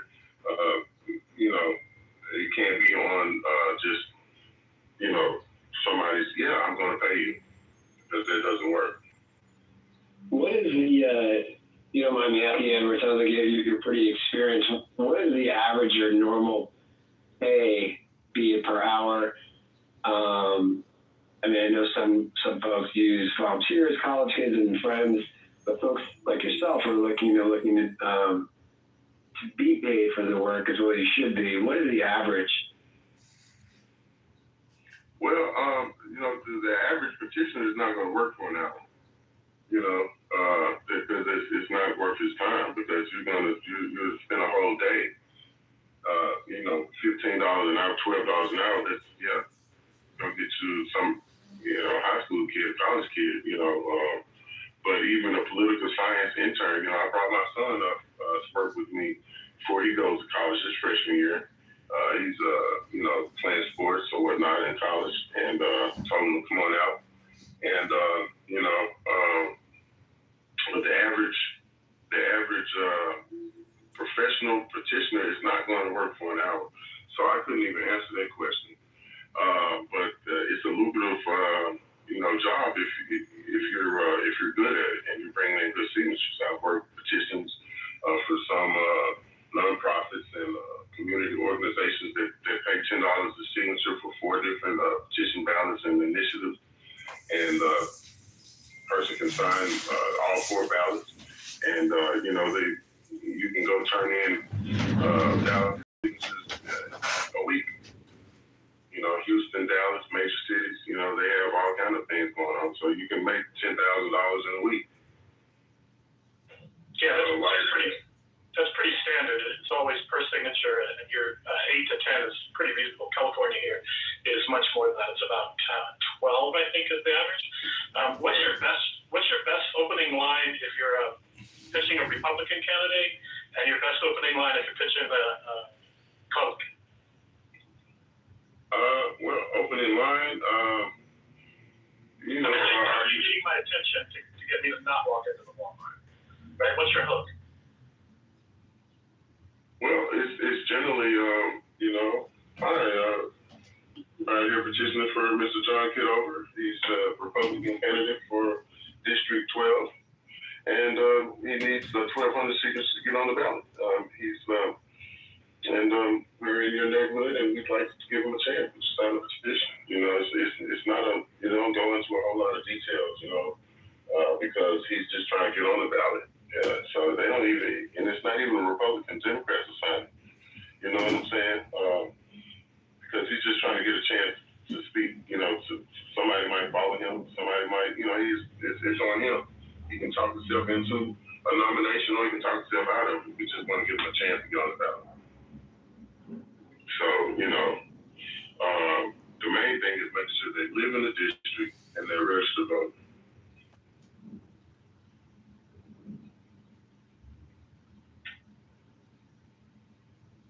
There's not a lot to it. People want to talk to you. It's just like Clubhouse in the streets. People want that dopamine, and they want to know what your petition's about, and they want to sign if they like your personality and how friendly you are. It's signature gathering, and right. That's what it is. John, you're a little low. Your volume is a little low. Yeah, I think one of your 37. Sorry, I was just saying that, having gathered many signatures myself, and worked with a lot of people that got signatures, people want to talk to you if you're out there gathering signatures, and you'll have more than enough people coming up to you if you're in a subway station and there's thousands of people flowing by you every day. There's a lot of people who like people that do petition gathering and gather signatures.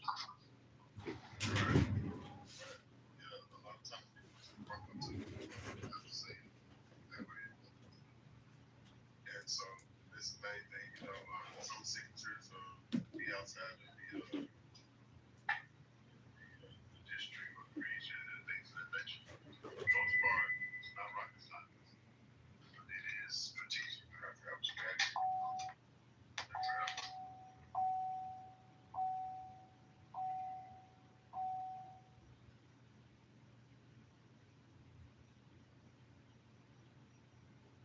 Yeah, maybe it's just California. We're a little apathetic here, but I've heard some outrageous hooks, and I've heard some reasonable hooks that got my attention.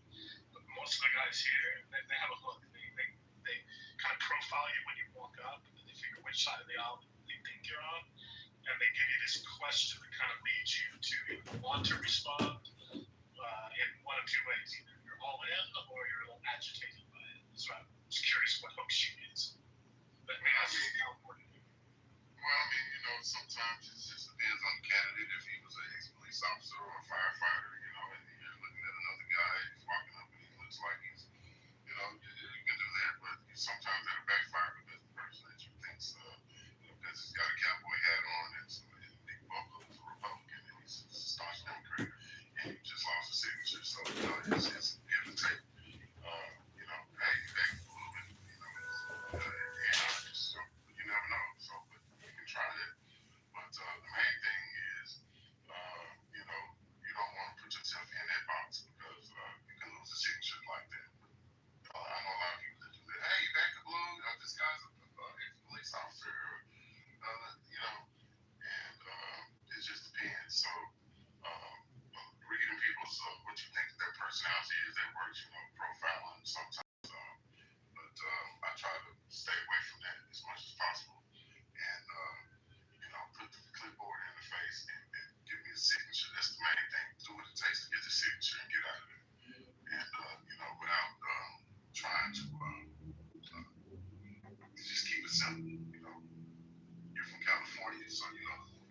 it simple stupid, you know. So you know, you don't want to offend anybody, and then that goes back to the client. You know what I'm saying? Hey, you got these guys out here petitioning, and they're this and they're that. So the main thing is just you want to be friendly, smile, and you know if they say no, it's their prerogative. Yeah, I had a guy do that to me, and he had an incredible turn. And I watched him, and he had a turn for the other direction as well. So once he lost it, he was able to recoup it back in by his next line. He was a master at what he was doing. And I struck up a conversation with the guy. He's pulling down 700 to 800 a day because he's, like you were saying, he was doing, I think, 3 petitions at a time. And he was doing like 6-hour days, pulling 6 to 7. Hey, Edward, this is John Kitover, who's running for Congress in the 16th district. It's not 12, it's 16. And this is my anonymous account here on Clubhouse.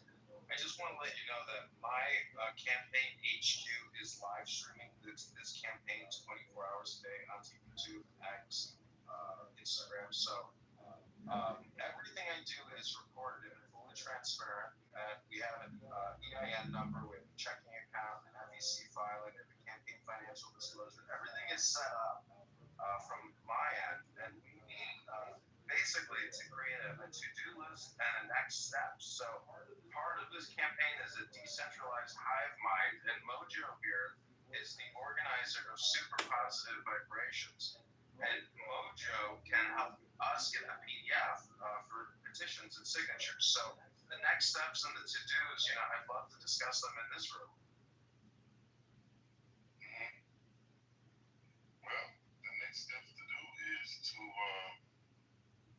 you know, obviously get your money right, get your plan of action together. The steps to do. Are you gonna, you know, hit the community with some events? You know, neighborhood churches. You know, who are your followers? I haven't had a chance to go there or anything. What is your background?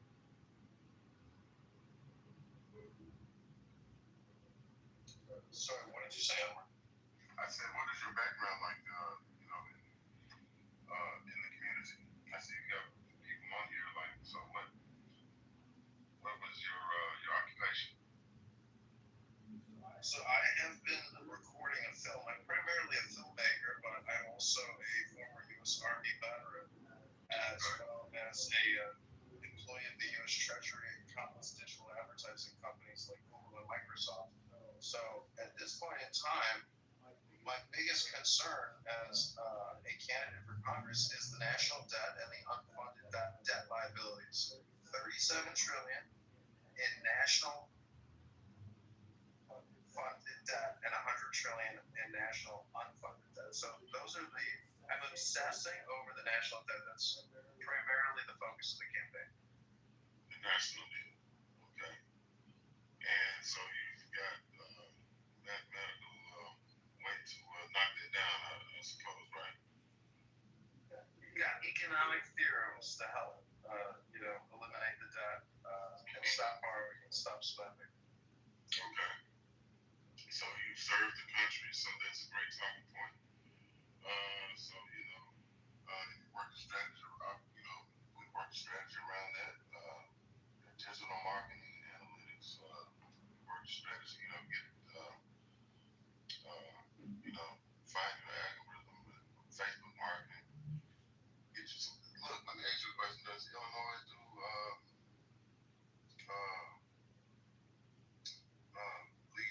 lead generation? I'd have to look into that, where you could get people to sign the online ballot, and then the people that sign the online ballot meet up at a particular place and then sign the physical ballot because they've already signed it online.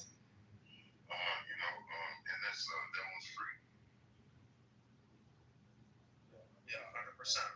The last campaign I ran, I did a petition.org for a homeless gentleman at the primary train station where we were gathering signatures. And, you know, that type of marketing we need to do. You know, but really the petition sheets, the PDF, and the signatures from the district in Rockford and Peoria is the primary goal. So the mantra of this position would be signatures, signatures, signatures, signatures.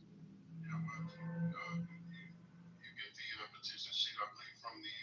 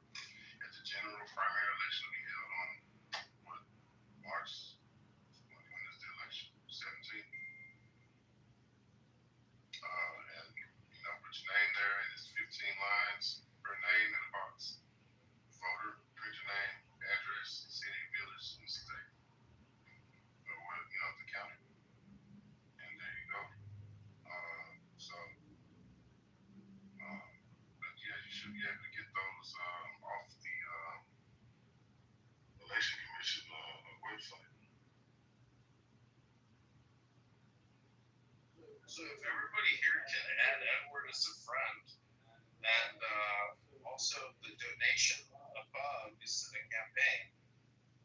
Edward, if you do, do the work. I mean, as far as I'm concerned, you got the job, and it's up to you to get the signatures. But I want to crowdsource, funding you and getting you paid and being totally transparent about it. Plus, if you have a Cash App and you want to set up donations, you can set that up because, even if some of the people on here on this app don't want you doing this work, at least you get something for your time today.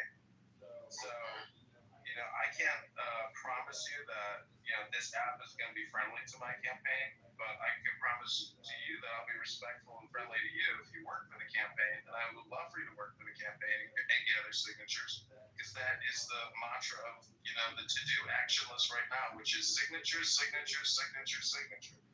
Right. Okay. Well, yeah, it's $sign Workscape Oasis. I don't know how to put the in the chat. It's not giving me the option to type. Yeah, Nye, go ahead if you want to release the chat, or Edward, if you want to put it in your profile, if you have a Cash App and people want to make a direct donation to you, not just the campaign, certainly everybody here, thank Edward for his time for the conference call today. And Edward, there were some people that were very upset that you were live streamed into this room. So, I apologize if I didn't disclose that to you right in the beginning of the conversation, but I quickly remembered, that I needed to disclose that to you. So, people in this house, in this room, were not, they did not enjoy our live stream conference call, so I do apologize. Yeah. Screenshot me a whole bunch of pictures of what was going on, and I was like, hey, really? But it's okay, and no love lost, man. So definitely keep in touch with me and let me know how it works out. What's the next steps and how you want to proceed. Yeah, thanks for coming in, Edward. Don't get scared off by the diversity of opinion and intensity of emotions that you will find in Clubhouse. Most of us are reasonable people, and whether we disagree or not, we just have questions. You have a great day, and thanks for coming in. All right, thank you. Yeah, Edward, I would just say that Clubhouse is always going to be where I would prefer to conduct all campaign communications, FYI. Some people may not like that, but I am a big Clubhouse enthusiast and believe that this app is meant for this type of work, and some people will not agree. So, I would just encourage you to, utilize this app for all campaign communications. Okay. All right. Sounds good.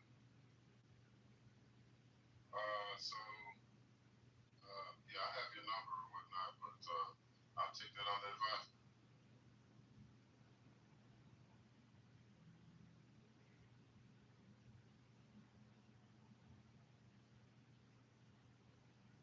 All right, very good. Go ahead, John. I was going to say also, this room does have rules, and most of the campaign work is being done in the month. So if you look at the other job profile, the PTR, or you look at the house and you click to the description, you can read the rules in this house. And there's a lot of people who come into this room and break the rules. So just FYI, there are rules in this room. So, I would read it because you may encounter some people in this room that break the rules. Okay. All right. Sounds good. So yeah, give me a call and let me know what's going on. You guys, good luck to you, man. It sounds like you got great traction, got something going on, and stand by your name, and I wish you the best. Okay, thanks. I will text or call you, and with more communication, I'm sure that it's going to spin off of this communication. So I appreciate you being here, and I hope you have a great weekend. Thanks. I'll talk to you soon.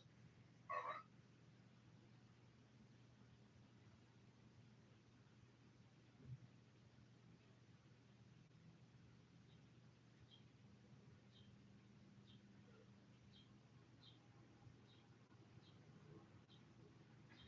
Okay, guys. Check this out. In a few minutes, I think we will be closing this room down because the rational, hold on here. Hold on. The rational discussion group starts in about 10 minutes or 1 minute. They usually open the room up at 10 to 4 p.m. Central, 2 p.m. Pacific with Anson. And so if you're not a member of the rational discussion group, go ahead and I was trying to pin a link in the chat, but I can't quite grab the link for some odd reason. So I'm likely going to shut this down while they get ready to open up the rational discussion group. Wait, let me see. I'm not. Yeah, maybe won't just come back. No, it's come back. And so I don't know. I probably should. Hey, let me see if he wants me to shut this room down. Hold on 1 second. Don't worry, I'm being challenged. Yeah, I'm trying to grab it and it's just giving me a hard time. I think my phone just keeps freezing up. So hold on. Let me see. That down rebellious thumb, right?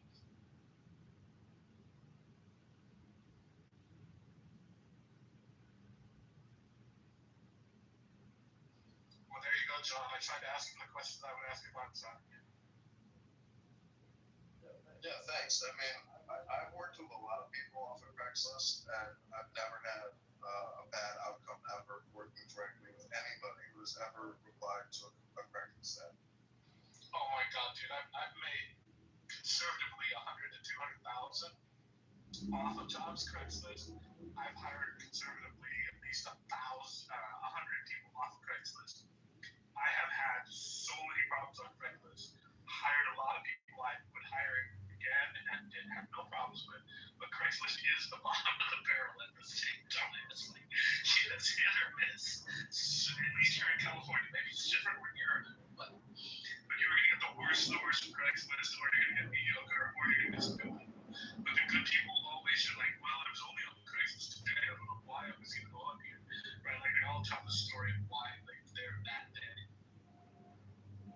Well, that's why I feel like Clubhouse is a good way to manage a lot of the relationships, that are generated from applicants on Craigslist, because holding people accountable, to speech and behavior and conducting conference calls in this way demand people's attention more. And I've had all kinds of experiences with people, and a lot of this campaign is being run digitally and from the home office. So I'm just happy that he was able to download the app, come on here, have a conversation, and get a sense of what hopefully he's a part of. Because I think a lot of these people should sell themselves, and if they can't come on here and sell themselves, it's going to be a bigger challenge than is possible. So I think this app is a great place for accountability and transparency.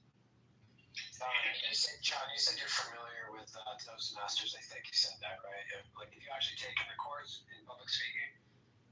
I have, Mr. Bess. Okay, I'm just curious because, and I only point this out because I had a professor many years ago in a speech communication class pointed out to me where we did an exercise where you pretend you're interviewing someone. And the amount of times that the average person says, which is what you did about, I counted 11 times in 30 seconds. It's really, the average person isn't aware of how many times we say, so just feedback for you. You want to be mindful of that when speaking publicly. When I was at the counter one time, we had to have blanks and notes.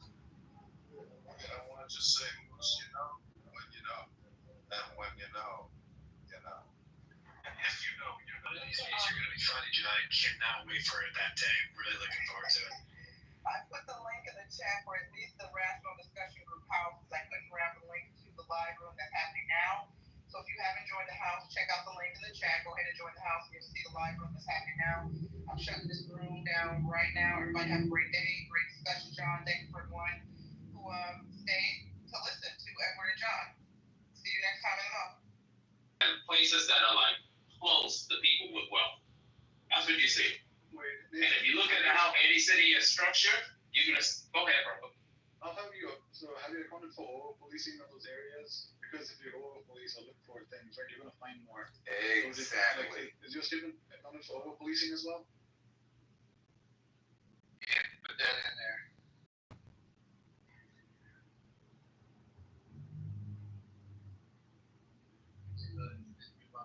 commit certain crimes, specifically black, which could also mean that by that logic, you could say that white people are predestined to be pedophiles, and also arsonists, and mass shooters,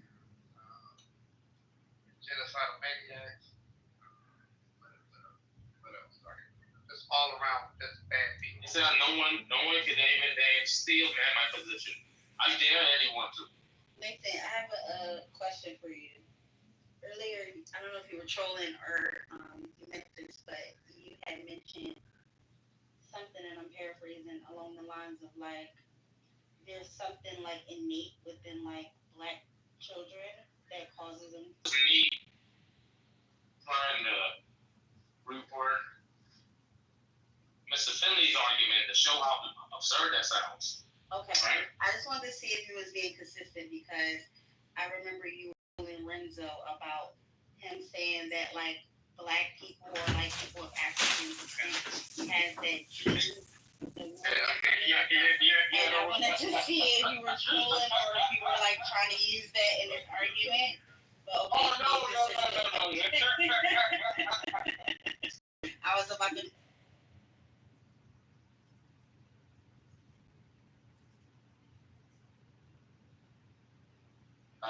The cult is very playful.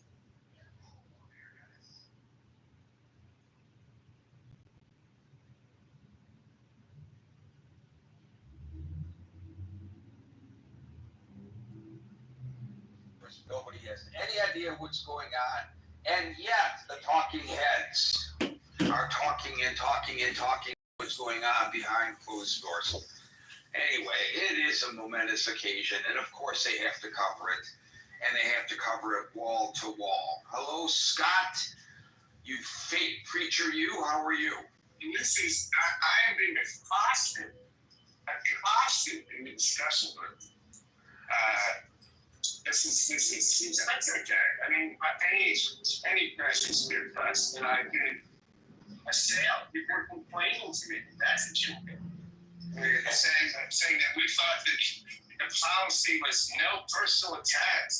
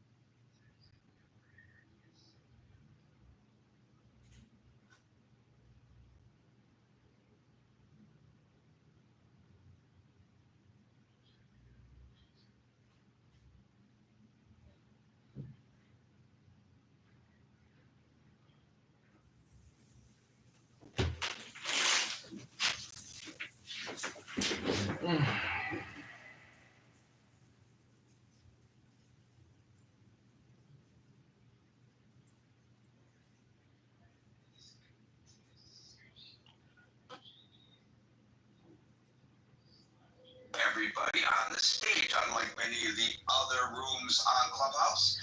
In the Critical Thinking Forum, we speak one at a time. We endeavor not to teach one another, and also take great strides here. And as Scott and I just alluded to in the chat, which is linked above for your use 24 hours a day, 7 days a week, we also do our very best, better here than there lately, I must say, to treat one another with a degree of decorum and respect, even when we vehemently disagree with one another, and for that I thank you in advance. Generally speaking, after people speak, they are removed from the stage to the audience. This is not punitive in nature, but just only an opportunity for yours truly not to lose sight of the aforementioned cue, if that happens to you, and you want a second go at it, raise your hand. Time permitting, you will be invited back on the stage because we are here from 5 to 6 p.m. New York time at about 5 minutes to 6. We will no longer be inviting people on the stage, but if at the 6 o'clock moment of truth you are on the stage and in queue, we will go into extra time to give everyone an opportunity who is in the queue to speak. So welcome to the Critical Thinking Forum and welcome to the stage, John. I don't think I will have time to welcome people who I have not in the audience, so I would just do a blanket welcome to all as we are seconds away from starting this very important discussion in the Critical Thinking Forum. And we now are at the top of the hour. Welcome to the Critical Thinking Forum.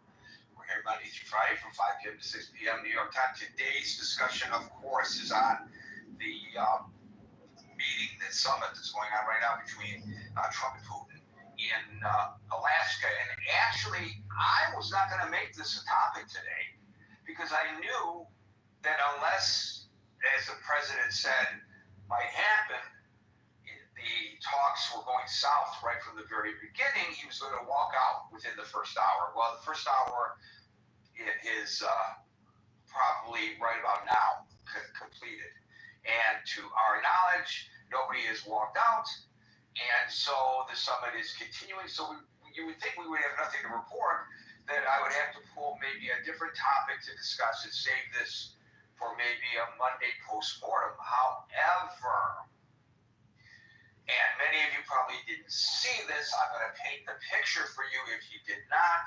What happened on the tarmac at the military base in Alaska was, given the current circumstances, nothing less than surreal, because the president greeted the president of Russia on a red carpet that was literally rolled out for a guy who's being accused of being a war criminal for his actions in Ukraine, our ally.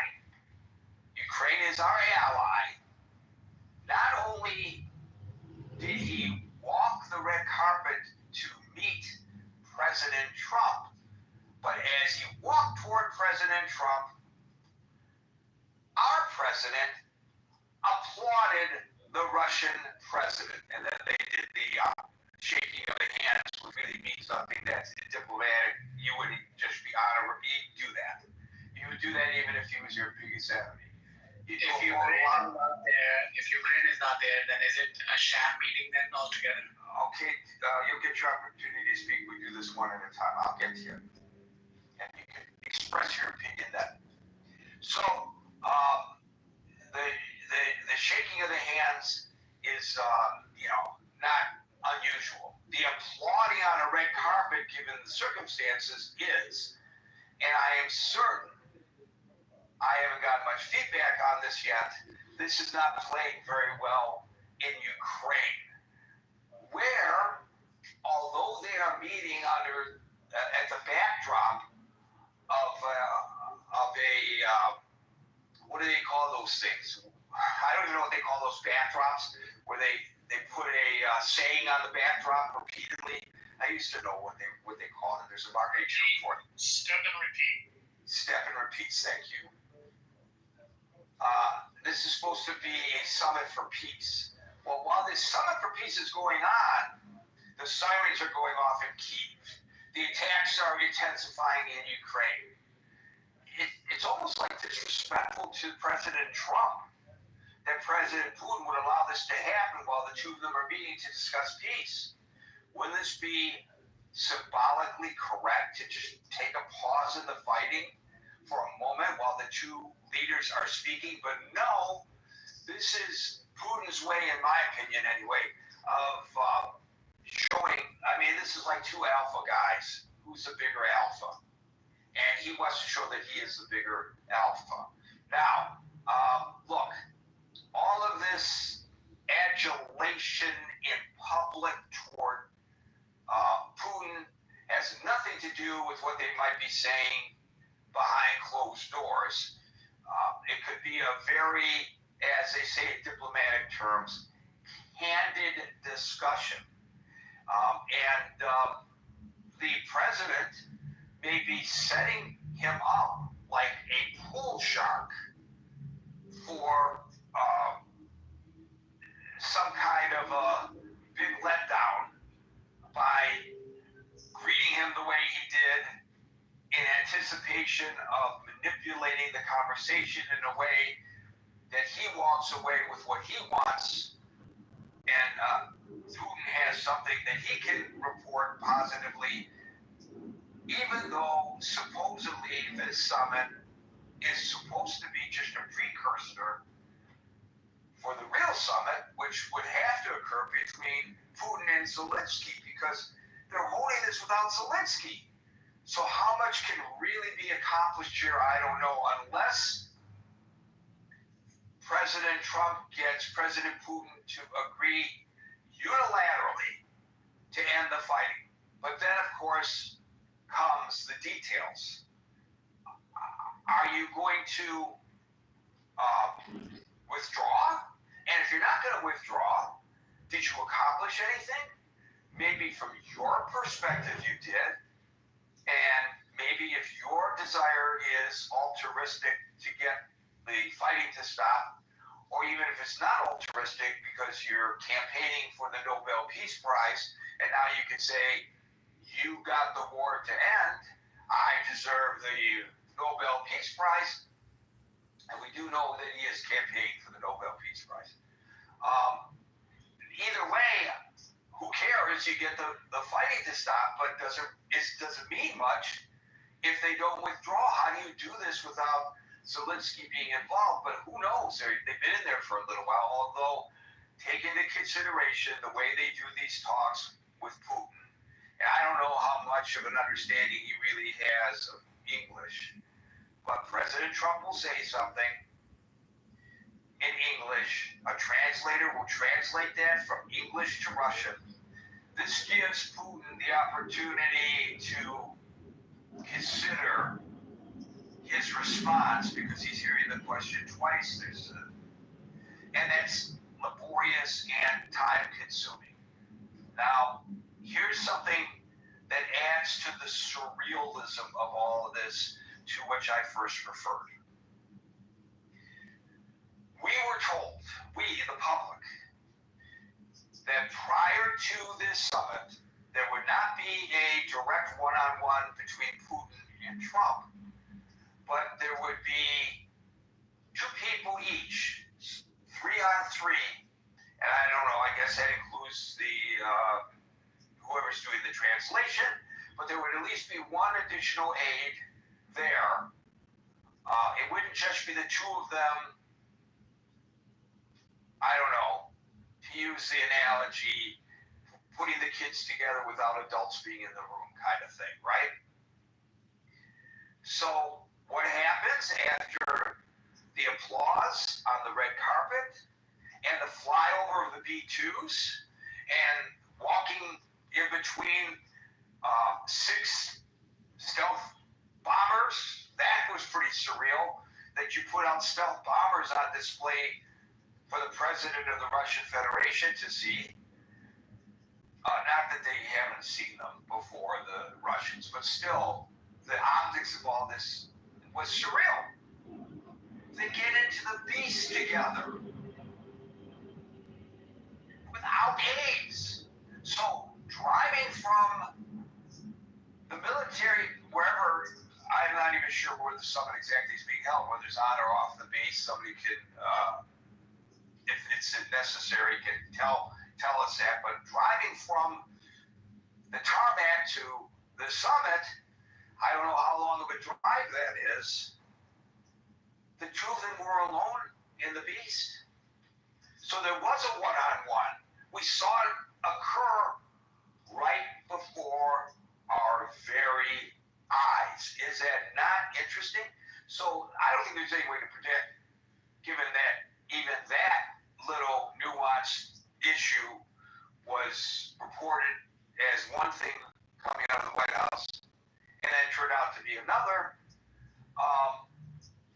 What's happening right now behind closed doors?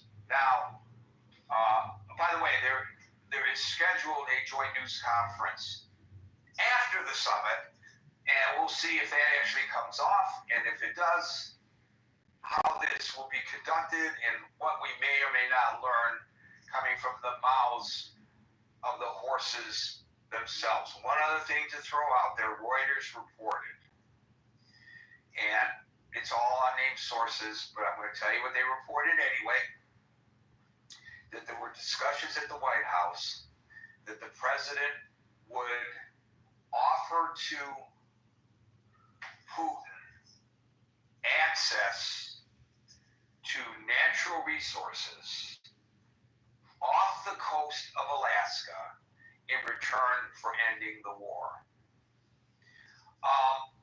It was detailed, which makes me think that there's some veracity to this.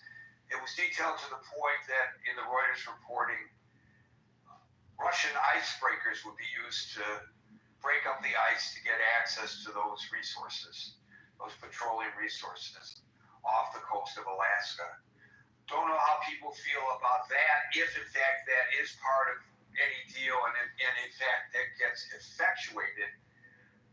I'm not sure that that's the price that the United States really wants to pay in return for ending a war that we're not directly involved in. And I don't know whether just because they had discussions on this reportedly, it's even going to be on the table. And I don't know that even if it is on the table, whether Putin will find that palatable. But I find that very interesting and maybe even from my personal perspective, a little disturbing. So with that lead-in to today's discussion, I will now start calling on people in the order in which I see them on the stage. And today that order begins with Scott. Well, Gary, it's good to see you. It's good to see everybody. Even though I've been assailed, my credentials assailed things this morning.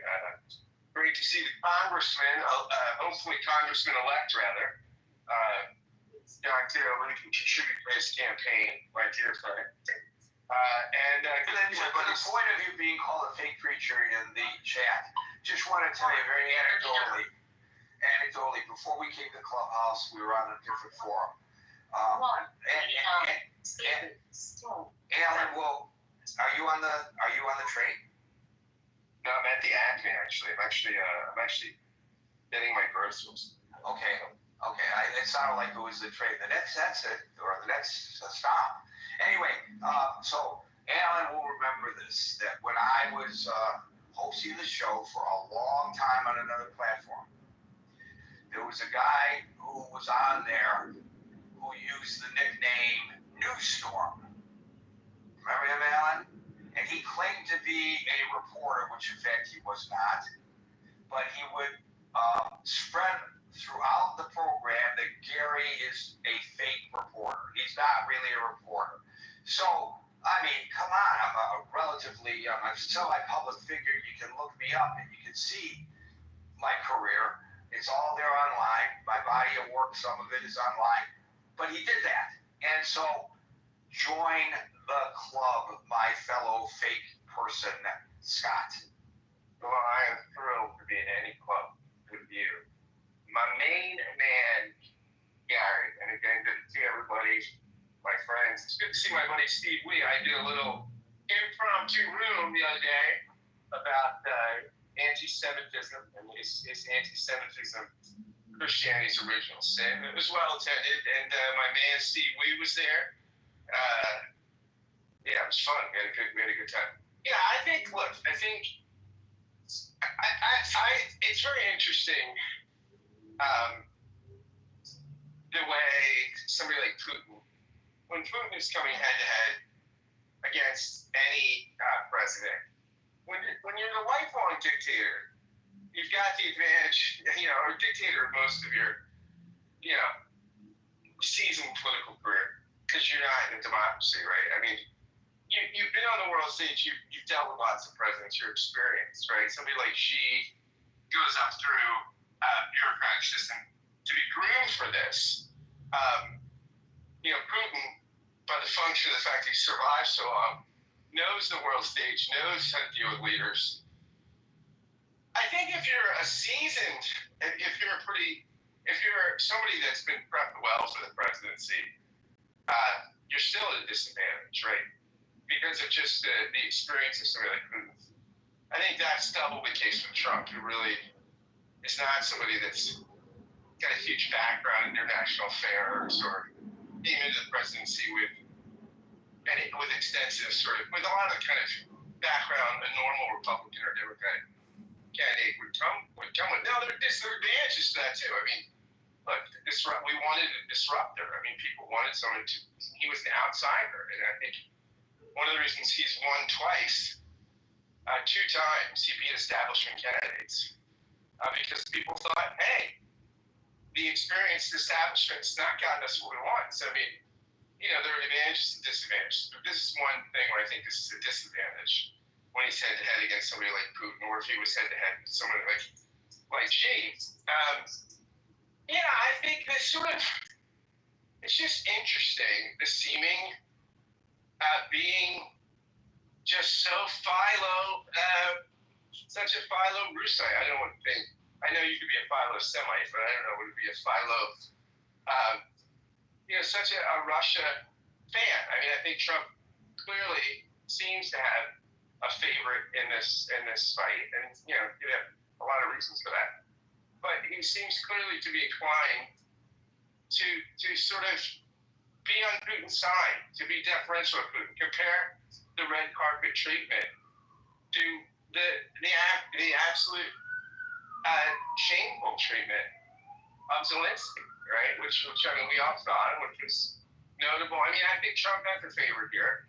I think that's probably going to play out in the willingness to come to push an agreement that will be on favorable Russian terms, right? I mean, oh my gosh, we gave them a less national resources than the war that would be, and especially to end the war in a way that would be favorable to Russia. I mean, that would be really wild, guys. Like, yeah, I mean, I don't have much to say other than I think I just think it looks bad. If Trump is the broker, I think that will look bad for Ukraine. I think it will be good for Russia. I'm not saying it could bring an end to I don't know that it'll bring an end to the conflict because I don't think Zelensky will give in. But, by the way, one last thing.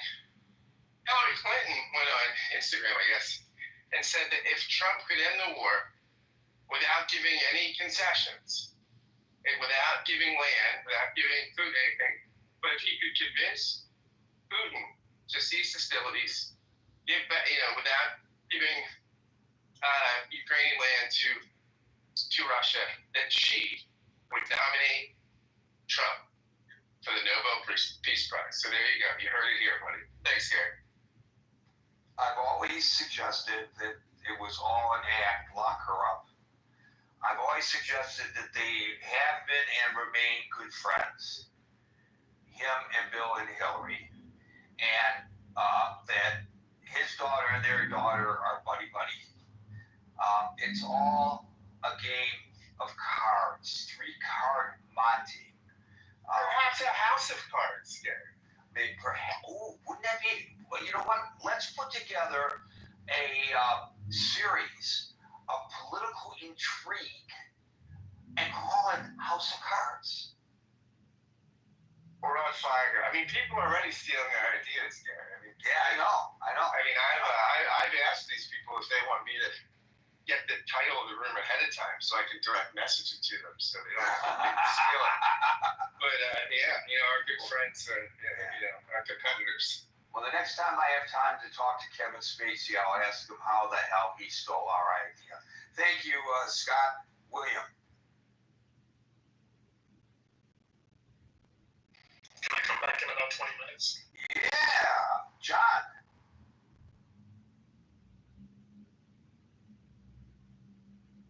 Hey, Gary. Hey, Scott. Hey, Alan. This is anonymous. Yeah, no. I call John. John. Yeah, that's me. Well, no, you're listed here as anonymous, so I would call you anonymous. How would I know that anonymous is John? Because anonymous is anonymous. John, are you there? But I'm John, but I'll wait. Okay, sorry, guys. Yeah, you'll wait. I know you'll wait. John.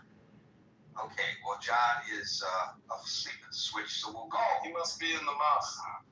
And we'll go to Scott and my friend, Steve. Yeah, Gary. I hear the stuff about the red carpet and about Trump clapping. What's the objective here? I thought the objective was to stop a war and keep people from dying. And, you know, the negotiations I've seen with different people, if you're trying to cut a deal, the last thing you want to do is try to insult a guy. What we want to do, put a brown carpet out there and have Trump give him the finger as he's walking down? I mean, come on. I mean, I don't know. Are we looking at just style and not results? You know, Trump has this little nuance to him that he'll do things like that once in a while when he's trying to get something going. But I don't see that as, you know, come on, buddy, let's go here and see how we can put it to Ukraine. I don't see that at all. I mean, I think the whole thing's convoluted. You know, when Trump went to Saudi Arabia, when they laid out the stuff for him, are we supposed to insult the Saudis? What are you doing? Giving him this role? Can I just ask you real quick? I agree with you about this, that you should, if you're attempting to influence a foreign leader, be conciliatory. Don't try to humiliate him. Why humiliate Zelensky then on national TV? Why not also be respectful and Scott? I'll tell you why, Scott, because there's a lot of reporting on that before they ever got to the Oval Office, they discussed what Zelensky brought up. And it was supposed to be a press session that they was going to keep this thing controlled for messaging. And Zelensky, after he'd been told in a private meeting before they ever went to the Oval Office, brings this up and throws it in Trump's face and tries to twist the press conference. That's why he got what he got. Now, you know, if I'm telling you, hey, dude, look, this is how we're going to message this. I understand your position. Just don't bring it up. We'll handle this behind closed doors. And then we get out in front of a press conference and you throw it in my face. Yeah, I'm not going to be happy with you, Scott. So that might be the reason Zelensky got what he got. That has nothing to do with what we're looking at now, though. You know, I've been around where we've had major corporations trying to cut a deal with each other. Well, they tend to bring out the red carpet. They tend to try and set a mood that's going to make someone agreeable to listening to them. So I don't get this. I mean, what we want to show Putin that what a tough guy we are, instead of trying to set something up where the guy will actually talk to us. We want to be like Biden that just wouldn't talk to him at all while people are just being massacred on the battlefield. I thought the objective was to stop people from getting killed. I bet that soldier in Ukraine sitting on the front line, if the bullets would stop, wouldn't care if Trump clapped or not. I bet it wouldn't matter to him. I bet it'd matter to him more that a bullet's not coming at his head. So I don't get this. I mean, you know, you're not going to negotiate well with people by trying to insult them. And, you know, his idea of setting the mood for a negotiation may not be your mood or your way that you do it. And this idea somehow that Putin has this leverage on Trump, that he knows all these foreign things and he's been a president for all these years. Look, Trump has been cutting deals with people in one of the hardest core markets in the United States, New York real estate. He's dealt with hardcore guys before. He knows how to deal with them. He's cut deals his whole life. So you think he doesn't? Somehow he's lost this idea of how to cut a deal? You're cutting a deal about a war, you're cutting a deal about real estate. The same principles apply. So I don't get any of this. What we want to get Putin to the point that we get him on his knees and insult the guy and send him home, and then he just turns the stuff loose on Ukraine. Well, good job. I bet the boys on the front line in Ukraine would really appreciate that. Or you can say, hey, look, man, I'm going to treat you halfway decent, but let's get in here behind closed doors. Let's talk about this and let's see what we can do. I'd be more concerned with the results than the pomp and circumstance. If the result is that people stop dying, who cares if the guy clapped on the runway? Who cares?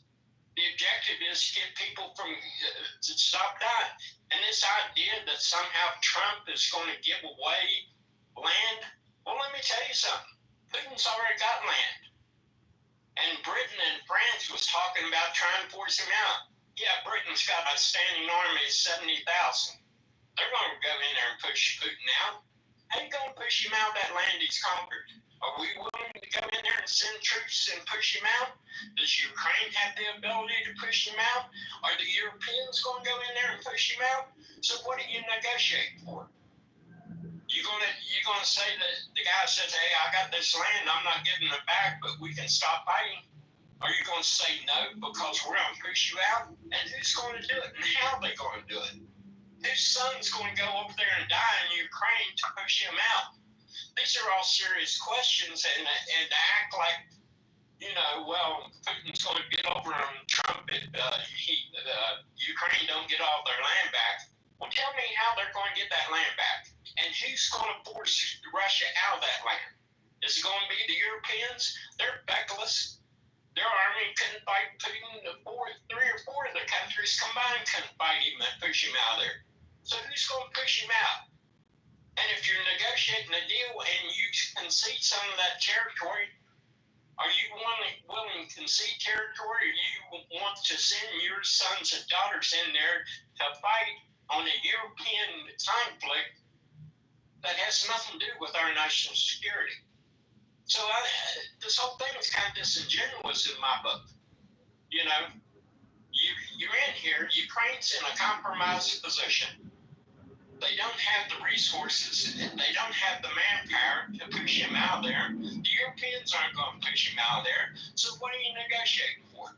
And how are you going to negotiate? Oh, we can play tough guy with him, send him down the runway and give him a middle finger and tell him what a punk he is. Yeah, he's going to go in and deal with you then. You're going to insult the Russian people and the Russian country, and then you expect this guy's going to cut a deal with you? You don't have to be buddy-buddy with him, but you sure don't want to go in there and try and poison the well before you get into it. And like I say, if the thing falls apart, who's going to go in there and take care of this guy? It's going to be the Europeans. It's going to be us. It's going to be Canada. Canada's sitting there. They talk about Canada. They sit there with their 70,000-man army, too. Let Canada go over there and take care of it. They can't. So what are we talking about? Let's get in a real deal. Not some theoretical, well, we're going to play tough guy with Putin. Yeah, play tough guy how? Tell me how you're going to play tough guy with this guy. And who are you going to play it with? And who's going to be involved in this tough guy? And how's this going to be resolved? These are all real questions with blood as the answer at the end of that question. This ain't some theoretical thing. If you're going to play hardball, then whose blood are you going to spill? Where's it going to come from? Whose money are you going to spend? Have people thought about this? So I think this whole thing, the circumstance surrounding, we can make all the hay we want out of it. Thinking Putin is Trump's buddy. Well, if it gets the border stopped and people stop dying, and I don't have to see some of our sons and daughters go over there and spill their blood on that soil, yeah, they could be buddies all they want. So that's where I'm at. Steve, I think that was great. I was just going to say that was great. I know it's very articulate, I think, and passionate. I think echoing the mid-20th century in Chamberlain, when there was incursion into Czechoslovakia, was largely the approach, and Chamberlain's approach might be the way to go here. No, this ain't Chamberlain. This ain't Hitler going on a spree. This is territory that is predominantly Russian Russian in nature, and this is territory that there's been a long dispute in. And this is a country that we had NGOs in there permitting confrontation with them. So this is hardly the same thing as that. Are you at all concerned about the image that this gives to Ukraine? That this is a snub in the face of our stated ally by him greeting Mr. Putin in the manner in which he did? Well, Gary, isn't the substance in the details that come out of this? When the people in Ukraine, if they didn't have bombs raining down on their city every night, they didn't have their soldiers being hauled off to cemeteries, you think they care if there's the imagery that comes out? Or do you think someone sitting in a town somewhere would be more concerned with a drone dropping on their house and killing everyone there? I think I'd be more concerned with the substance than anything else. Thank you, Steve. Austin, we've repeatedly tried to invite you up to the stage. For some reason, you're not making the trip. It's not that we're ignoring you, and I know you were on a second ago, and you dropped off. I don't know why you're having trouble getting back on the stage. Thank you, Steve. We'll now go to Addie.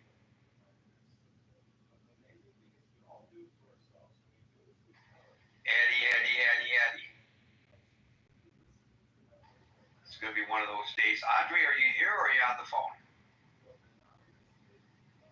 The indicator says Andre is on the phone, and Andre, in the parlance, paramedic, and medical terminology, is unresponsive. Addie, are you back? You're going to have to speak up. You're really, really low, buddy. Barely. Can't you speak louder? Yeah, I can. Just the best sorry. Yeah, I can't let you go on like that because nobody can hear you. It's a waste.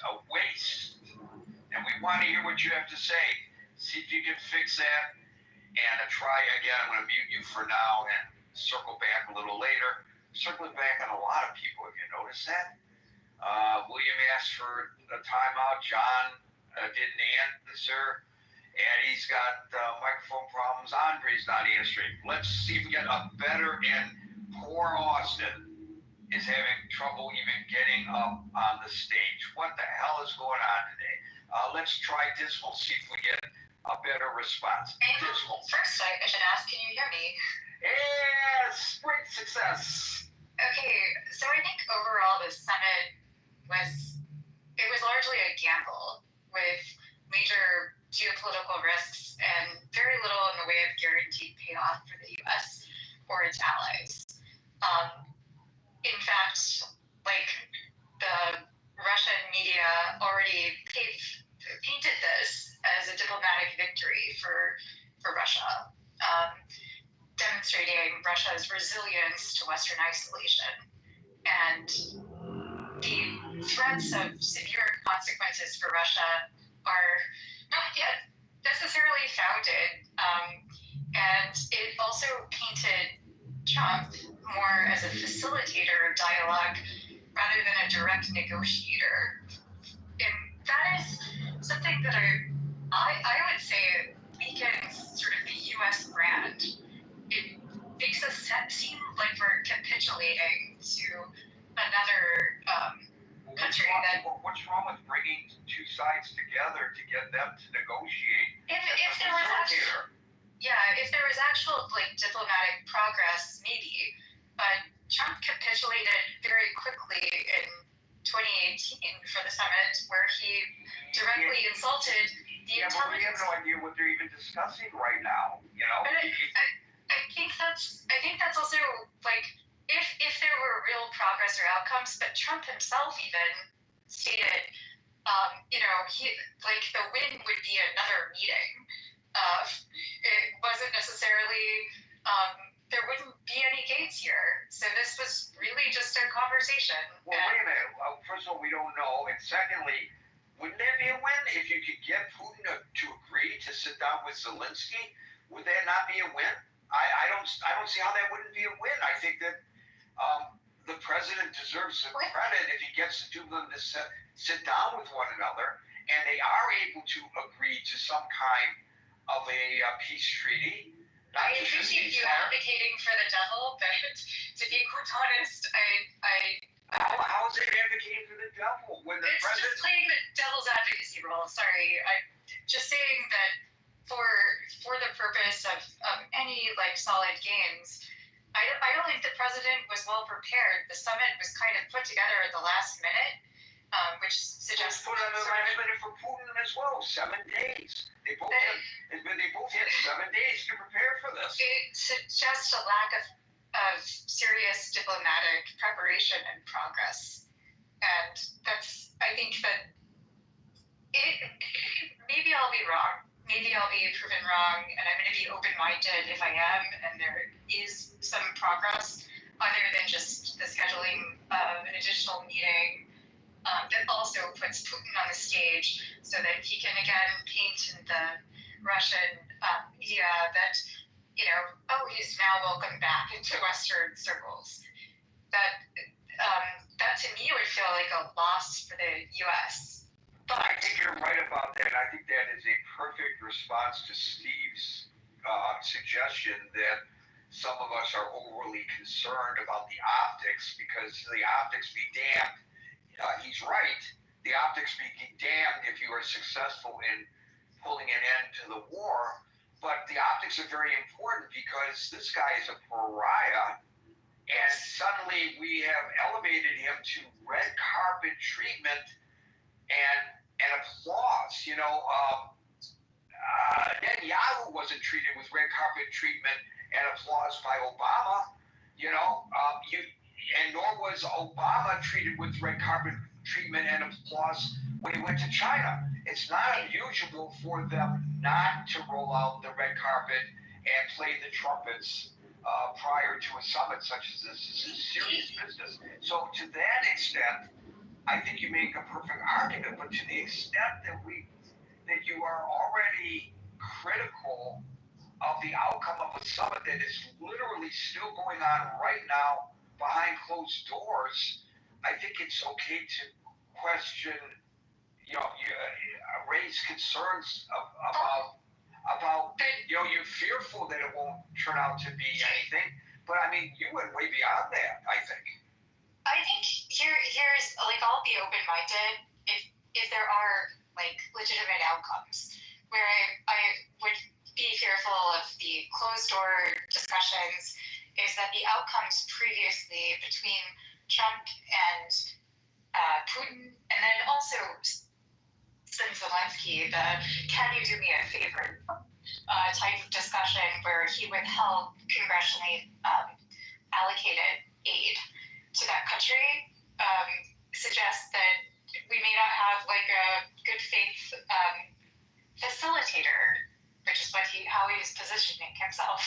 And so I just think if we look at his verbiage and then his actions, we see like a very disparate take of how he's actually behaved.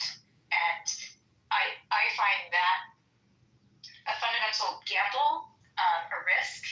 I don't think he's well prepared, and I don't think he's necessarily hired the best people to sit opposite what I would see as, unfortunately, I hate saying this, but a far more intelligent group of individuals that actually understand geopolitics and how governments operate and how the world works. Well, do you have no faith or little faith in Rubio, because Rubio is participating in the bylaws that are going on? I think Rubio is actually, I don't always agree with him politically, but I think he asks the right questions. He did sit on the Intelligence Oversight Committee.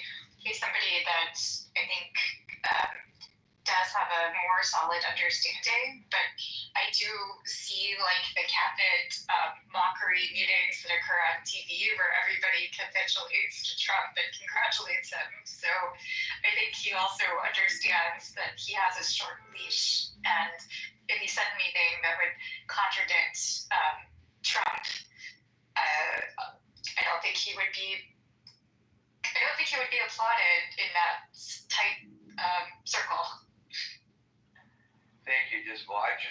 to suggest that any Secretary of State that speaks with officials of a foreign country in a manner which is contrary to that Secretary of State's president would fall into the same category no matter who the president is.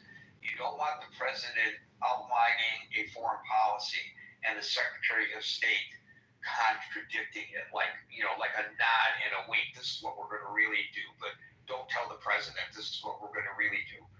That is highly inappropriate. So I would hope that he would fall into disfavor if he presented himself in a manner in the bilaterals that was contrary to what the president's stated goals were, at least his stated goals in his direct conversation with him, not so much his stated goals on the public stage. That's relatively meaningless. Barbie. Oh, I'm free now if you want to put me back in the queue. Alrighty, Barbie. Well, hello there. We find out you turn the chat away. Can you hear me? We can hear you, and I'm happy to hear that in addition to your great insight into religion, which we had a long conversation on in the chat. I'm sorry. And it's my fault. I brought the issue of religion up, and that was enough to, release the hounds. But now I am looking forward to your great insight with regard to diplomacy. Oh my God. Well, I don't know that it's going to vary that much because ultimately it's all about the study of human nature. And I was mildly amused to see how much, perhaps it was my comments, Steve, I appreciate that it really got under your skin. The reason the clapping is an issue is because, well, the clapping is an issue. It's the fact that he's not at a campaign rally. He couldn't help himself. That was a Freudian slip. There's very few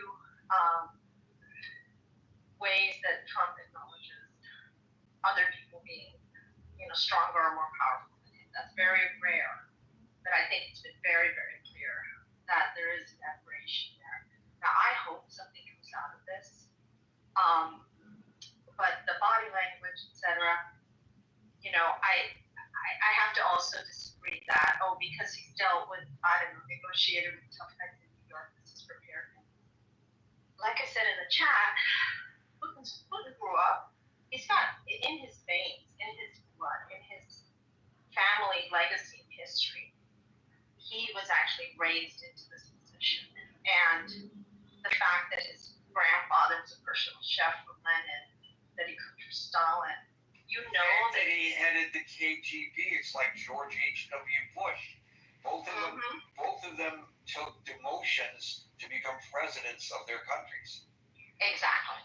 And also, as I've mentioned, the Cold War, the Iron Curtain, the gulags, the absolute, we've forgotten so much of that. Most people don't even know that history anymore, other than, there were bad communists. They've forgotten that people were committed to mental institutions for their religious beliefs and for other beliefs. It was horrific, and he was in the middle of that. And it was like the Nazis. It really was. This isn't, an exaggeration. So I think that, we have forgotten that. So he is much more wily. And it's a fact that, for example, Russian state TV has frequently loved highlighting members of the Trump administration, or quoting them, or running them there to say that they support Putin or whatever. So I'm just saying it's not the same as negotiating with a union boss or with a land developer or with a bank in New York, even with the mafia in New York. And I do hope that something comes of this. I don't respect the fact that Zelensky is left out of it. And I will say this, that when they had that meeting in the Oval Office, and he brutalized Zelensky the way he did, my beautiful, attractive 30-something-year-old daughter said, wow, right now Zelensky is the sexiest man in the world. Because he stood up to him. And I don't know. I think we'll see. I do want to see. I'll say a good thing about Trump. You guys are used to hearing me say that. I'm an independent, but I don't mind the fact that there are greater presence in the waters off of Latin America right now, trying to get the actual bad guys. So I'll give you that. We're not going to change subject, but I'm just saying I'm not incapable of doing this. But in this case, I just think it's actually silly to defend him and to infantilize him to the point that every single thing he does, even if it's dumb, it's like, oh no, he's playing, six-dimensional chess. Oh no, no. I promise you, he is very manipulable. And I think in this case, I would honestly suspect that he's outsmarting him. But I hope with all my heart, because no one wants to see more bloodshed, I hope something comes of it. Betraying Ukraine and just saying, okay, might is right. And if you're a bully and you take over our country, you get to keep it because we don't want to rock the boat and make other people angry. That may be the pragmatic way to go, but this is not going to end well, even if it's 10 or 20 years from now. It's not going to end well because what goes around comes around. That's all. Thank you, Barbie. Just a note to people trying to send the moderator messages during while the person's trying to moderate the room. For goodness sakes, if you know anything about Clubhouse, and I don't claim to be an expert, you know that if a person clicks on the message, that takes them to the message and away from the room. So why would you try to message a person who's trying to host a room? And I don't know why Clubhouse doesn't give you the permission, or maybe they do and I don't know how to do it, to block messaging. Because I would block messaging because all I ever use Clubhouse for is to moderate this room. So I'm not going to take any messages. So if you could back channel me on Facebook Messenger or on Instagram, wherever you like, but don't message me, please, on Clubhouse. I'm not going to take it. William, you say you're back. I am back, sir. I was driving, so. No worries. I'm going to start by saying. Safety first, brother. Yes, so I'm going to start by saying my insight into this geopolitical region goes back to 1988 and 89 when I was working for RTV, Russian television, taking the news from the motherland and broadcasting it here to the Russians in Los Angeles. I was there the day Boris Yeltsin sent a fax over saying, hey, calm down, don't worry, I got this under control of the infamous coup that happened. I also have had personal communications with Mikhail Gorbachev. I have been studying this region for a very long time, and I just want to get a little bit of insight into Putin's motivation, and then I'll make my theory as far as what's going on from his side, then I can perhaps address Trump. I'll try and keep it as short as I possibly can. So after the fall of the Soviet Union, he tried to take Chechnya to reestablish his southern border. He then didn't work, obviously. Georgia, the two states on each side of the Caucasus Mountains are still in existence today. Back to separatists. There's a city within Moldova, which is still a Russian enclave. What he wants in the Ukraine is all over the Donbass region, and he's taking other territories to swap them. When he took Crimea, he has basically a narrow roadway, a very limited land bridge to get in and out of Crimea. His warm water port is not defensible in the slightest. There's two rebellion groups, the separatists. Ukraine's fought against that. That's been going on since, 2014. All of this erupted, and what it comes down to is a real estate deal, a land swap, and how far close to Kharkiv are they going to get, or is Kharkiv going to be within the territory that's traded? That's what Putin is after. That's all he cares about, in my opinion. Now, for what you're saying about Trump and the thing about Rubio, Trump throws out both sides of an equation. I don't think Rubio was countering what Trump said. Trump uses people in order to get out both sides of it. It's a manipulation tactic. If I give you an extreme opinion and you go, oh my God, that's so extreme, and then somehow I come back and I give you something more reasonable, suddenly you're willing to deal with the reasonable because you're fearful of the extreme. That is his tactic. You also have to keep in mind that a lot of what's going on up there has to do with oil. If you understand the difference between light crude and heavy crude, and the fact that we are pretty much the only place that can process the heavy crude. That's why we export light crude to everyone else. We take in their heavy crude. He wants to open up the Arctic. Russia wants to be able to stop getting from China. Russia wants to be able to continue with Europe. We don't want him dealing as much with Europe and China. We want him dealing with us. It has more to do with that than what we think is going on. That land deal, that real estate deal, in my opinion, it's like it's in escrow. It's already a done deal. They're just waiting for it to close. Well, that's terminology that clearly President Trump understands. He understands land deals. So, and by the way, the clapping, absolutely embarrassing, shouldn't have been done, but he doesn't give a fuck. Thank you, William. Wow, somebody who worked for RT, that's pretty interesting. You never know who's going to end up on the stage here in Clubhouse, and that's what makes this forum so exciting. Marshall.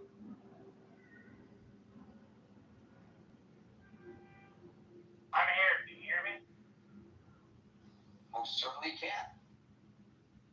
I don't know what to say today. I have been traveling. I'm going about the party. And now your audio is muffled. There's a good signal, but the audio is like you're talking into a pillow. No, what it is when I connect my car speaker system, the actual audio is low. So all I'm gonna say was like I'm gonna go ahead and agree with William. The clapping was absolutely embarrassing. I don't think he should have done it. I, however, don't have much to say about the rest. I was unable to watch it, so I'll leave it there.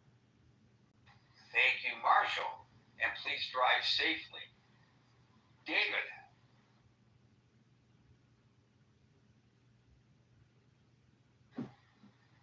Again? David. I'm sorry, Gary. There we go. I want to take us back to when Carter negotiated peace with Israel and Egypt, and the historic photo ops of him holding hands with both sides, and how historic that was from the standpoint of the peace that we've had since he brokered that. And now we have Trump with one side of the party, Putin, and no Zelensky. So I think that's a non-starter going into this. The fact that one of the actors, one of the victims and the players in this negotiation is not there. So they're going to have to negotiate something, and then they're going to have to go to Zelensky and get him to agree upon it, or they're just going to ram this down his throat and say take it or leave it. That appears to be what when you only have one side of the party. What's the other alternative? The fact that Putin is coming into this very snarky, and he's deflecting these very direct questions by the press. He's now on Western soil, so he's receiving the kind of questioning you would get in a normal Western style democracy. And so I think those are great optics for the world to see, because what can be brokered between him and Trump has to definitely involve security guarantees for not just Ukraine going forward, but also the Baltics, the NATO states in the line, Finland, and the rest of Europe. And so if he leaves Europe out of the equation with regard to these negotiations, then what is he going to negotiate? So again, it's still early to say, Gary. We'll see what comes out of this. I think talking is always better than just shooting. But at the end of the day, we're dealing with a very steeled, sophisticated tyrant in Putin, and he's not really losing, and he's not going to lose. He's not going to give up something that he feels he's already won.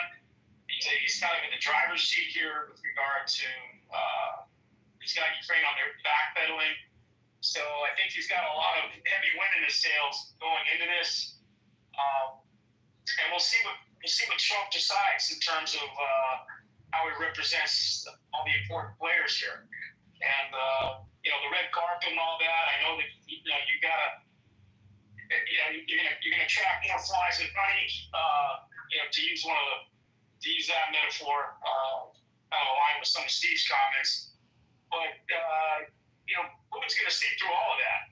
He's seeing through all of this. He knows Trump's a schmoozer, and he's gonna go right for the jugular. And we'll see how Rubio stands tall in the face of something that isn't right for us, isn't right for the Ukrainian people. Hopefully he grows a conscience. You know, he comes from a family background like mine where dictatorships and autocracies ran his family out of Cuba. And so he needs to think about what he's dealing with here. And does he want another Fidel Castro raining down on the Ukrainian people going forward?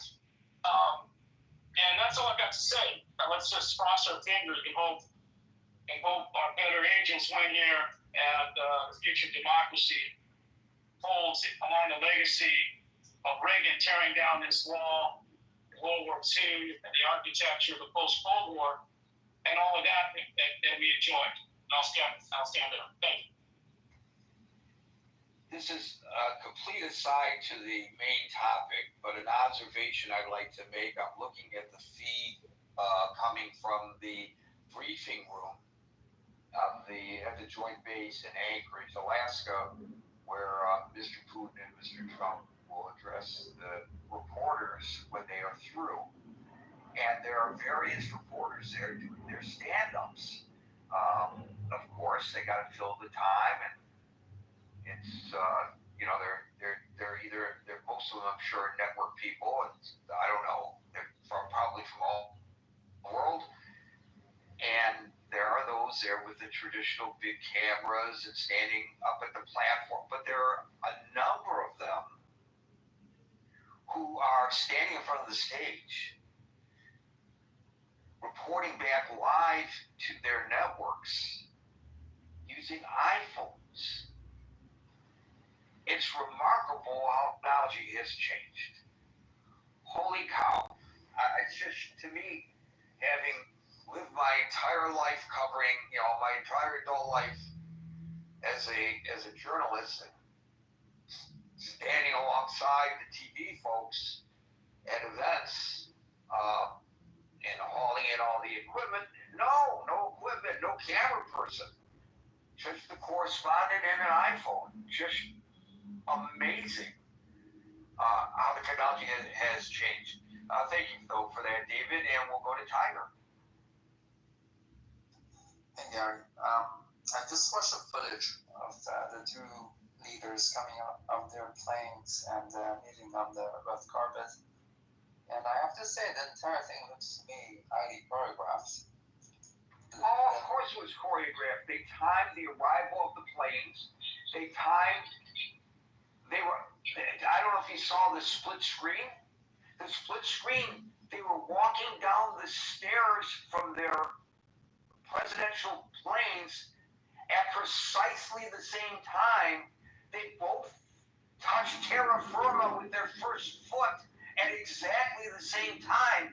Of course it was choreographed. Yeah, that's exactly what I'm saying. And Trump even got two of the F-22 jet fighters in front, and as if it's a showing of strength. Like, you could interpret it that way, but I do wonder, like, who the audience is going to be. I think he's primarily putting up a show for his domestic constituents, just like perhaps Putin is also using this as an opportunity to do propaganda within Russia's. He got into the piece alone with the president, and all these cameras zeroed in, and he was like grinning. I mean, this was a big photo op. So Trump had the photo op of greeting Putin, getting him to the table, showing the power of the United States on land that was once, P.S., part of Russia. So, boy, he got his licks in. But Putin got his licks in using the same photo opportunities. So it's all optics, and that's why we should not be so dismissive of what, as you correctly point out, is being choreographed. Yeah, so with that said, I think there is a reality that everybody has to reckon, which is that Ukraine has been lost in terms of this war, right? They're not completely out of existence, but as a sovereign state. How do you know that? Because we have, as I said to a previous caller who thinks that she knows what's going on behind the closed doors, you don't know what's going on behind the closed doors either. How do you know that Ukraine is lost? Well, it's because I watch updates on the satellites and the details map on where the battles are being fought and which land are being lost.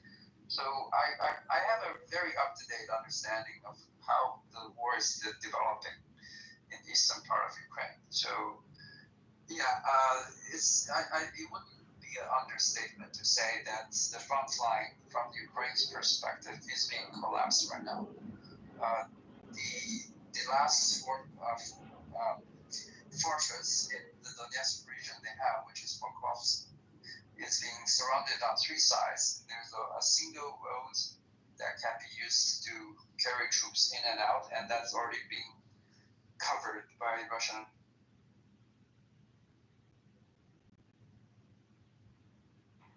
What happened? We lost your audio, Tiger.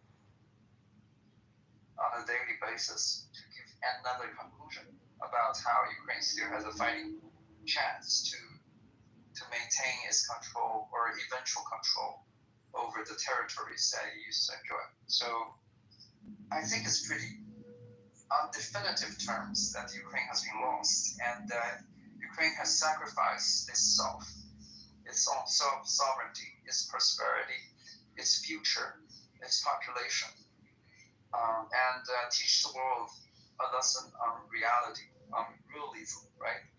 I remember there are idiots earlier in the war celebrating that Ukraine is going to have a counteroffensive and the Russians won't have a chance when that happens. And people like Greg Suttel, I don't know if anybody remembers him, used to say, in the diplomatic circles and in political science, realism has already been forgotten. Nobody cares about realism today. People cares about values and things like that. But I think the reality is that it's a slap in the face to all those people who operated on ideological grounds and disregard the unfolding of reality, which is actually material and physical, and there is logic behind. So once we are confronted and we have to recognize the reality, then I think this is a welcoming development, because if you listen to people who know the negotiation, actually the events leading up to this war, people like Jeffrey Sachs, who of course has a narrative, right? But from what he described, that the biggest criticism he has against Biden wasn't that he actively was pushing the eastward expansion of NATO as a military alliance and jeopardizing Russia's national interests, but that he never attempted to negotiate with Russia. And when two superpowers, if Russia still qualifies as one, are, having this chessboard in front of them, they're playing their moves one after another. The biggest mistake you could make is to not communicate with each other, right? And at least right now, Trump and Putin are talking with each other, and I think it is to everybody's interest that this war to be brought to an end, even though it means that the Ukrainians are the ones that are losing out. But they have already lost. Even if they could reclaim some of the territory, the country barely has a future now that almost 10 million or something, no, not 100 million, 10 million or something of their population has evaporated, either through loss or immigration. The most fertile land has been decimated.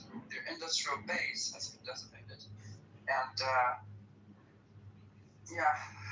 again, I think they paid a dear price and they sacrificed themselves as an example of what not to do in the global politics. And I do hope people in Europe especially learn that lesson. And seeing that now that the superpowers, the big boys, are talking with each other and they're not on the table. I mean, at the table. They're not exactly on the menu, but they're not at the table. I hope that's a valuable lesson for them. And I do hope that this recalibration of people's mindset into reality and realism could actually give us a better future, in that there will be less connected conflict that is unnecessary. And people could learn to resolve their differences through dialogue instead of ignoring the counterpart and insisting on something that is so beyond rational calculation, and it's bound to backfire. Thank you. Thank you, Tiger. They're about, according to the Washington Post, the number of refugees abroad as a result of the war from Ukraine varies between 5 and 6 million people. And then there are those who live under occupation. I don't know if you are including them in your figure of 10 million. But their occupation, also according to the Washington Post, around 5 million people. So they're in Russian hands, not Ukrainian hands, although they are within the borders of what the international community views as Ukraine.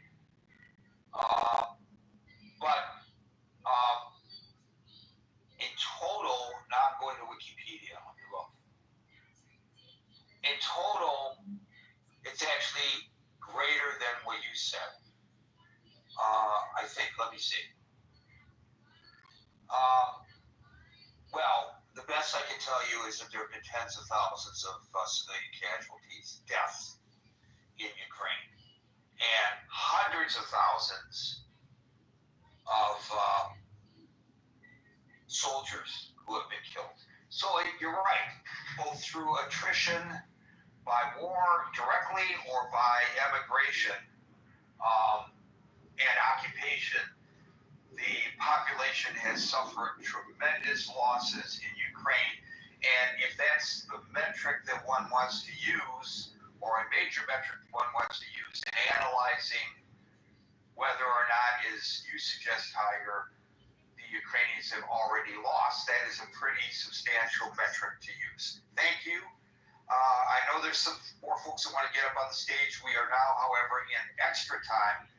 That means that everybody on the stage will get an opportunity to speak, but we unfortunately can't invite anybody else up on the stage because Gary has to get out the door at a certain point and catch a train to go to work. So blame it on me. Philip. Hi, thank you, Gary. I also think recall, but an applause for Putin is not warranted. I mean, I'm sure he didn't expect 3 years ago that drones would be reaching Moscow, that his railways would be blown to bits, that his oil refineries would be burning, that his people would be leaving, that his troops would be dying by hundreds of thousands more than those of Ukraine. And I think that let me just interrupt you not to challenge you, but just underscore that is, and when we make an analysis of all of this, and Tiger, as I have just pointed out in my fact checking, not only was right, but he underestimated the effects on the population of Ukraine. And we haven't even talked about all the children, by the way, who have been abducted by Russia, taken back to the motherland away from their families and their communities in Ukraine. But as I just want to highlight what you're saying, Philip, there's been a tremendous toll to the Russians as well. Maybe not as great, but there has been a toll. And I'm glad you're bringing this up. And go ahead. Yeah, I was also just wondering what a Tiger would suggest that Europe or Ukraine should do. I mean, should you just capitulate when you get overrun or invaded as a sovereign country by another country? Should you just give over, hand over? I don't think one should do or can do that.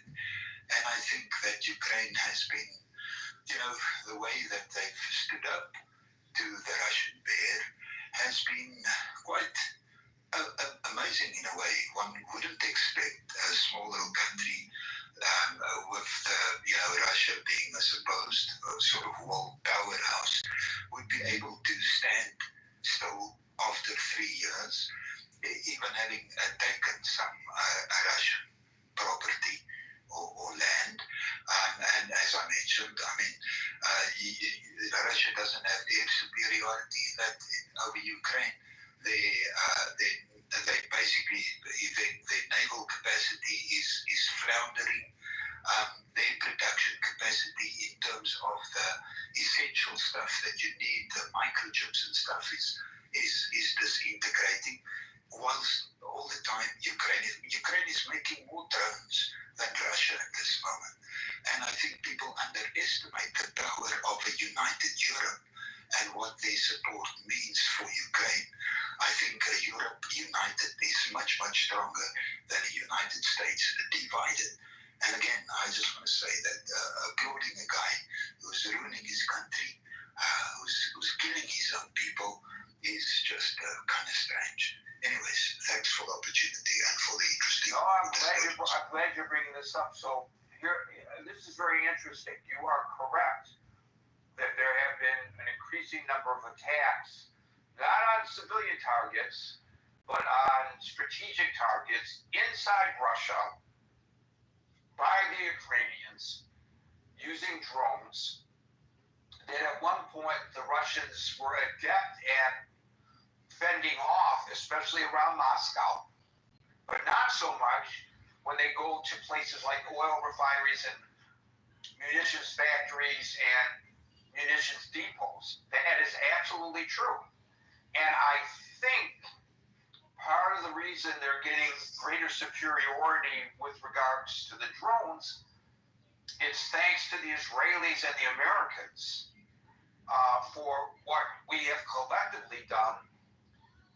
And now I know it was only one attack with the Americans, but what we've collectively done to Iran that has impeded their drone production because they were exporting all these drones to Russia that they were using. And so their supply of drones has diminished some, and it should not be outside of the scope of our analysis of battlefield successes and failures to note that the Russians have been forced to empty prisons in order to satisfy their conscription needs and to bring in foreign mercenaries from North Korea and I think maybe elsewhere. I think they actually brought in Chechnyan rebels and released Chechnyan rebels from prisons to fight in Ukraine. It's taken, yes, we see the tremendous toll that it's taken on Ukraine. And yes, those who point out the battlefield boundaries are absolutely correct that Russia has been successful in taking over and controlling certain regions of Ukraine. And that is an absolute metric that's easily seen and analyzed. You don't have to be a retired general on CNN explaining it to us. We can see that with our own eye. But you're absolutely right, Philip. We should not lose sight of the fact that Ukraine, against so many odds, with the help of the Europeans and, of course, with the help of the United States, has stood in there. If it's a knockout, as Tiger suggests, it's a technical knockout. They're knocked down for the count for 10, count of 10, and smelling salts to wake them back up. That's not where they're at right now. And the renewed commitment of NATO, and what I've said before is a brilliant move on the part of the president. Getting the NATO nations to buy the munitions from the United States rather than the United States just providing the munitions to Ukraine. Well, that's a win-win. Win. It's a win for everybody on the side of righteousness. And Philip made a very important point that we all know, but it deserves repeating when we have this discussion, and that is Russia invaded a sovereign nation without provocation. I also just want to mention that Europe, of course, is ramping up its own production capacity. So, buying weapons from the United States is not going to be a permanent thing. Yes, but see, here's the thing that Americans fail to realize sometimes, and that is that Europeans are immensely concerned about Russia. And Steve made the suggestion, and he may be right, that the Chamberlain-Hitler analogy doesn't apply. But I think a lot of people there in Europe, Philip, and you can correct me if I'm wrong about this, feel that exactly applies because they fear, rightly or wrongly, that Putin has expansionist desires that fall beyond Ukraine. Am I correct in that analysis? Well, I just don't think that any European or Western European nation who's sort of used to democracy and the democratic values would just capitulate. But I'm here on the southern tip of Africa. It's just an opinion. Oh, yeah, that's true. I forgot where you were. Don't know much about geography. Thank you, Philip. I think I'm right about that, though. But if somebody has something to indicate to the contrary, but every time we've had somebody from the European nations come on here, they've, especially those European nations that are closer to the border of Russia, they see Russia as a clear and present danger to them. Now, Yeah, there are some Americans. What, Marshall? I said they are genuinely worried about it. I know a woman from top Switzerland and from Denmark. It's one of the countries. It's one of the countries. Yes, I'm thinking of Jenny. Oh Lord, I'm forgetting her name. Yeah, Finland. She's You know what I'm talking about this one? Jenny is Yeah, Sweden, and Tina is from Finland, perhaps. Yeah, okay. I couldn't remember where she was from. But her, and then we of course have our other lovely European friends. Name I'm forgetting right now, but we've not seen in a while. But Tom, I think your audio is going in and out. Genuinely concerned. It's not.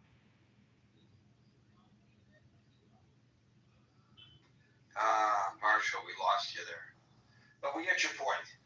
And I know a woman in Finland, and both her and her daughter are wearing uniforms because they've joined the Home Guard. Everybody in Finland, I guess, is encouraged to join the Home Guard to train. Can you imagine that? The sort of early on, like when the invasion happened, you had a ton of Russian individuals, especially those of military serving age men, that fled Russia. So I think Philip's point is something that should be highlighted, is that you have a lot of Russians, especially in the technology industry, that fled Russia because they didn't want to get recruited. They didn't see the need. That's a great addition. A great addition to what Philip had to say, but I want to try to maintain the order as best as possible. Thank you, Philip, and we'll now go to Catalyst. Greetings. I'm a former Cold War military vet. Came in during Reagan and saw this whole thing play out and studied conflict for a very long time. This is very akin to to Vietnam and China sending their troops down to buttress their forces while fighting the Americans in the 60s. I see this ultimately as Ukraine winning when you have a major superpower, or what used to be a superpower before 91 actually, because they're not, using old tanks on a battlefield, and you have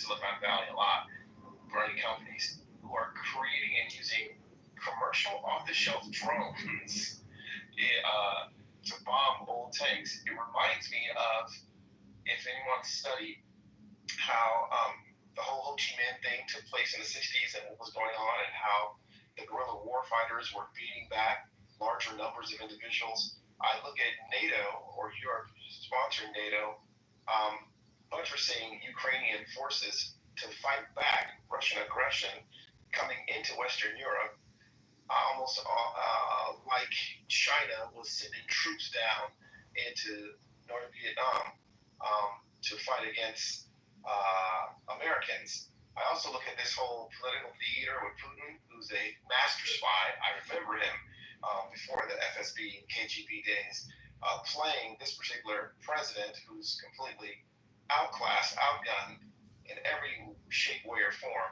And it reminds me of, at the same time, when China was sending down troops to North Vietnam to fight Americans after the French had left.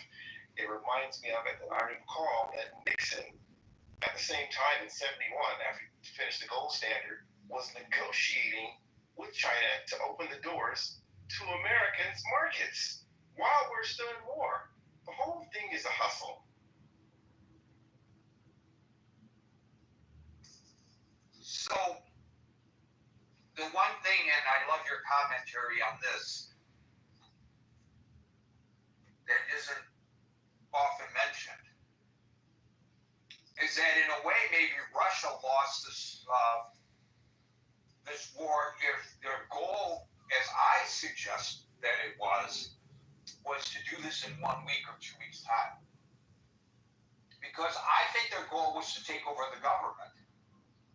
And they thought that they could roll up that one road to Kyiv and occupy Kyiv, and then they literally got bogged down in the mud, and they were sitting there as sitting ducks, and they never made it to Kyiv.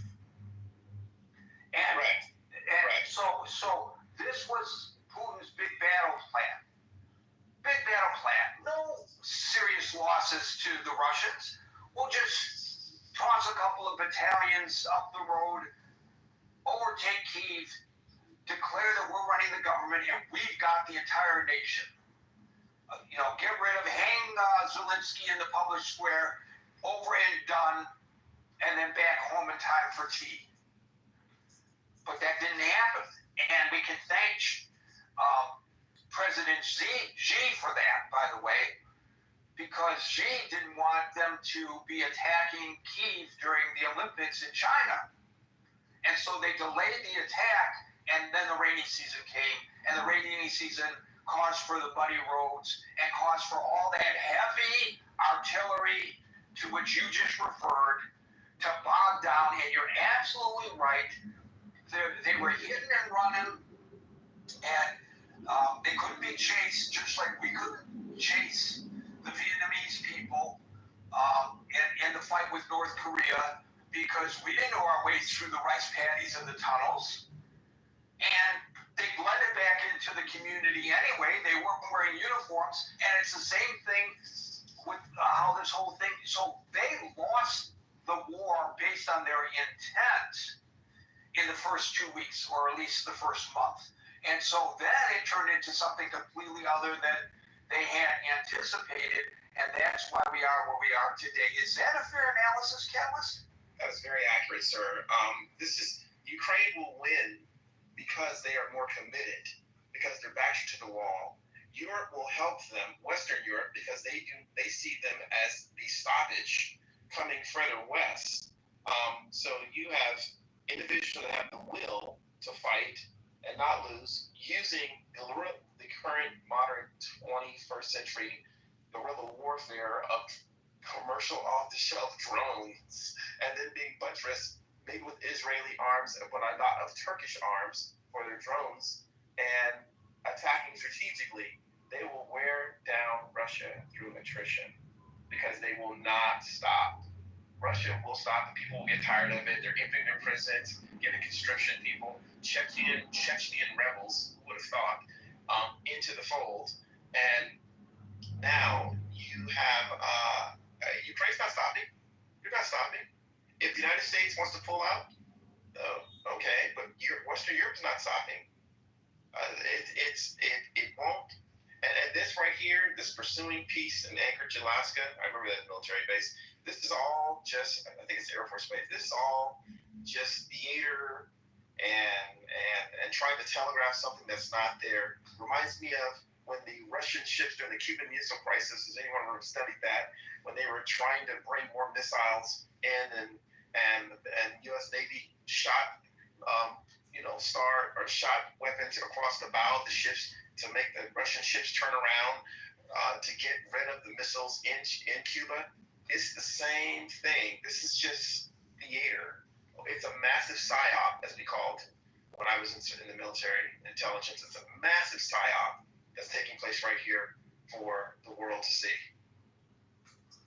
And also, Callis, once again, you brought something into the conversation that I had not anticipated. You mentioned just briefly Israel, and I have no personal knowledge of this, but I suspect Israel is heavily involved in providing intel to the Ukrainians. I don't think Israel is sitting back and not assisting Ukraine.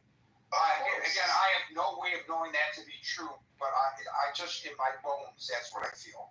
Zelensky is a Jewish man. Of course they're supplying intelligence. Exactly my thought. You should come to the stage more often, my man. Okay, we'll now go to the ever-patient Anonymous. Hello, Gary. This is Anonymous, and I'd like to remain anonymous. So That's funny. That is funny. This is Edmund. Hey, Edmund. What's that? I'm not sure what Marshall's talking about. This is Anonymous. I'd like to So say my I want to piece. know whether, let's take a vote. Is Scott's Trump or Anonymous's Putin better? We need to take a vote. Scott's Trump is like way better. Okay, Anonymous, go ahead and make your point, and then we got to wrap it up here pretty soon, so go ahead. Yeah, I think this is a great day for America, a great day for Russia, a great day for Ukraine. And, having Trump and Putin meet to have a meeting of the minds, even if it's in the belly of the beast, is better than no meeting of the minds. And I'm so happy they finally get to meet in private and no friction between the two of them, no fake news, no deep state, no Democrat activists looking to stop two great leaders of the free world, to meeting and creating a peaceful solution. Great leaders of the free world? Yeah, they're great leaders because Putin and, he's got a lot of nuclear weapons. Well, he's a fascist, but, every 4 years we elect a fascist in this country. We're $37 trillion in debt. That's fascist. That's a fascist economy to me. That's not a balanced budget act. So what I'm saying is, if Zelensky steps down and they have fair elections, and Zelensky goes away and stops playing this role of a professional clown, That's enough of that propaganda. If Zelensky steps down and has fair elections, because Zelensky's to blame for the invasion. John, that's what happens when you have Edmund on your stages. He's never serious. I know. It's entertaining, though. It's entertaining. But you know what, though, Gary? His lack of seriousness makes him a perfect candidate for the United States Congress, especially in the era of Trump. He really. Well, wait a minute. If I were running for Congress, and once again, I have to give this guy campaign advice, because every time he speaks, I have to help him. If he's serious about running for Congress, does he want to be quoted in the media in his congressional district as saying that, as he just did, we all heard it, that Mr. Putin is a great leader of the free world? I don't think that's going to win you many votes. But that's just me. What do I know? John. I think John is actually out for the count. Steve, you get the last word. I'm here, Gary. If I could go real quick. Thanks, Gary.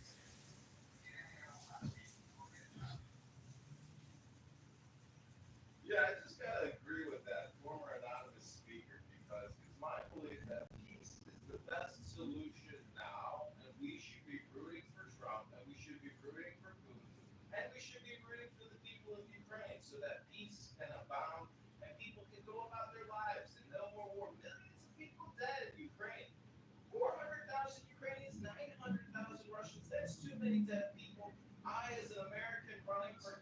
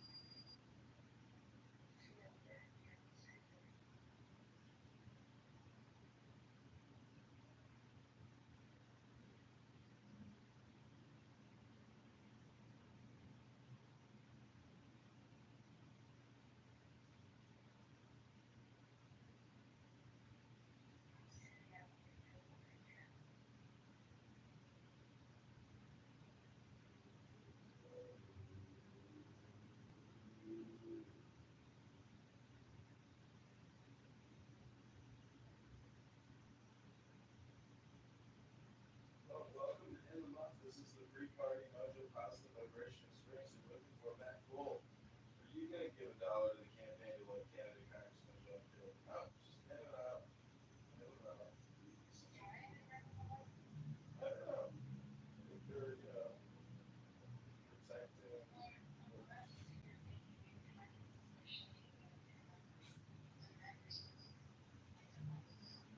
Yeah, thanks. Things are going pretty well with the campaign now that we've got Mojo's positive vibration guiding us. How did I get positive Mojo vibrations?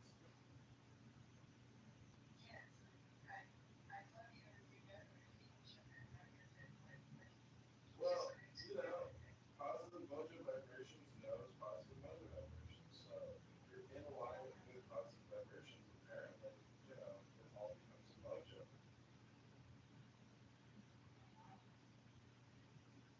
It's like keep encouraging you to get to the gym. Stop hanging out in these little dorky rooms of Julian's SeaWorld. I mean, we're going to break how many days and weeks did you spend floating in a soup called Julian's SeaWorld?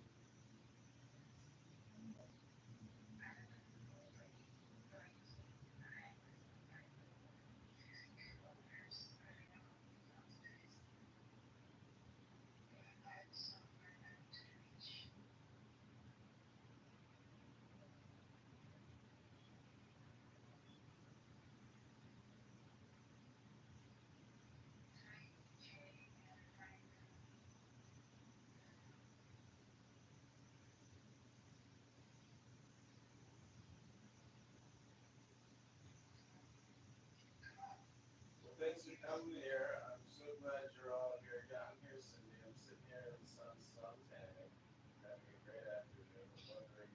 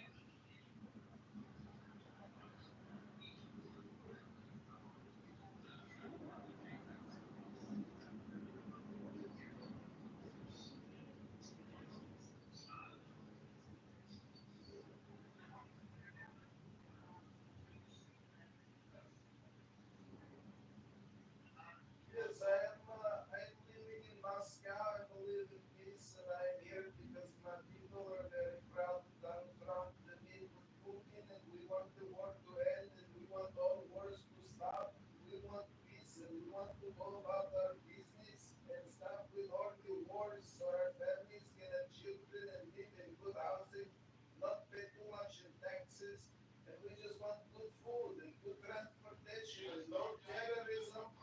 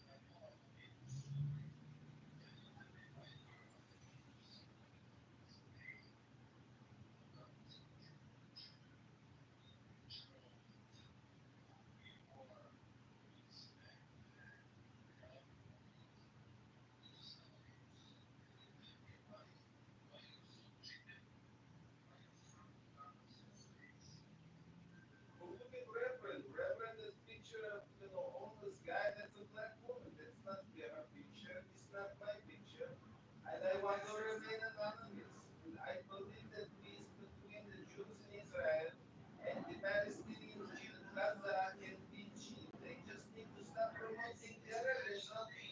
They need to stop promoting terrorism in the Gaza Strip to their people. They need to disarm and they need to achieve peace and bend the knee and request that they forgive them and say we are sorry for October 7th and 50 years of terrorism against the innocent civilians of Israel. If they do this, then maybe coexistence will happen. But until the Hamas terrorists are willing to disarm and disengage and go away, I don't see how peace is going to come.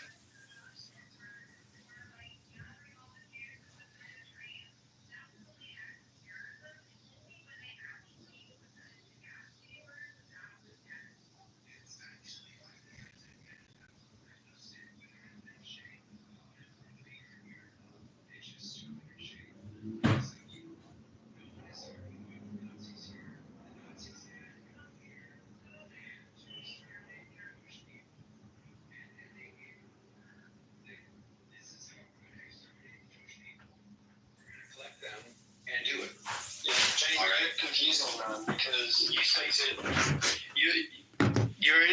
your contention is that you have to prove a direct link between the intent and the act before calling it genocide, right? But that's exactly you have to prove the intent of the act as demonstrated by the orders. They also have, but Jason, they also have a plan to eradicate the Jews. The question is whether the operation is part of the plan or not. Yes. And clearly, in the case of the Nazis, the operation is part of this plan. So the intent of the act is proven. They're literally saying it all the time. This was the plan. This is their charter. This is in every speech that they do. But that's not what I mean, Daniel. I mean the plan of the operation, not their general intent. Yes. The plan of the operation. And the plan of the operation is very clear in the case of the Nazis. They undertook an operation, right? And that is not comparable here and not relevant. Yes, I'm trying to answer your question. I'm trying to answer your question. So I didn't ask a question. Well, you asked the intent of a dogma. Also, it's a different plan. The actions that the Nazis do different than the one that Hamas did. It's always together because you read it retroactively in the history. This is happening in time that they do that. They say that they execute it, and what their actions are for the greater efficiency. That's the mistake you're making there. All their actions are. That's not something you can bring to the ICC and convict someone of genocide. I'm talking to Jason, and Jason is here on the ICC. I'm talking to you about the crime of genocide, Daniel. Yes. And that's why I'm objecting to these things that Yaakov and Rina are saying. They are unacceptable things to say about the crime of genocide. She's completely accurate. I'm trying to explain that. I'm saying to him, You guys gotta stop trying to say to me, okay? I am explaining Daniel, and you guys need to understand anything I say. No, I understand everything you're saying. I'm saying to you, the intent of the act is proven by who or they are targeting and by the That's not.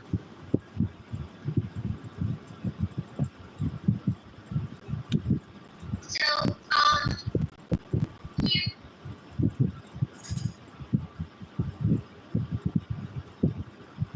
today, we have any, was the meeting today?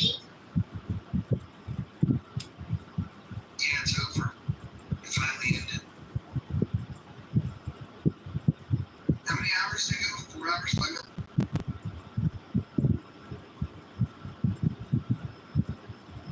Did it come out looking satisfied or? Well, Jeremy just commented that he didn't have a whole lot to say. How did he get drunk? I need a glass of water and a shot. Well, maybe agreed to not say anything. maybe he's waiting for Putin to announce it to give some. I don't know. He said it was extremely productive. And the fact that Trump doesn't talk needs to be a curiosity. I have no expectations or understanding right now.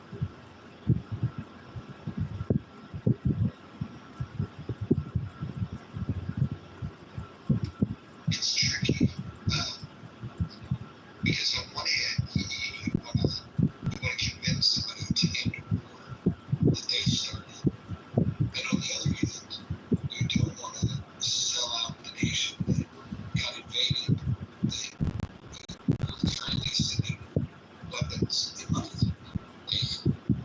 It's a sticky situation. At the end of the day, I think the win-win for everybody is for less people to die, for Russian troops to go home. But the devil's going to be in the details. And, what if Zelensky tells we're not giving if they knew that we're not going to give up an inch thing, I think escalations from here probably make the most sense. Because if they're not going to have peace, then maybe more has to be required to drag to making that decision. You think about what happened to cause Japan to surrender